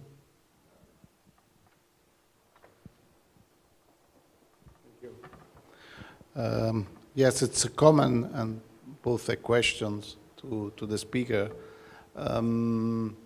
Given my experience also in past missions abroad, for example, with the NATO in Afghanistan, ISAF, I think that there is also this growing need to have security forces involved not only in planning the training, to be prepared, the equipment, but also to enter in dialogue with the national government to individuate, at the European level especially, critical infrastructure that need to be protected because military protected. So not only a civil guard at the entrance checking for passes, but something much more robust that I saw, for example, in Afghanistan. I remember the coalition protecting dams or roads, the ring roads, was surveilled like a critical infrastructure, because if you lose part of a dam or part of a road, you start a more general crisis. So again, the aspect of the security forces involved also with the change is that with the new resources, I'm thinking of hydrogen productions and so on, they will need to be designed as a military infrastructure, so protected and so safe that could resist to terrorist attack, to natural hazards, so much more robust respect to what we have today. And this, the military experience abroad or in our countries, could be of great help for our government in Europe. Thank you. It's comment, but it's also to trigger a question, an answer. Thank you.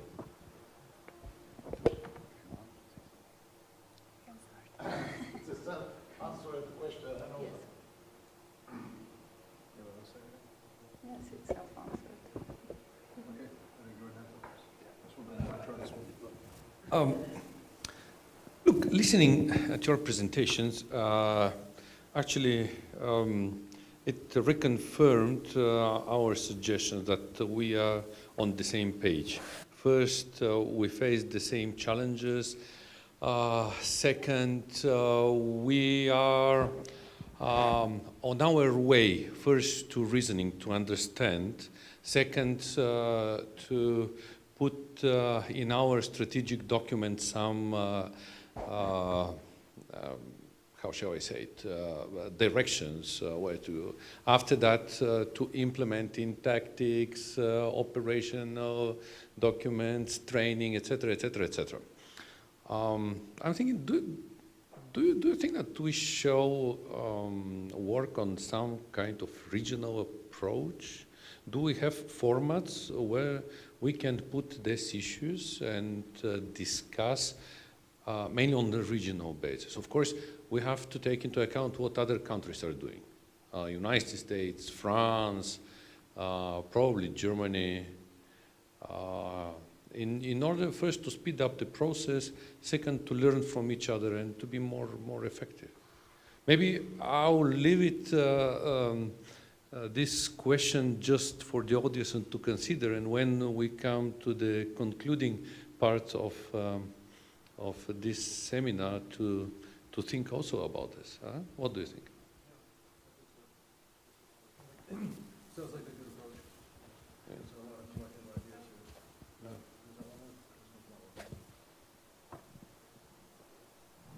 I would say that is really a great point. I mean, the bare minimum we have is the best practice document from NATO, where each country had to report, or didn't have to, but were asked to report their activities in climate change.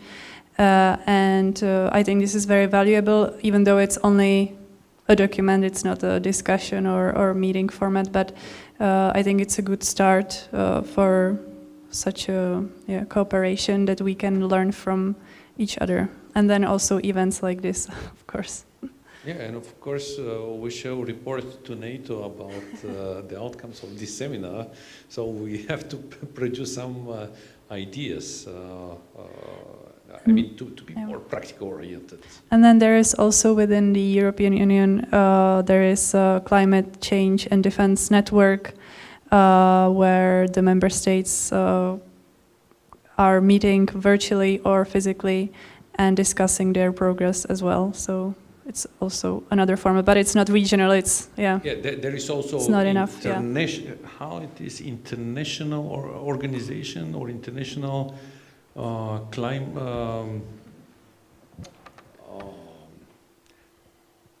international organization on climate change. I mean, it is global structure. I mean, many countries participate in this, but it is informal. Huh? IPCC. International Panel on Climate Change. Ah, international, yeah. You are referring to that Yes, one? yes. It is a joint effort of World Meteorological Organization and United Nations Environment Program. There are two agencies without the government. Yeah, that is not so informal in the sense that you have the. Sorry. Yeah, you need to be nominated. So each scientist must be nominated by its or her foreign affairs ministry. So it's something that is recognized. In fact, is one of my references because now it's becoming on any edition more and more a driver towards the politicians. I don't know which will be the outcome of COP28, but it was just published during the summer, the early this year, the sixth report of the IPCC, and the scenario are there and well described, and for sure you could bring that global picture to the regional picture, and in IPCC you could find the scientists and who collaborates from your countries to enhance, to stimulate the regional framework. I found it. It's not the IPCC, it's another. It's International Military Council on Climate and Security. Oh, I don't know that. Yeah. Anyway, I mean, there are many structures, many initiatives which deals with all these issues, but let's see if we can do something on a regional basis, because we are on the same position. There are a lot of similarities. Yes, if I may add, from the regional point of view, there is a number of examples that we cooperate. We can do it for sure. But here I'd like to mention that I'm a member of Aviation Committee in NATO. There are a number of bodies in NATO who are addressing the question of climate change. So Aviation Committee is approaching with the fuel efficiency, combined training, lowering the emissions. So there is a number of directives. But we are always open to do something on the regional basis, and it's much faster because NATO is a robust organization. And I know from my personal experience working in the Aviation Committee, needs time when they come with the directives to the nations to implement it.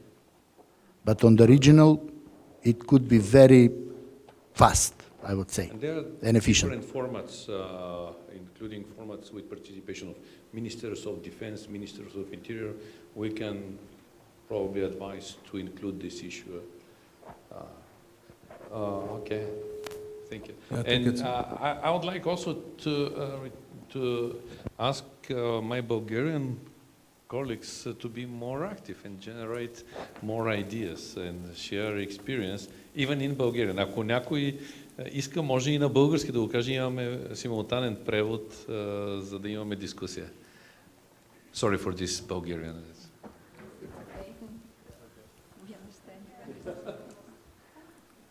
So I think maybe we should think in the report about how we might structure an approach to this, you know, what's the right way to lead it, because there's a little bit different story in each country, but altogether I think there's a collective benefit that can go from that. And I guess I also wonder a little bit, is this in each country is probably a different story, whether the most senior leadership want to make it happen, or it's just because, you know, there's a push from NATO, there's a push from EU, their staff are saying, hey, we have this problem. You know, what's the level of commitment in each case to take action? That's a question that's still open. So I think there's a problem here. America and other nations are concerned about being asked to fund these initiatives worldwide. The funds often spoke about is measured in the trillions per year.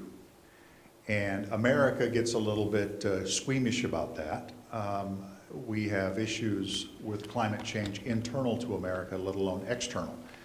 But I believe that there may be a regional approach where the demand for Romania and Croatia, the countries that are doing a little bit better economically, to utilize and depress that demand that you contribute to the international fund a little bit by rectifying things on a regional level.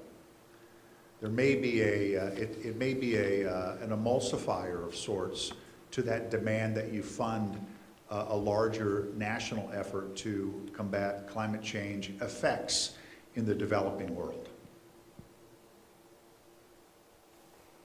Sometimes it's not just a matter of money or resources, sometimes it's a matter of initiative. Well, so the international agreements are all based on pledges. And people pledge, but they don't follow through. Because your attendee at these conferences does not have authorization to spend money. You can only say what your good intentions are. But regionally, I think on a smaller group, you know, the Africa Union does this in a smaller group. They regionalize themselves for security and trade procedures. Maybe something like that from a climate perspective would be worthwhile also for investment. Some of the best performing funds today on the New York Stock Exchange are those that are climate sensitive.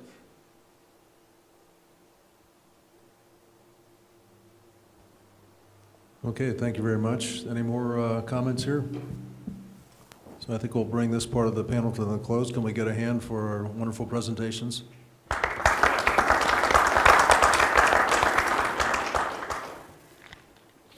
All right, and we have one more presentations today, so why don't you all go and ask Brad to come up.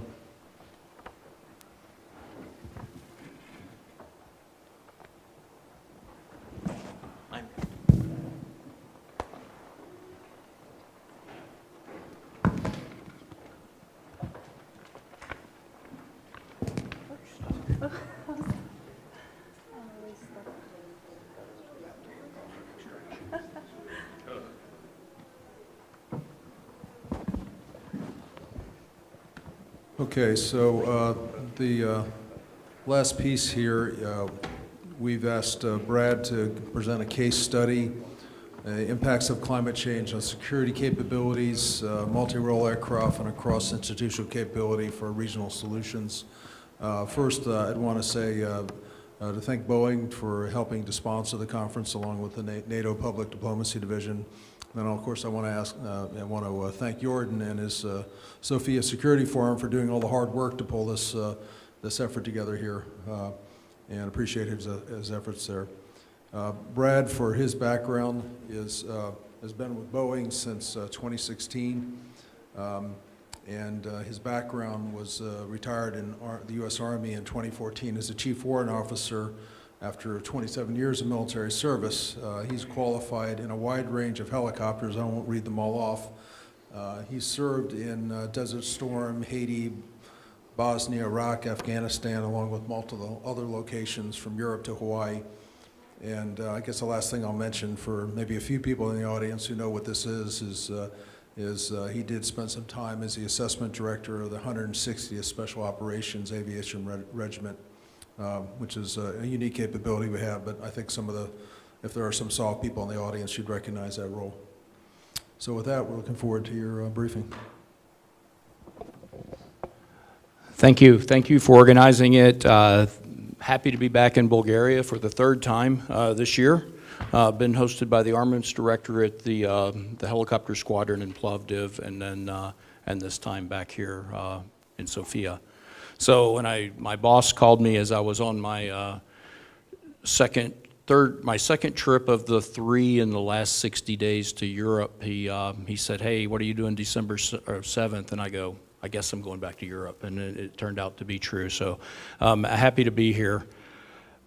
So yeah, I retired as a Chief Warrant Officer 27 years. I've been retired for 10 years. Time flies. My advice to those of you that will separate from service one time or soon, you're going to have to figure out what to wear to work one day. So that was a big challenge.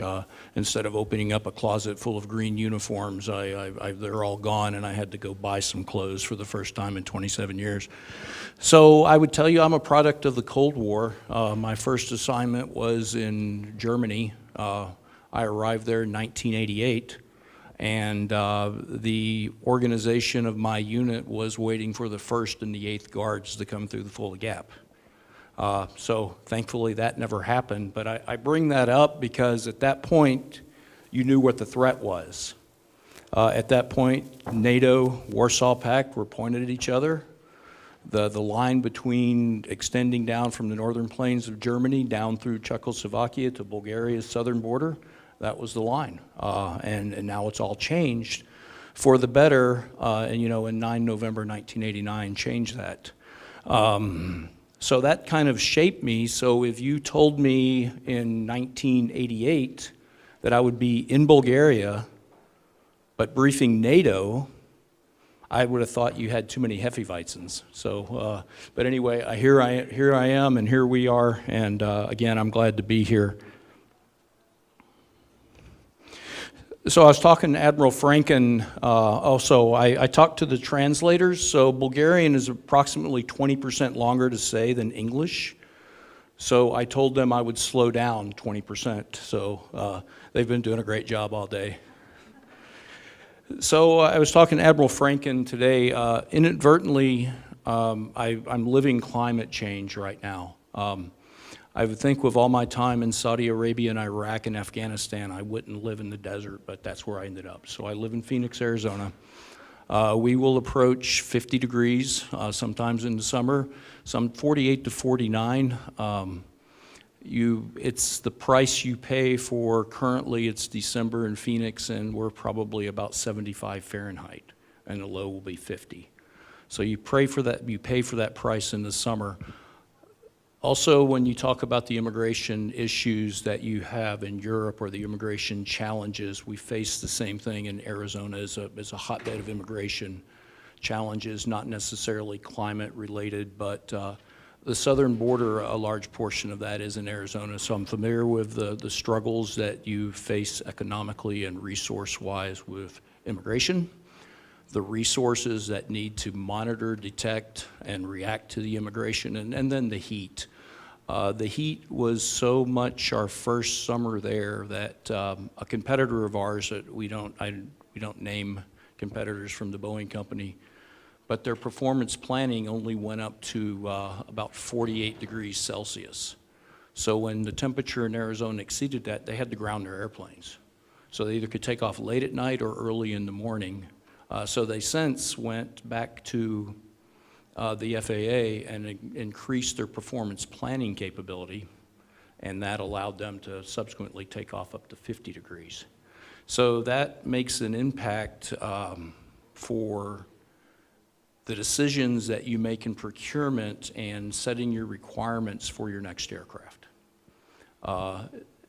I think for the U.S. Army's approach, because of operations in Afghanistan, the performance requirements have been set, and it's referred to as 6K95.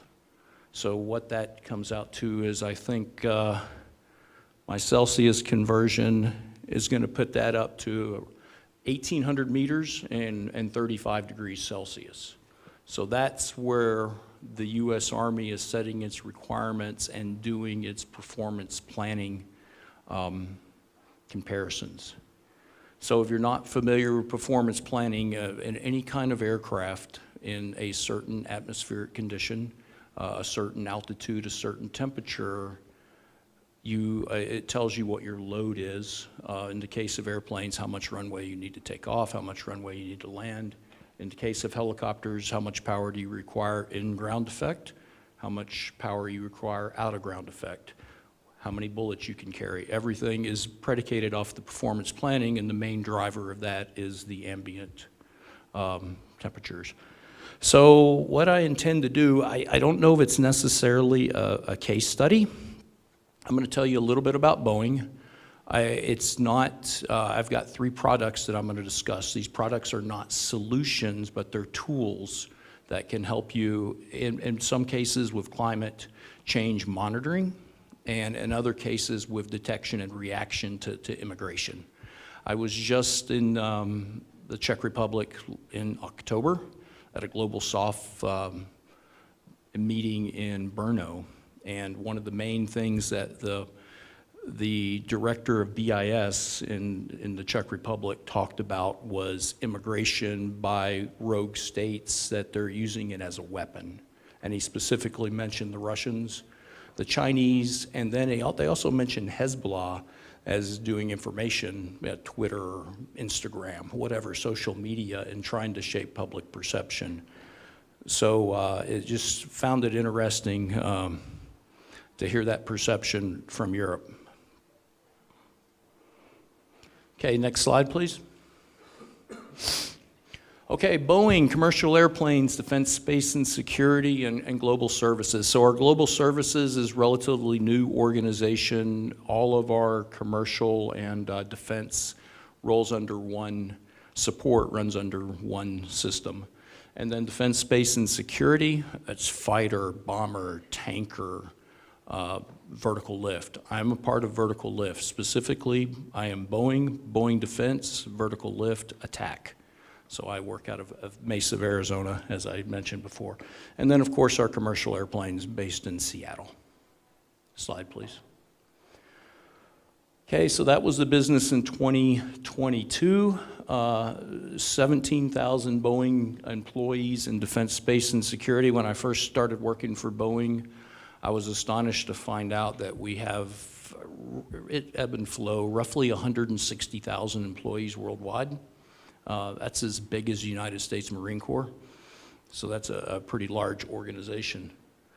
So our defense systems are based in Arlington, Virginia, a relatively recent move in the last 4 years. Before they were in St. Louis. But as I think as the defense industry has found out, it's best to be close to the flagpole, and the flagpole is at the Pentagon. It's not in St. Louis, so that was why the move occurred. So we'll get into the products right quick. I will tell you what I won't talk about, but I think everybody knows them. Everybody knows in NATO is the Apache and Chinook. So the Apache operated by 19 international customers, and it's probably the most effective, it is the most effective attack helicopter in the world. It's the most proliferated around. Poland is soon to come on contract, as is an open source for 96 aircraft. That will make them the second largest operator in the world behind the United States. And then the Chinook,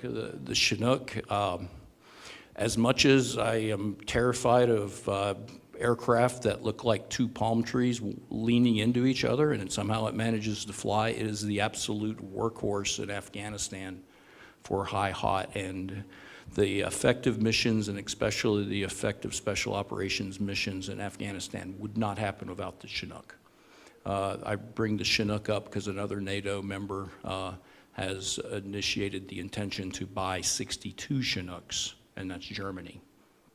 So all of that, you didn't get any trade secrets there. That's all Googleable, if that's a word.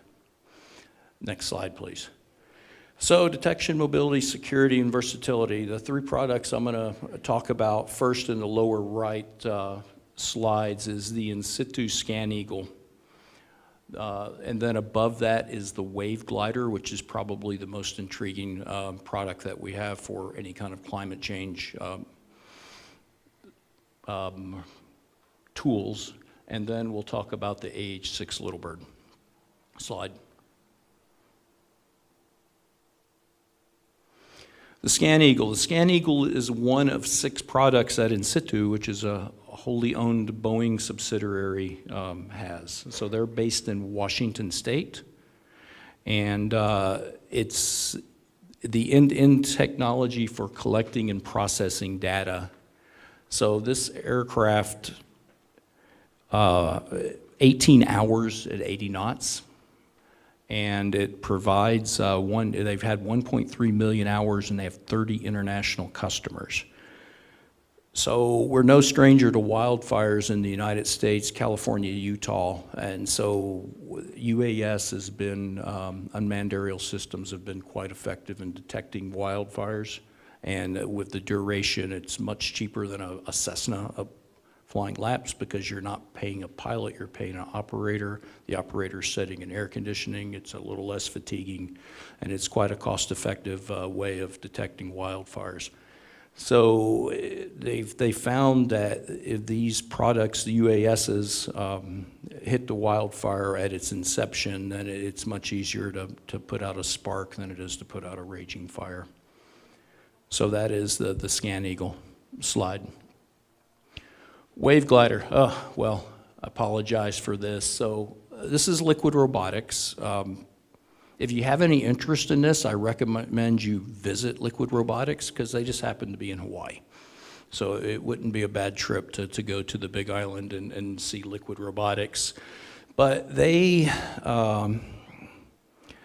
provide surveillance. So this, I had a discussion about this piece of equipment with the sales rep from Liquid Robotics, and they've sent these out for a year. So they have a capability to pull solar power, but also if you look at the underwater part of that, that works as a pendulum and it generates energy as well. So the ocean provides power, the sun provides power, and they've tested these out for a year autonomously. So my next question was, how do they avoid getting run over? So you, as a user, you can set up a circle, if you will, so you can send it out into the Black Sea, and you can put a circle, and it will adjust its route based on the velocity of the vessel and the course once it penetrates the circle. So it's pretty autonomous at getting out of the way. So my next question was, well, do they get pirated? Do they get stolen? If it's in international waters and you find something unattended, what's the international rule? So the, sorry, you have to forgive me, I don't know the Navy term, but the above the water line is only 2 inches. So anytime you get in a sea state above zero, the deck is pretty much awash. Did I say that okay? Okay. So the deck is pretty much awash. So they've stated when they send them out on test, even when they know where they are, sometimes they're pretty hard to find. So this can do a number of things that they advertise for climate change. Oil rigs, you can put a series of sensors on your rig for health of the rig, and this can just circle the rig, receives the information up from the bottom of the sea, and then it sends it back to your data collection. They can monitor wildlife, and much like a car, this wave glider is accessible. And I'll use the same thing with the Little Bird. You can go to the Mercedes dealer and you can buy an S500 and it's a great car. Or you can buy an AMG and it's a super great car. Well, it will be the same thing with the Wave Glider. You can buy the S500. Should I said Alfa Romeo? So you can accessorize this to meet the function and needs. So meteorology, oceanography, tsunami detection and seismic detection, wildlife monitoring, and then offshore platform monitoring. So a USV, unmanned surface vessel. I learned about this in the past couple of weeks and coming out here. So I apologize for the size of the slide. With DSP-5 not being in place for every country in here, I have to go with what is on the public release brief. So next slide, please. So the Little Bird. And I'm going to show you some slides on dimension. It is truly little. So probably the biggest thing that I can say about the Little Bird is its versatility. You can use this as an aircraft, as a training aircraft. You can, in 20 minutes, you can arm it and send it out to fight. Or you can unarm it and send it out as a insertion. Usually 4 troops is a good number. So if you have a situation at the Army football field here in Sofia and you need to get people on the roof of that stadium, that's the product that's going to do it. Because you're not going to have the rotor wash of a Cougar or a Black Hawk or any other large aircraft, and it's going to be a small signature, a small robust platform, and it's easily configurable. The cockpit, regardless of whether you buy the S500 or the AMG, is going to look the same. What is important is what plugs into the back.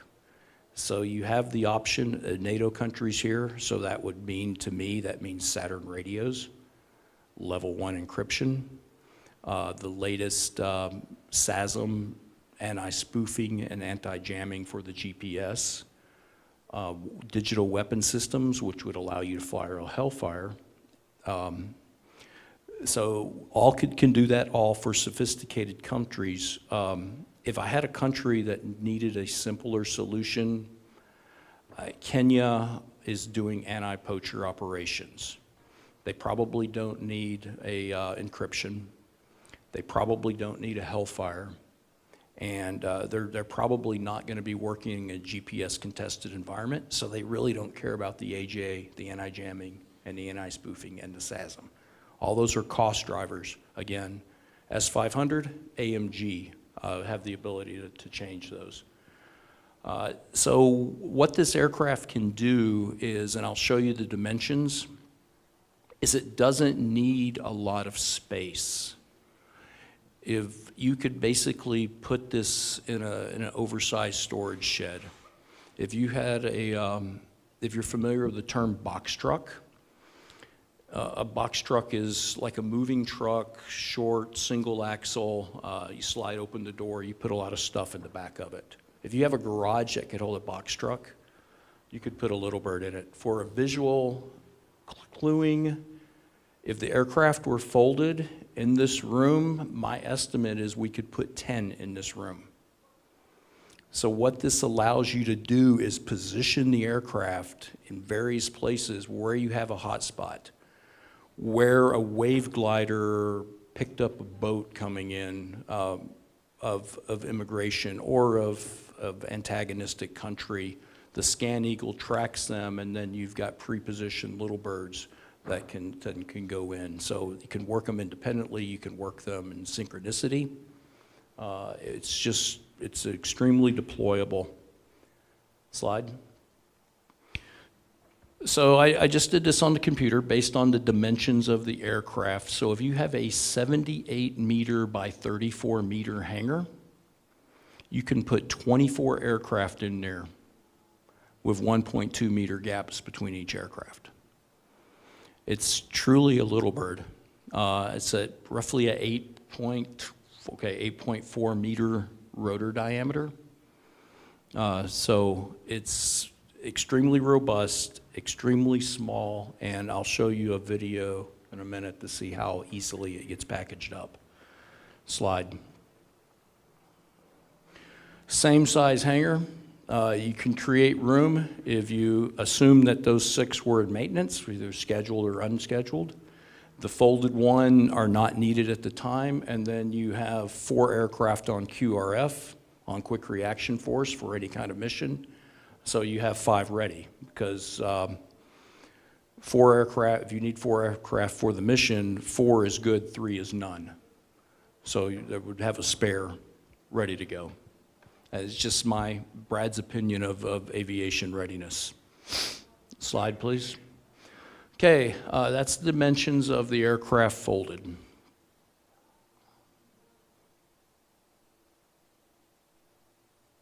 Slide.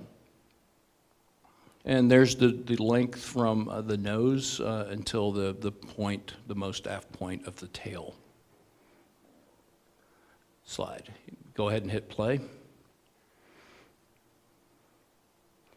So we made this video, yeah, that's me on this, the right side of the aircraft now, or actually to the right of the aircraft, moving the wheel. I was actually quite proud 8 years after leaving the uniform, I could still get it on.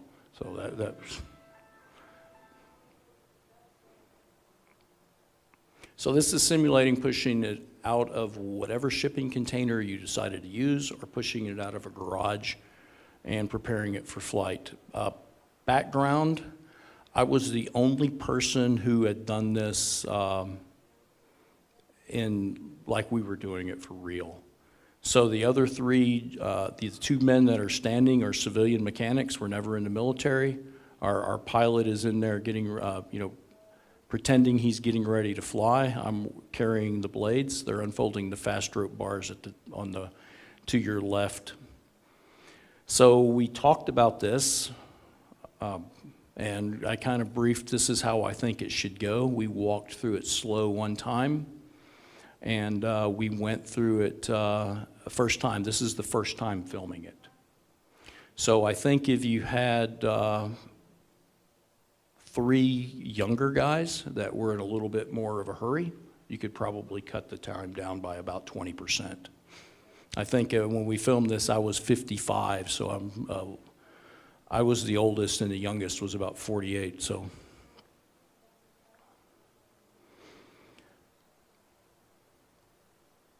How many blades? 5? 6, yes. 6 main, 4 tail rotor, which you can't see. Our technical inspector, I'm hooking up the fast rope on the side. Technical inspector is fixing the fast rope. He's going to check every blade. Each blade is held by 3 quickly removable pins.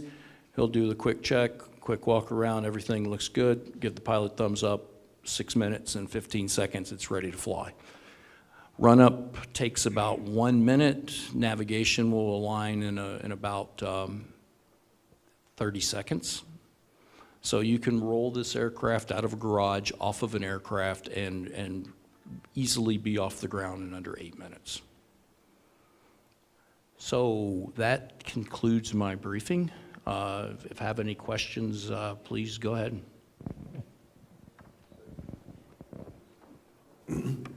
Thanks very much, Brad. Comments from anyone? Questions? Yes, it's single pilot NVG. So the question was the aircraft single pilot?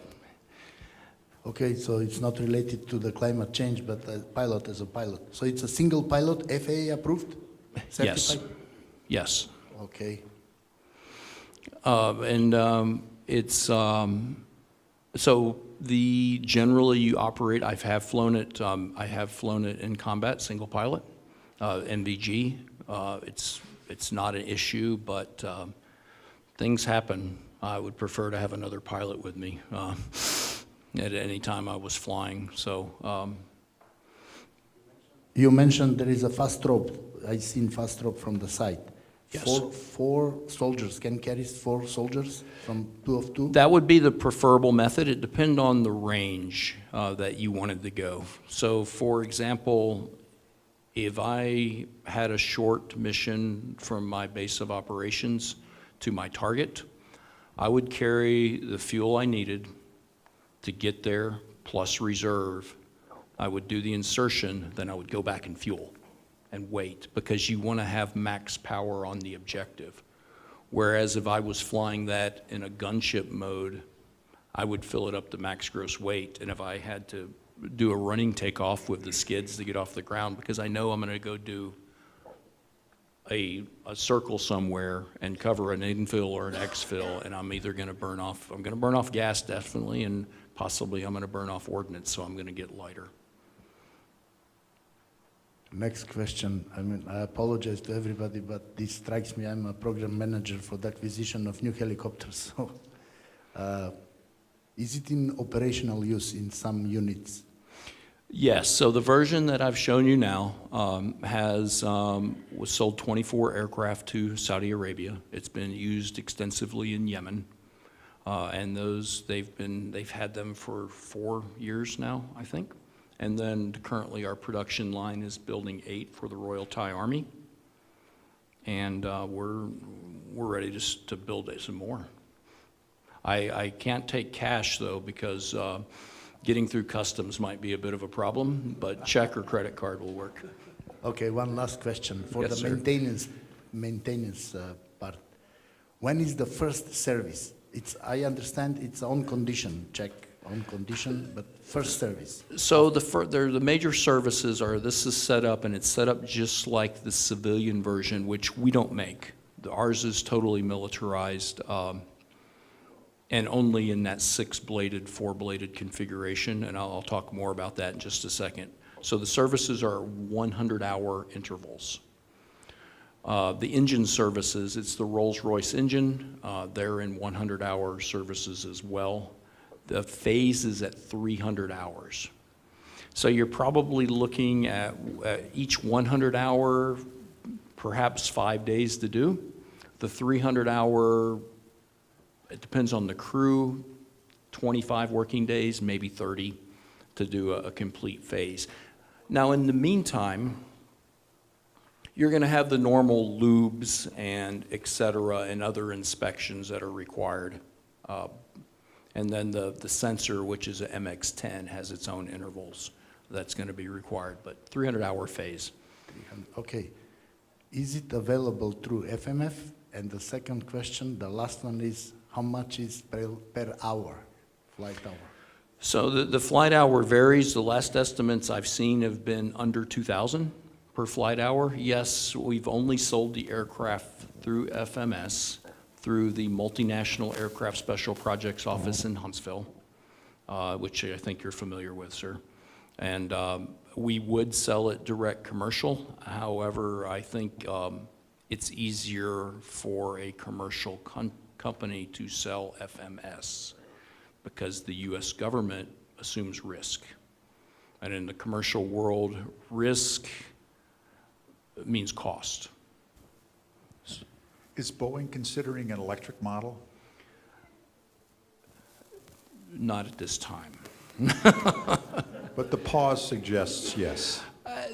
You know, there was I think the reason I said that, so every year in Tampa is the Special Operations Foundation conference. It used to be called SOFIC, and now it's called something else.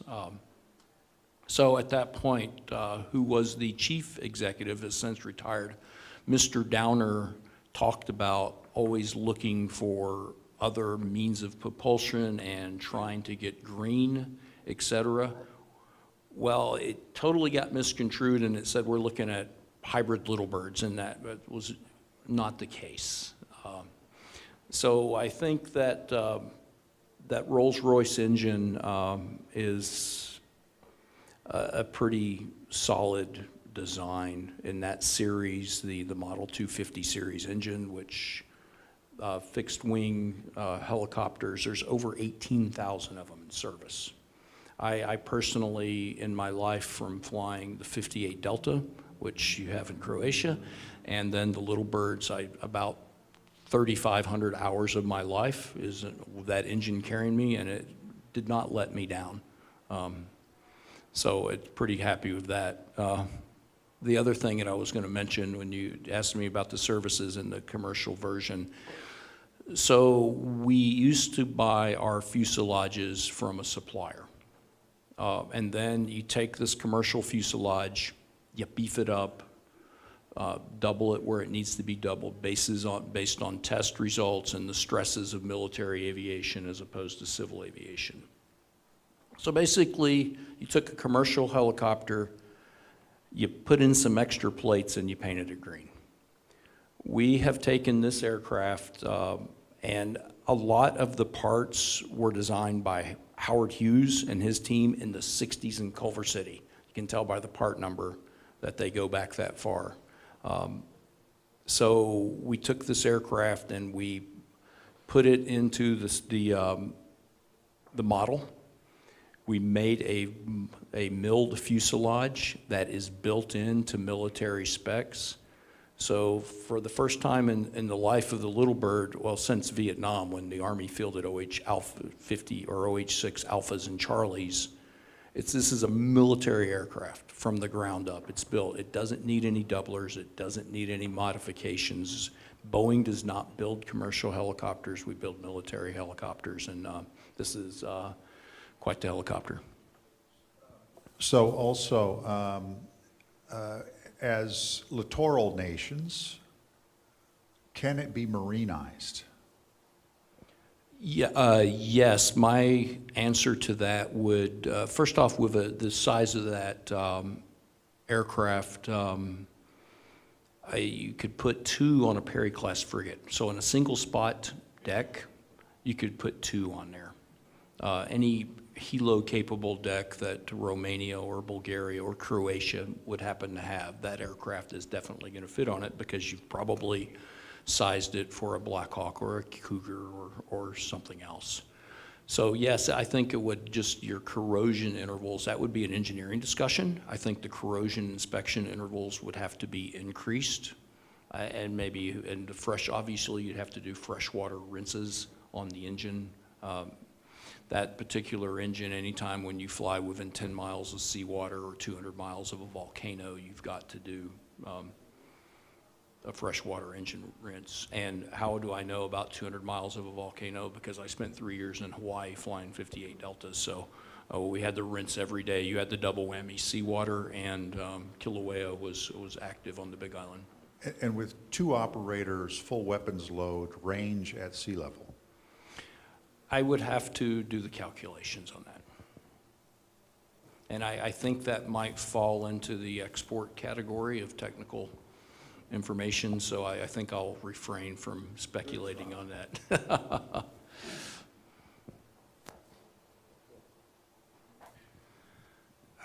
Brad, I don't know how much you know about the background of this, but I had this idea because I'm always thinking about small countries and how maybe if they pool resources, they can do things that they need to do but otherwise couldn't afford to do it. And so during a conversation with TJ one day, I said, how about the little bird? Could it be used as a, by the border services to secure the border, and if they needed to evacuate people out after they found that they've discovered them but they're in trouble, and what if then they had to pool those resources in a defensive operation by using them as an armed helicopter? And so I'd like to get, you have a different perspective than TJ. What would your response be to my idea that say 3 of these countries in this region could pool their resources, have common weapon system or common platform, let's put it that way. They could do multi-missions, that they could work together when they needed to, work independently when that was appropriate. What's your response to that idea? So I think that would lead to, it wouldn't necessarily be a pooled resource, but if you had 3 countries that wanted the same configuration on roughly the same schedule, assuming however the skyline filled in, so deliveries over this period, if all the countries submitted the same LOR for LOA or an RFP that had close to the same timeline, then what that would lead to is a multi-year contract, as the U.S. Army would call it. So if you were only buying 24 of 72, in theory, you would get the economy of scale for 72 if they all managed to come in at close to the same time. That is what we do, and you may have seen it, you can Google it. We just had multi-year 2 announced for the Apache. So that's basically, this is the number of Apaches that we're gonna sell. So if Zimbabwe wants to buy Apaches, they come in, and what's your delivery? It's 2028, that falls into multi-year 2, standard configuration. It makes pricing and the whole contracting thing fairly streamlined.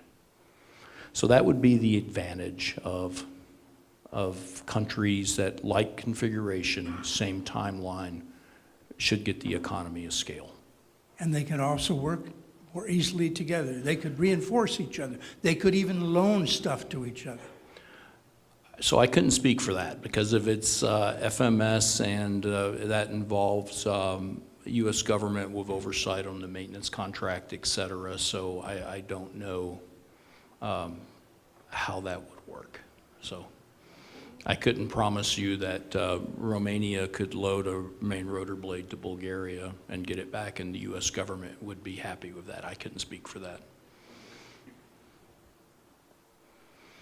But it does have some, definitely has some benefits. You share information. You can do joint training. In theory, if they were used for special operations, an operator from Romania could operate from a Bulgarian aircraft, and vice versa. And could they loan each other parts? That would I'd have to defer that to the government, the way they track the parts, and usually there's a management for that. So that probably gets out of my scope of expertise for as far as how the U.S. government manages the actual case once it hits delivery phase. And I myself have had the opportunity to fly the Apache on a simulator. What about a simulator for the Little Bird? So what we have for the Little Bird is basically a desktop trainer. And so there are some Little Bird simulators that are available. I would tell you the Little Bird does not have any automation. It is a hands-on aircraft all the time. You can relieve pressure with a trim switch, but you're going to work the pedals, and you're going to manage everything, and it will not help you fly. If it's properly maintained and it's properly rotor smooth, it's a pleasure to fly, and it's, you could compare that from driving a 1975 Cadillac to jumping into a Porsche 911. I mean, it's nimble, it's fast, there's a learning curve. However, it does make you a stick and rudder pilot, because again, you have to fly. It's not going to do anything for you. I've flown assessments where people come in a Little Bird to fly them for the first time, and if it's a Black Hawk or an Apache they pilot, they have so much assistance for their flight controls that the first thing I say to them is, you're going to have to push some left pedal, because they're used to a Black Hawk and Apache helping them and nudging them with the left pedal. Or in some cases, for a European helicopter, it would be right pedal as you pulled collective. And every time they would yaw 30 degrees because they weren't ready for it. But it's a learned skill, and it's been the choice of the U.S. Army Special Operations for roughly 40 years, and the last data that I've seen is they're looking to keep it in the service until 2035 or so, because there's nothing really that replaces it at this moment. Thank you. Okay, any more questions? Can we give them a hand here? Thank you. Yeah, my apologies for after the applause for speaking, but if you need any information from in situ or liquid robotics for the Wave Glider and the Scan Eagle, when we go have some rakia, I guess soon, let me know. I will give you my contact information, and I will get you in touch with the expert on that, and so somebody who's a mile wide but only a quarter-inch deep. I can give you a lot of practical, operational, in situ Scan Eagle applications going back 30 years. And I can give you training in drinking water.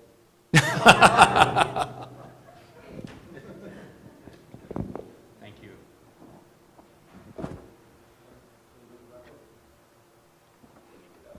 I mean, we already exhausted our main program. I think it was a pretty good discussion. A lot of fresh ideas. I mean, we have to think how to make a summary of this, and of course, to make some workable solutions. I mean, workable proposals, and these proposals will be addressed to NATO, but also to our respective countries. So yeah, I think that what we can do now, if someone would like to take the floor and just share ideas or what came up after all the discussions. Of course, you can send us your ideas via emails later on, because we'll be working on proposals to NATO, on the summary of this, which we'll present to NATO in the next, let's say, 2-3 weeks. So, yeah, please feel free. You're sending out a email to everyone, though? Is that going to include an opportunity to submit any follow-up comments? I do have all emails, and I'll send first and foremost and the survey, so people will know to whom to respond with some ideas, proposals.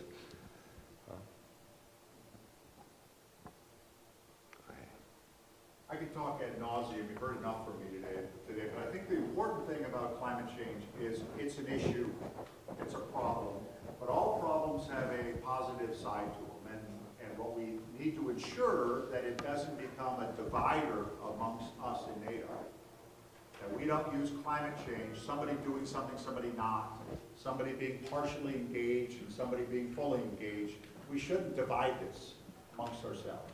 We should use it as a corralling issue, a common threat, but we should also know how climate change may very well affect our opponents, those who may be nipping at us, but those also, the challenges that they may face from a climatic perspective. Yeah, agree. Good. Go ahead. Thank you. You know, when you come off the stage and then you realize, oh, I wanted to say this and this and this, and so I will take this opportunity.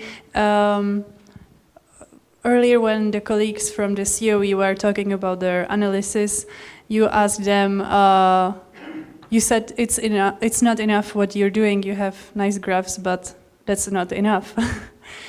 I don't. Did I say that? Yeah, something like that. Yes. I don't agree with that, because I think every one of us has their part to do, whether it's analysis or whether it's talking to our bosses about this topic and making them understand that it's important.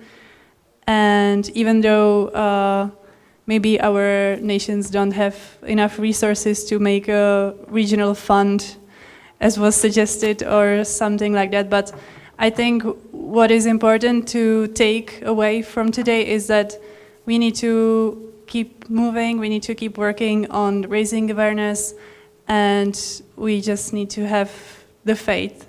It's a bit idealistic closing from my side, but I think we need that because, yeah, it's about our future, and yeah, so thank you. Yeah, I fully agree with you. But I have to say that what was my point? First, of course, we are good in analysis. We have good understanding what is going on. But at the end of the day, we have decision makers, politicians, who has to be sometimes pushed, but in any case convinced that our analyses are correct. And I refer to the former president of the United States, Donald Trump. Climate change is nothing, it's an invention of our enemies, they want to destroy our economies, it's just, you know, next cycle. So this is what we have to do, to convince people that we have to take measures. One, second, we have to work with society. I mean, particularly in our region. I can speak on Bulgaria, but there is no understanding within the society that climate change is something real, that it is threatening our economies, actually all sectors. So we have to work.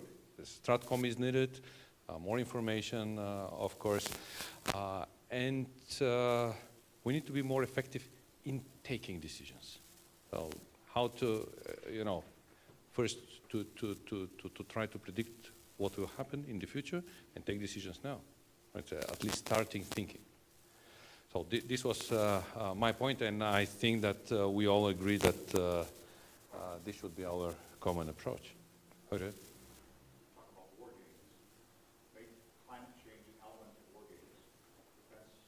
Why not? I mean, yeah. Well, we believe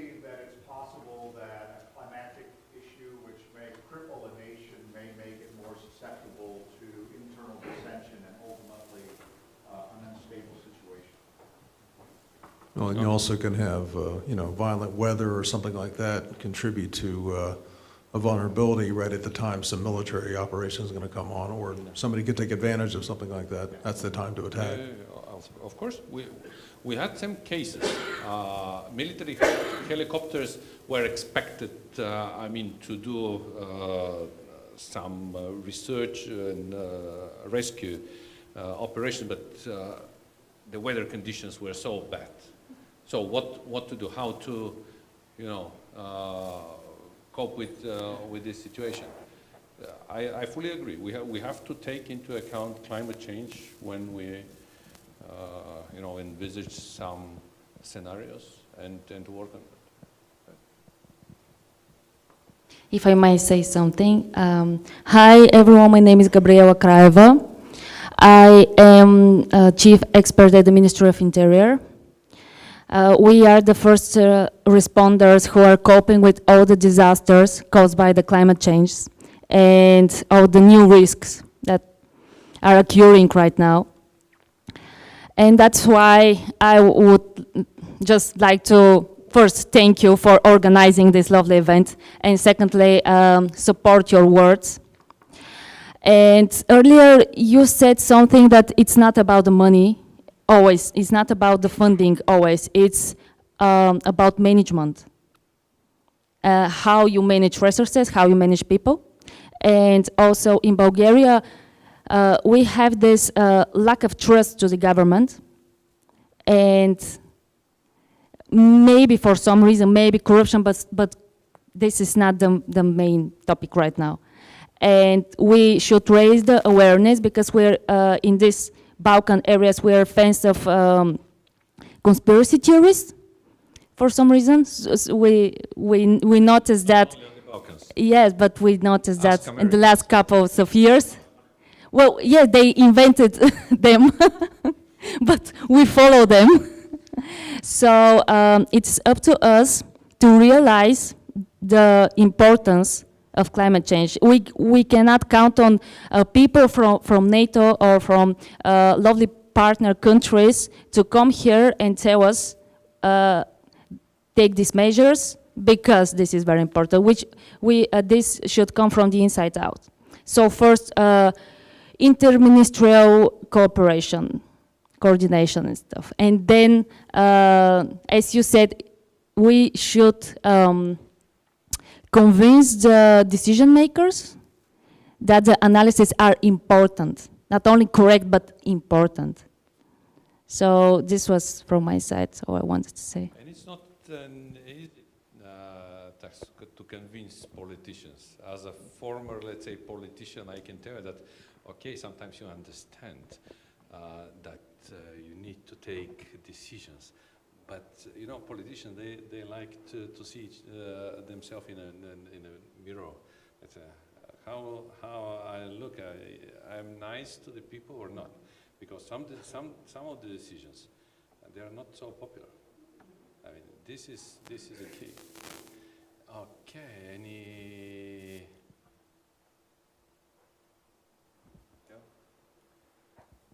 Yeah, how do you pronounce his name? Ramaswamy? Is that the Ramaswamy.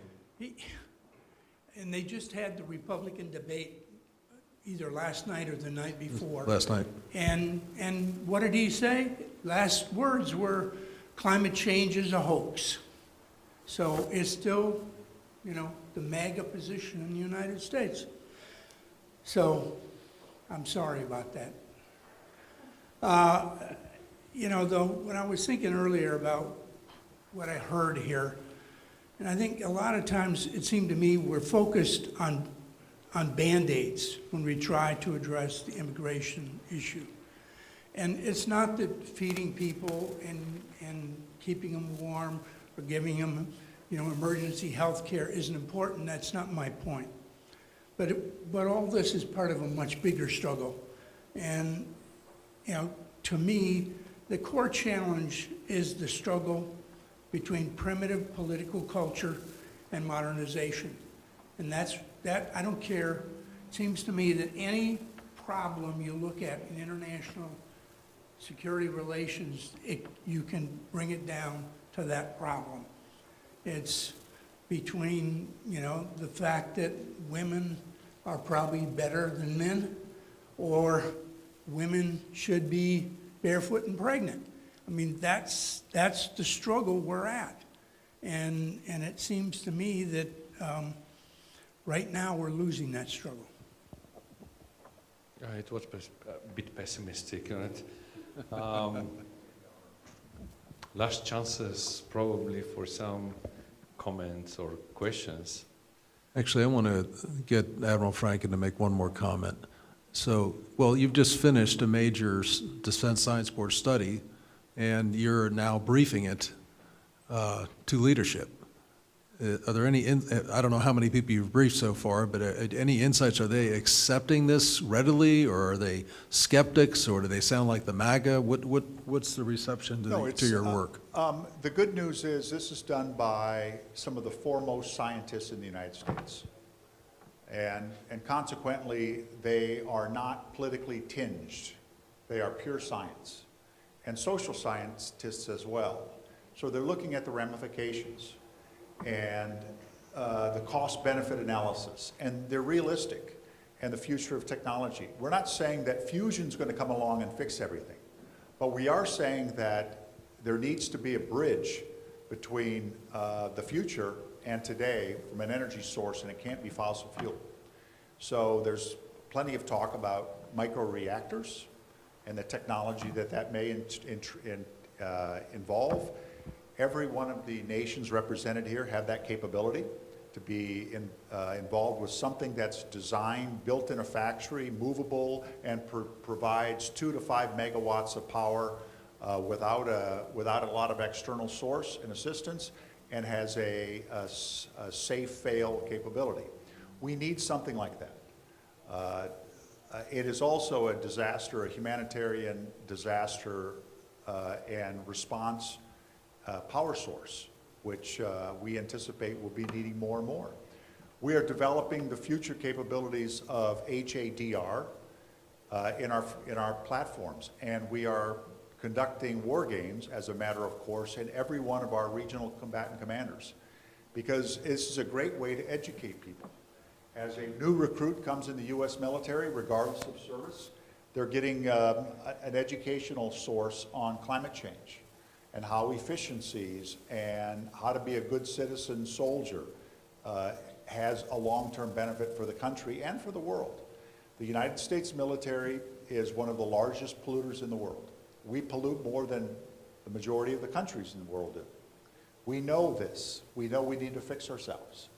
And it costs a lot of money. In the meantime, we're concerned about our national security besides our partner nations and being a broad-shouldered nation worldwide. It's a struggle, but it's much more of a struggle if you define your future as being a fossil fuel burning, devil-may-care perspective. You need to be a good citizen and a global partner.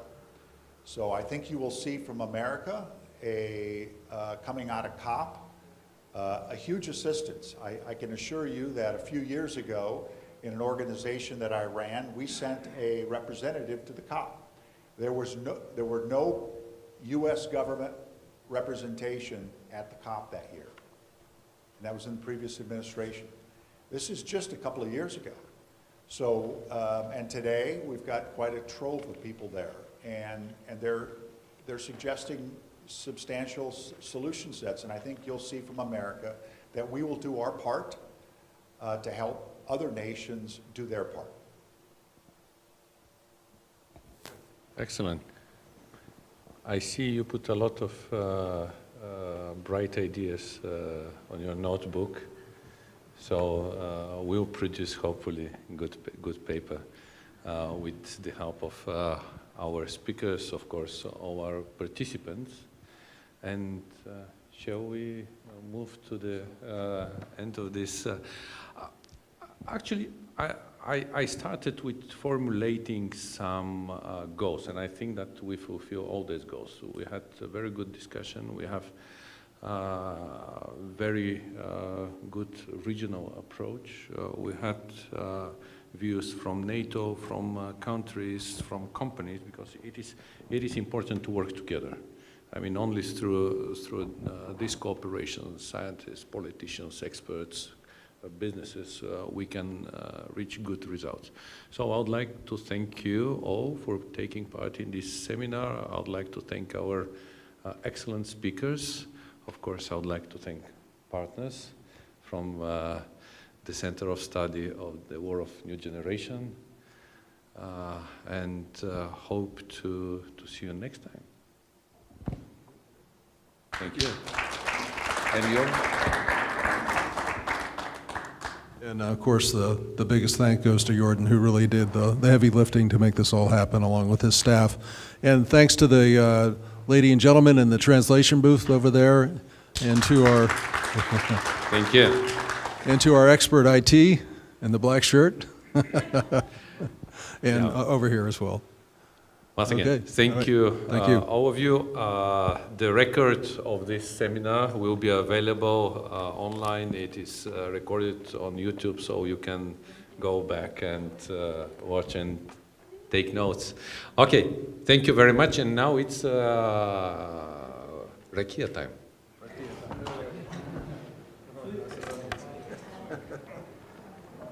I'm not sure that we are offering rakia, but it's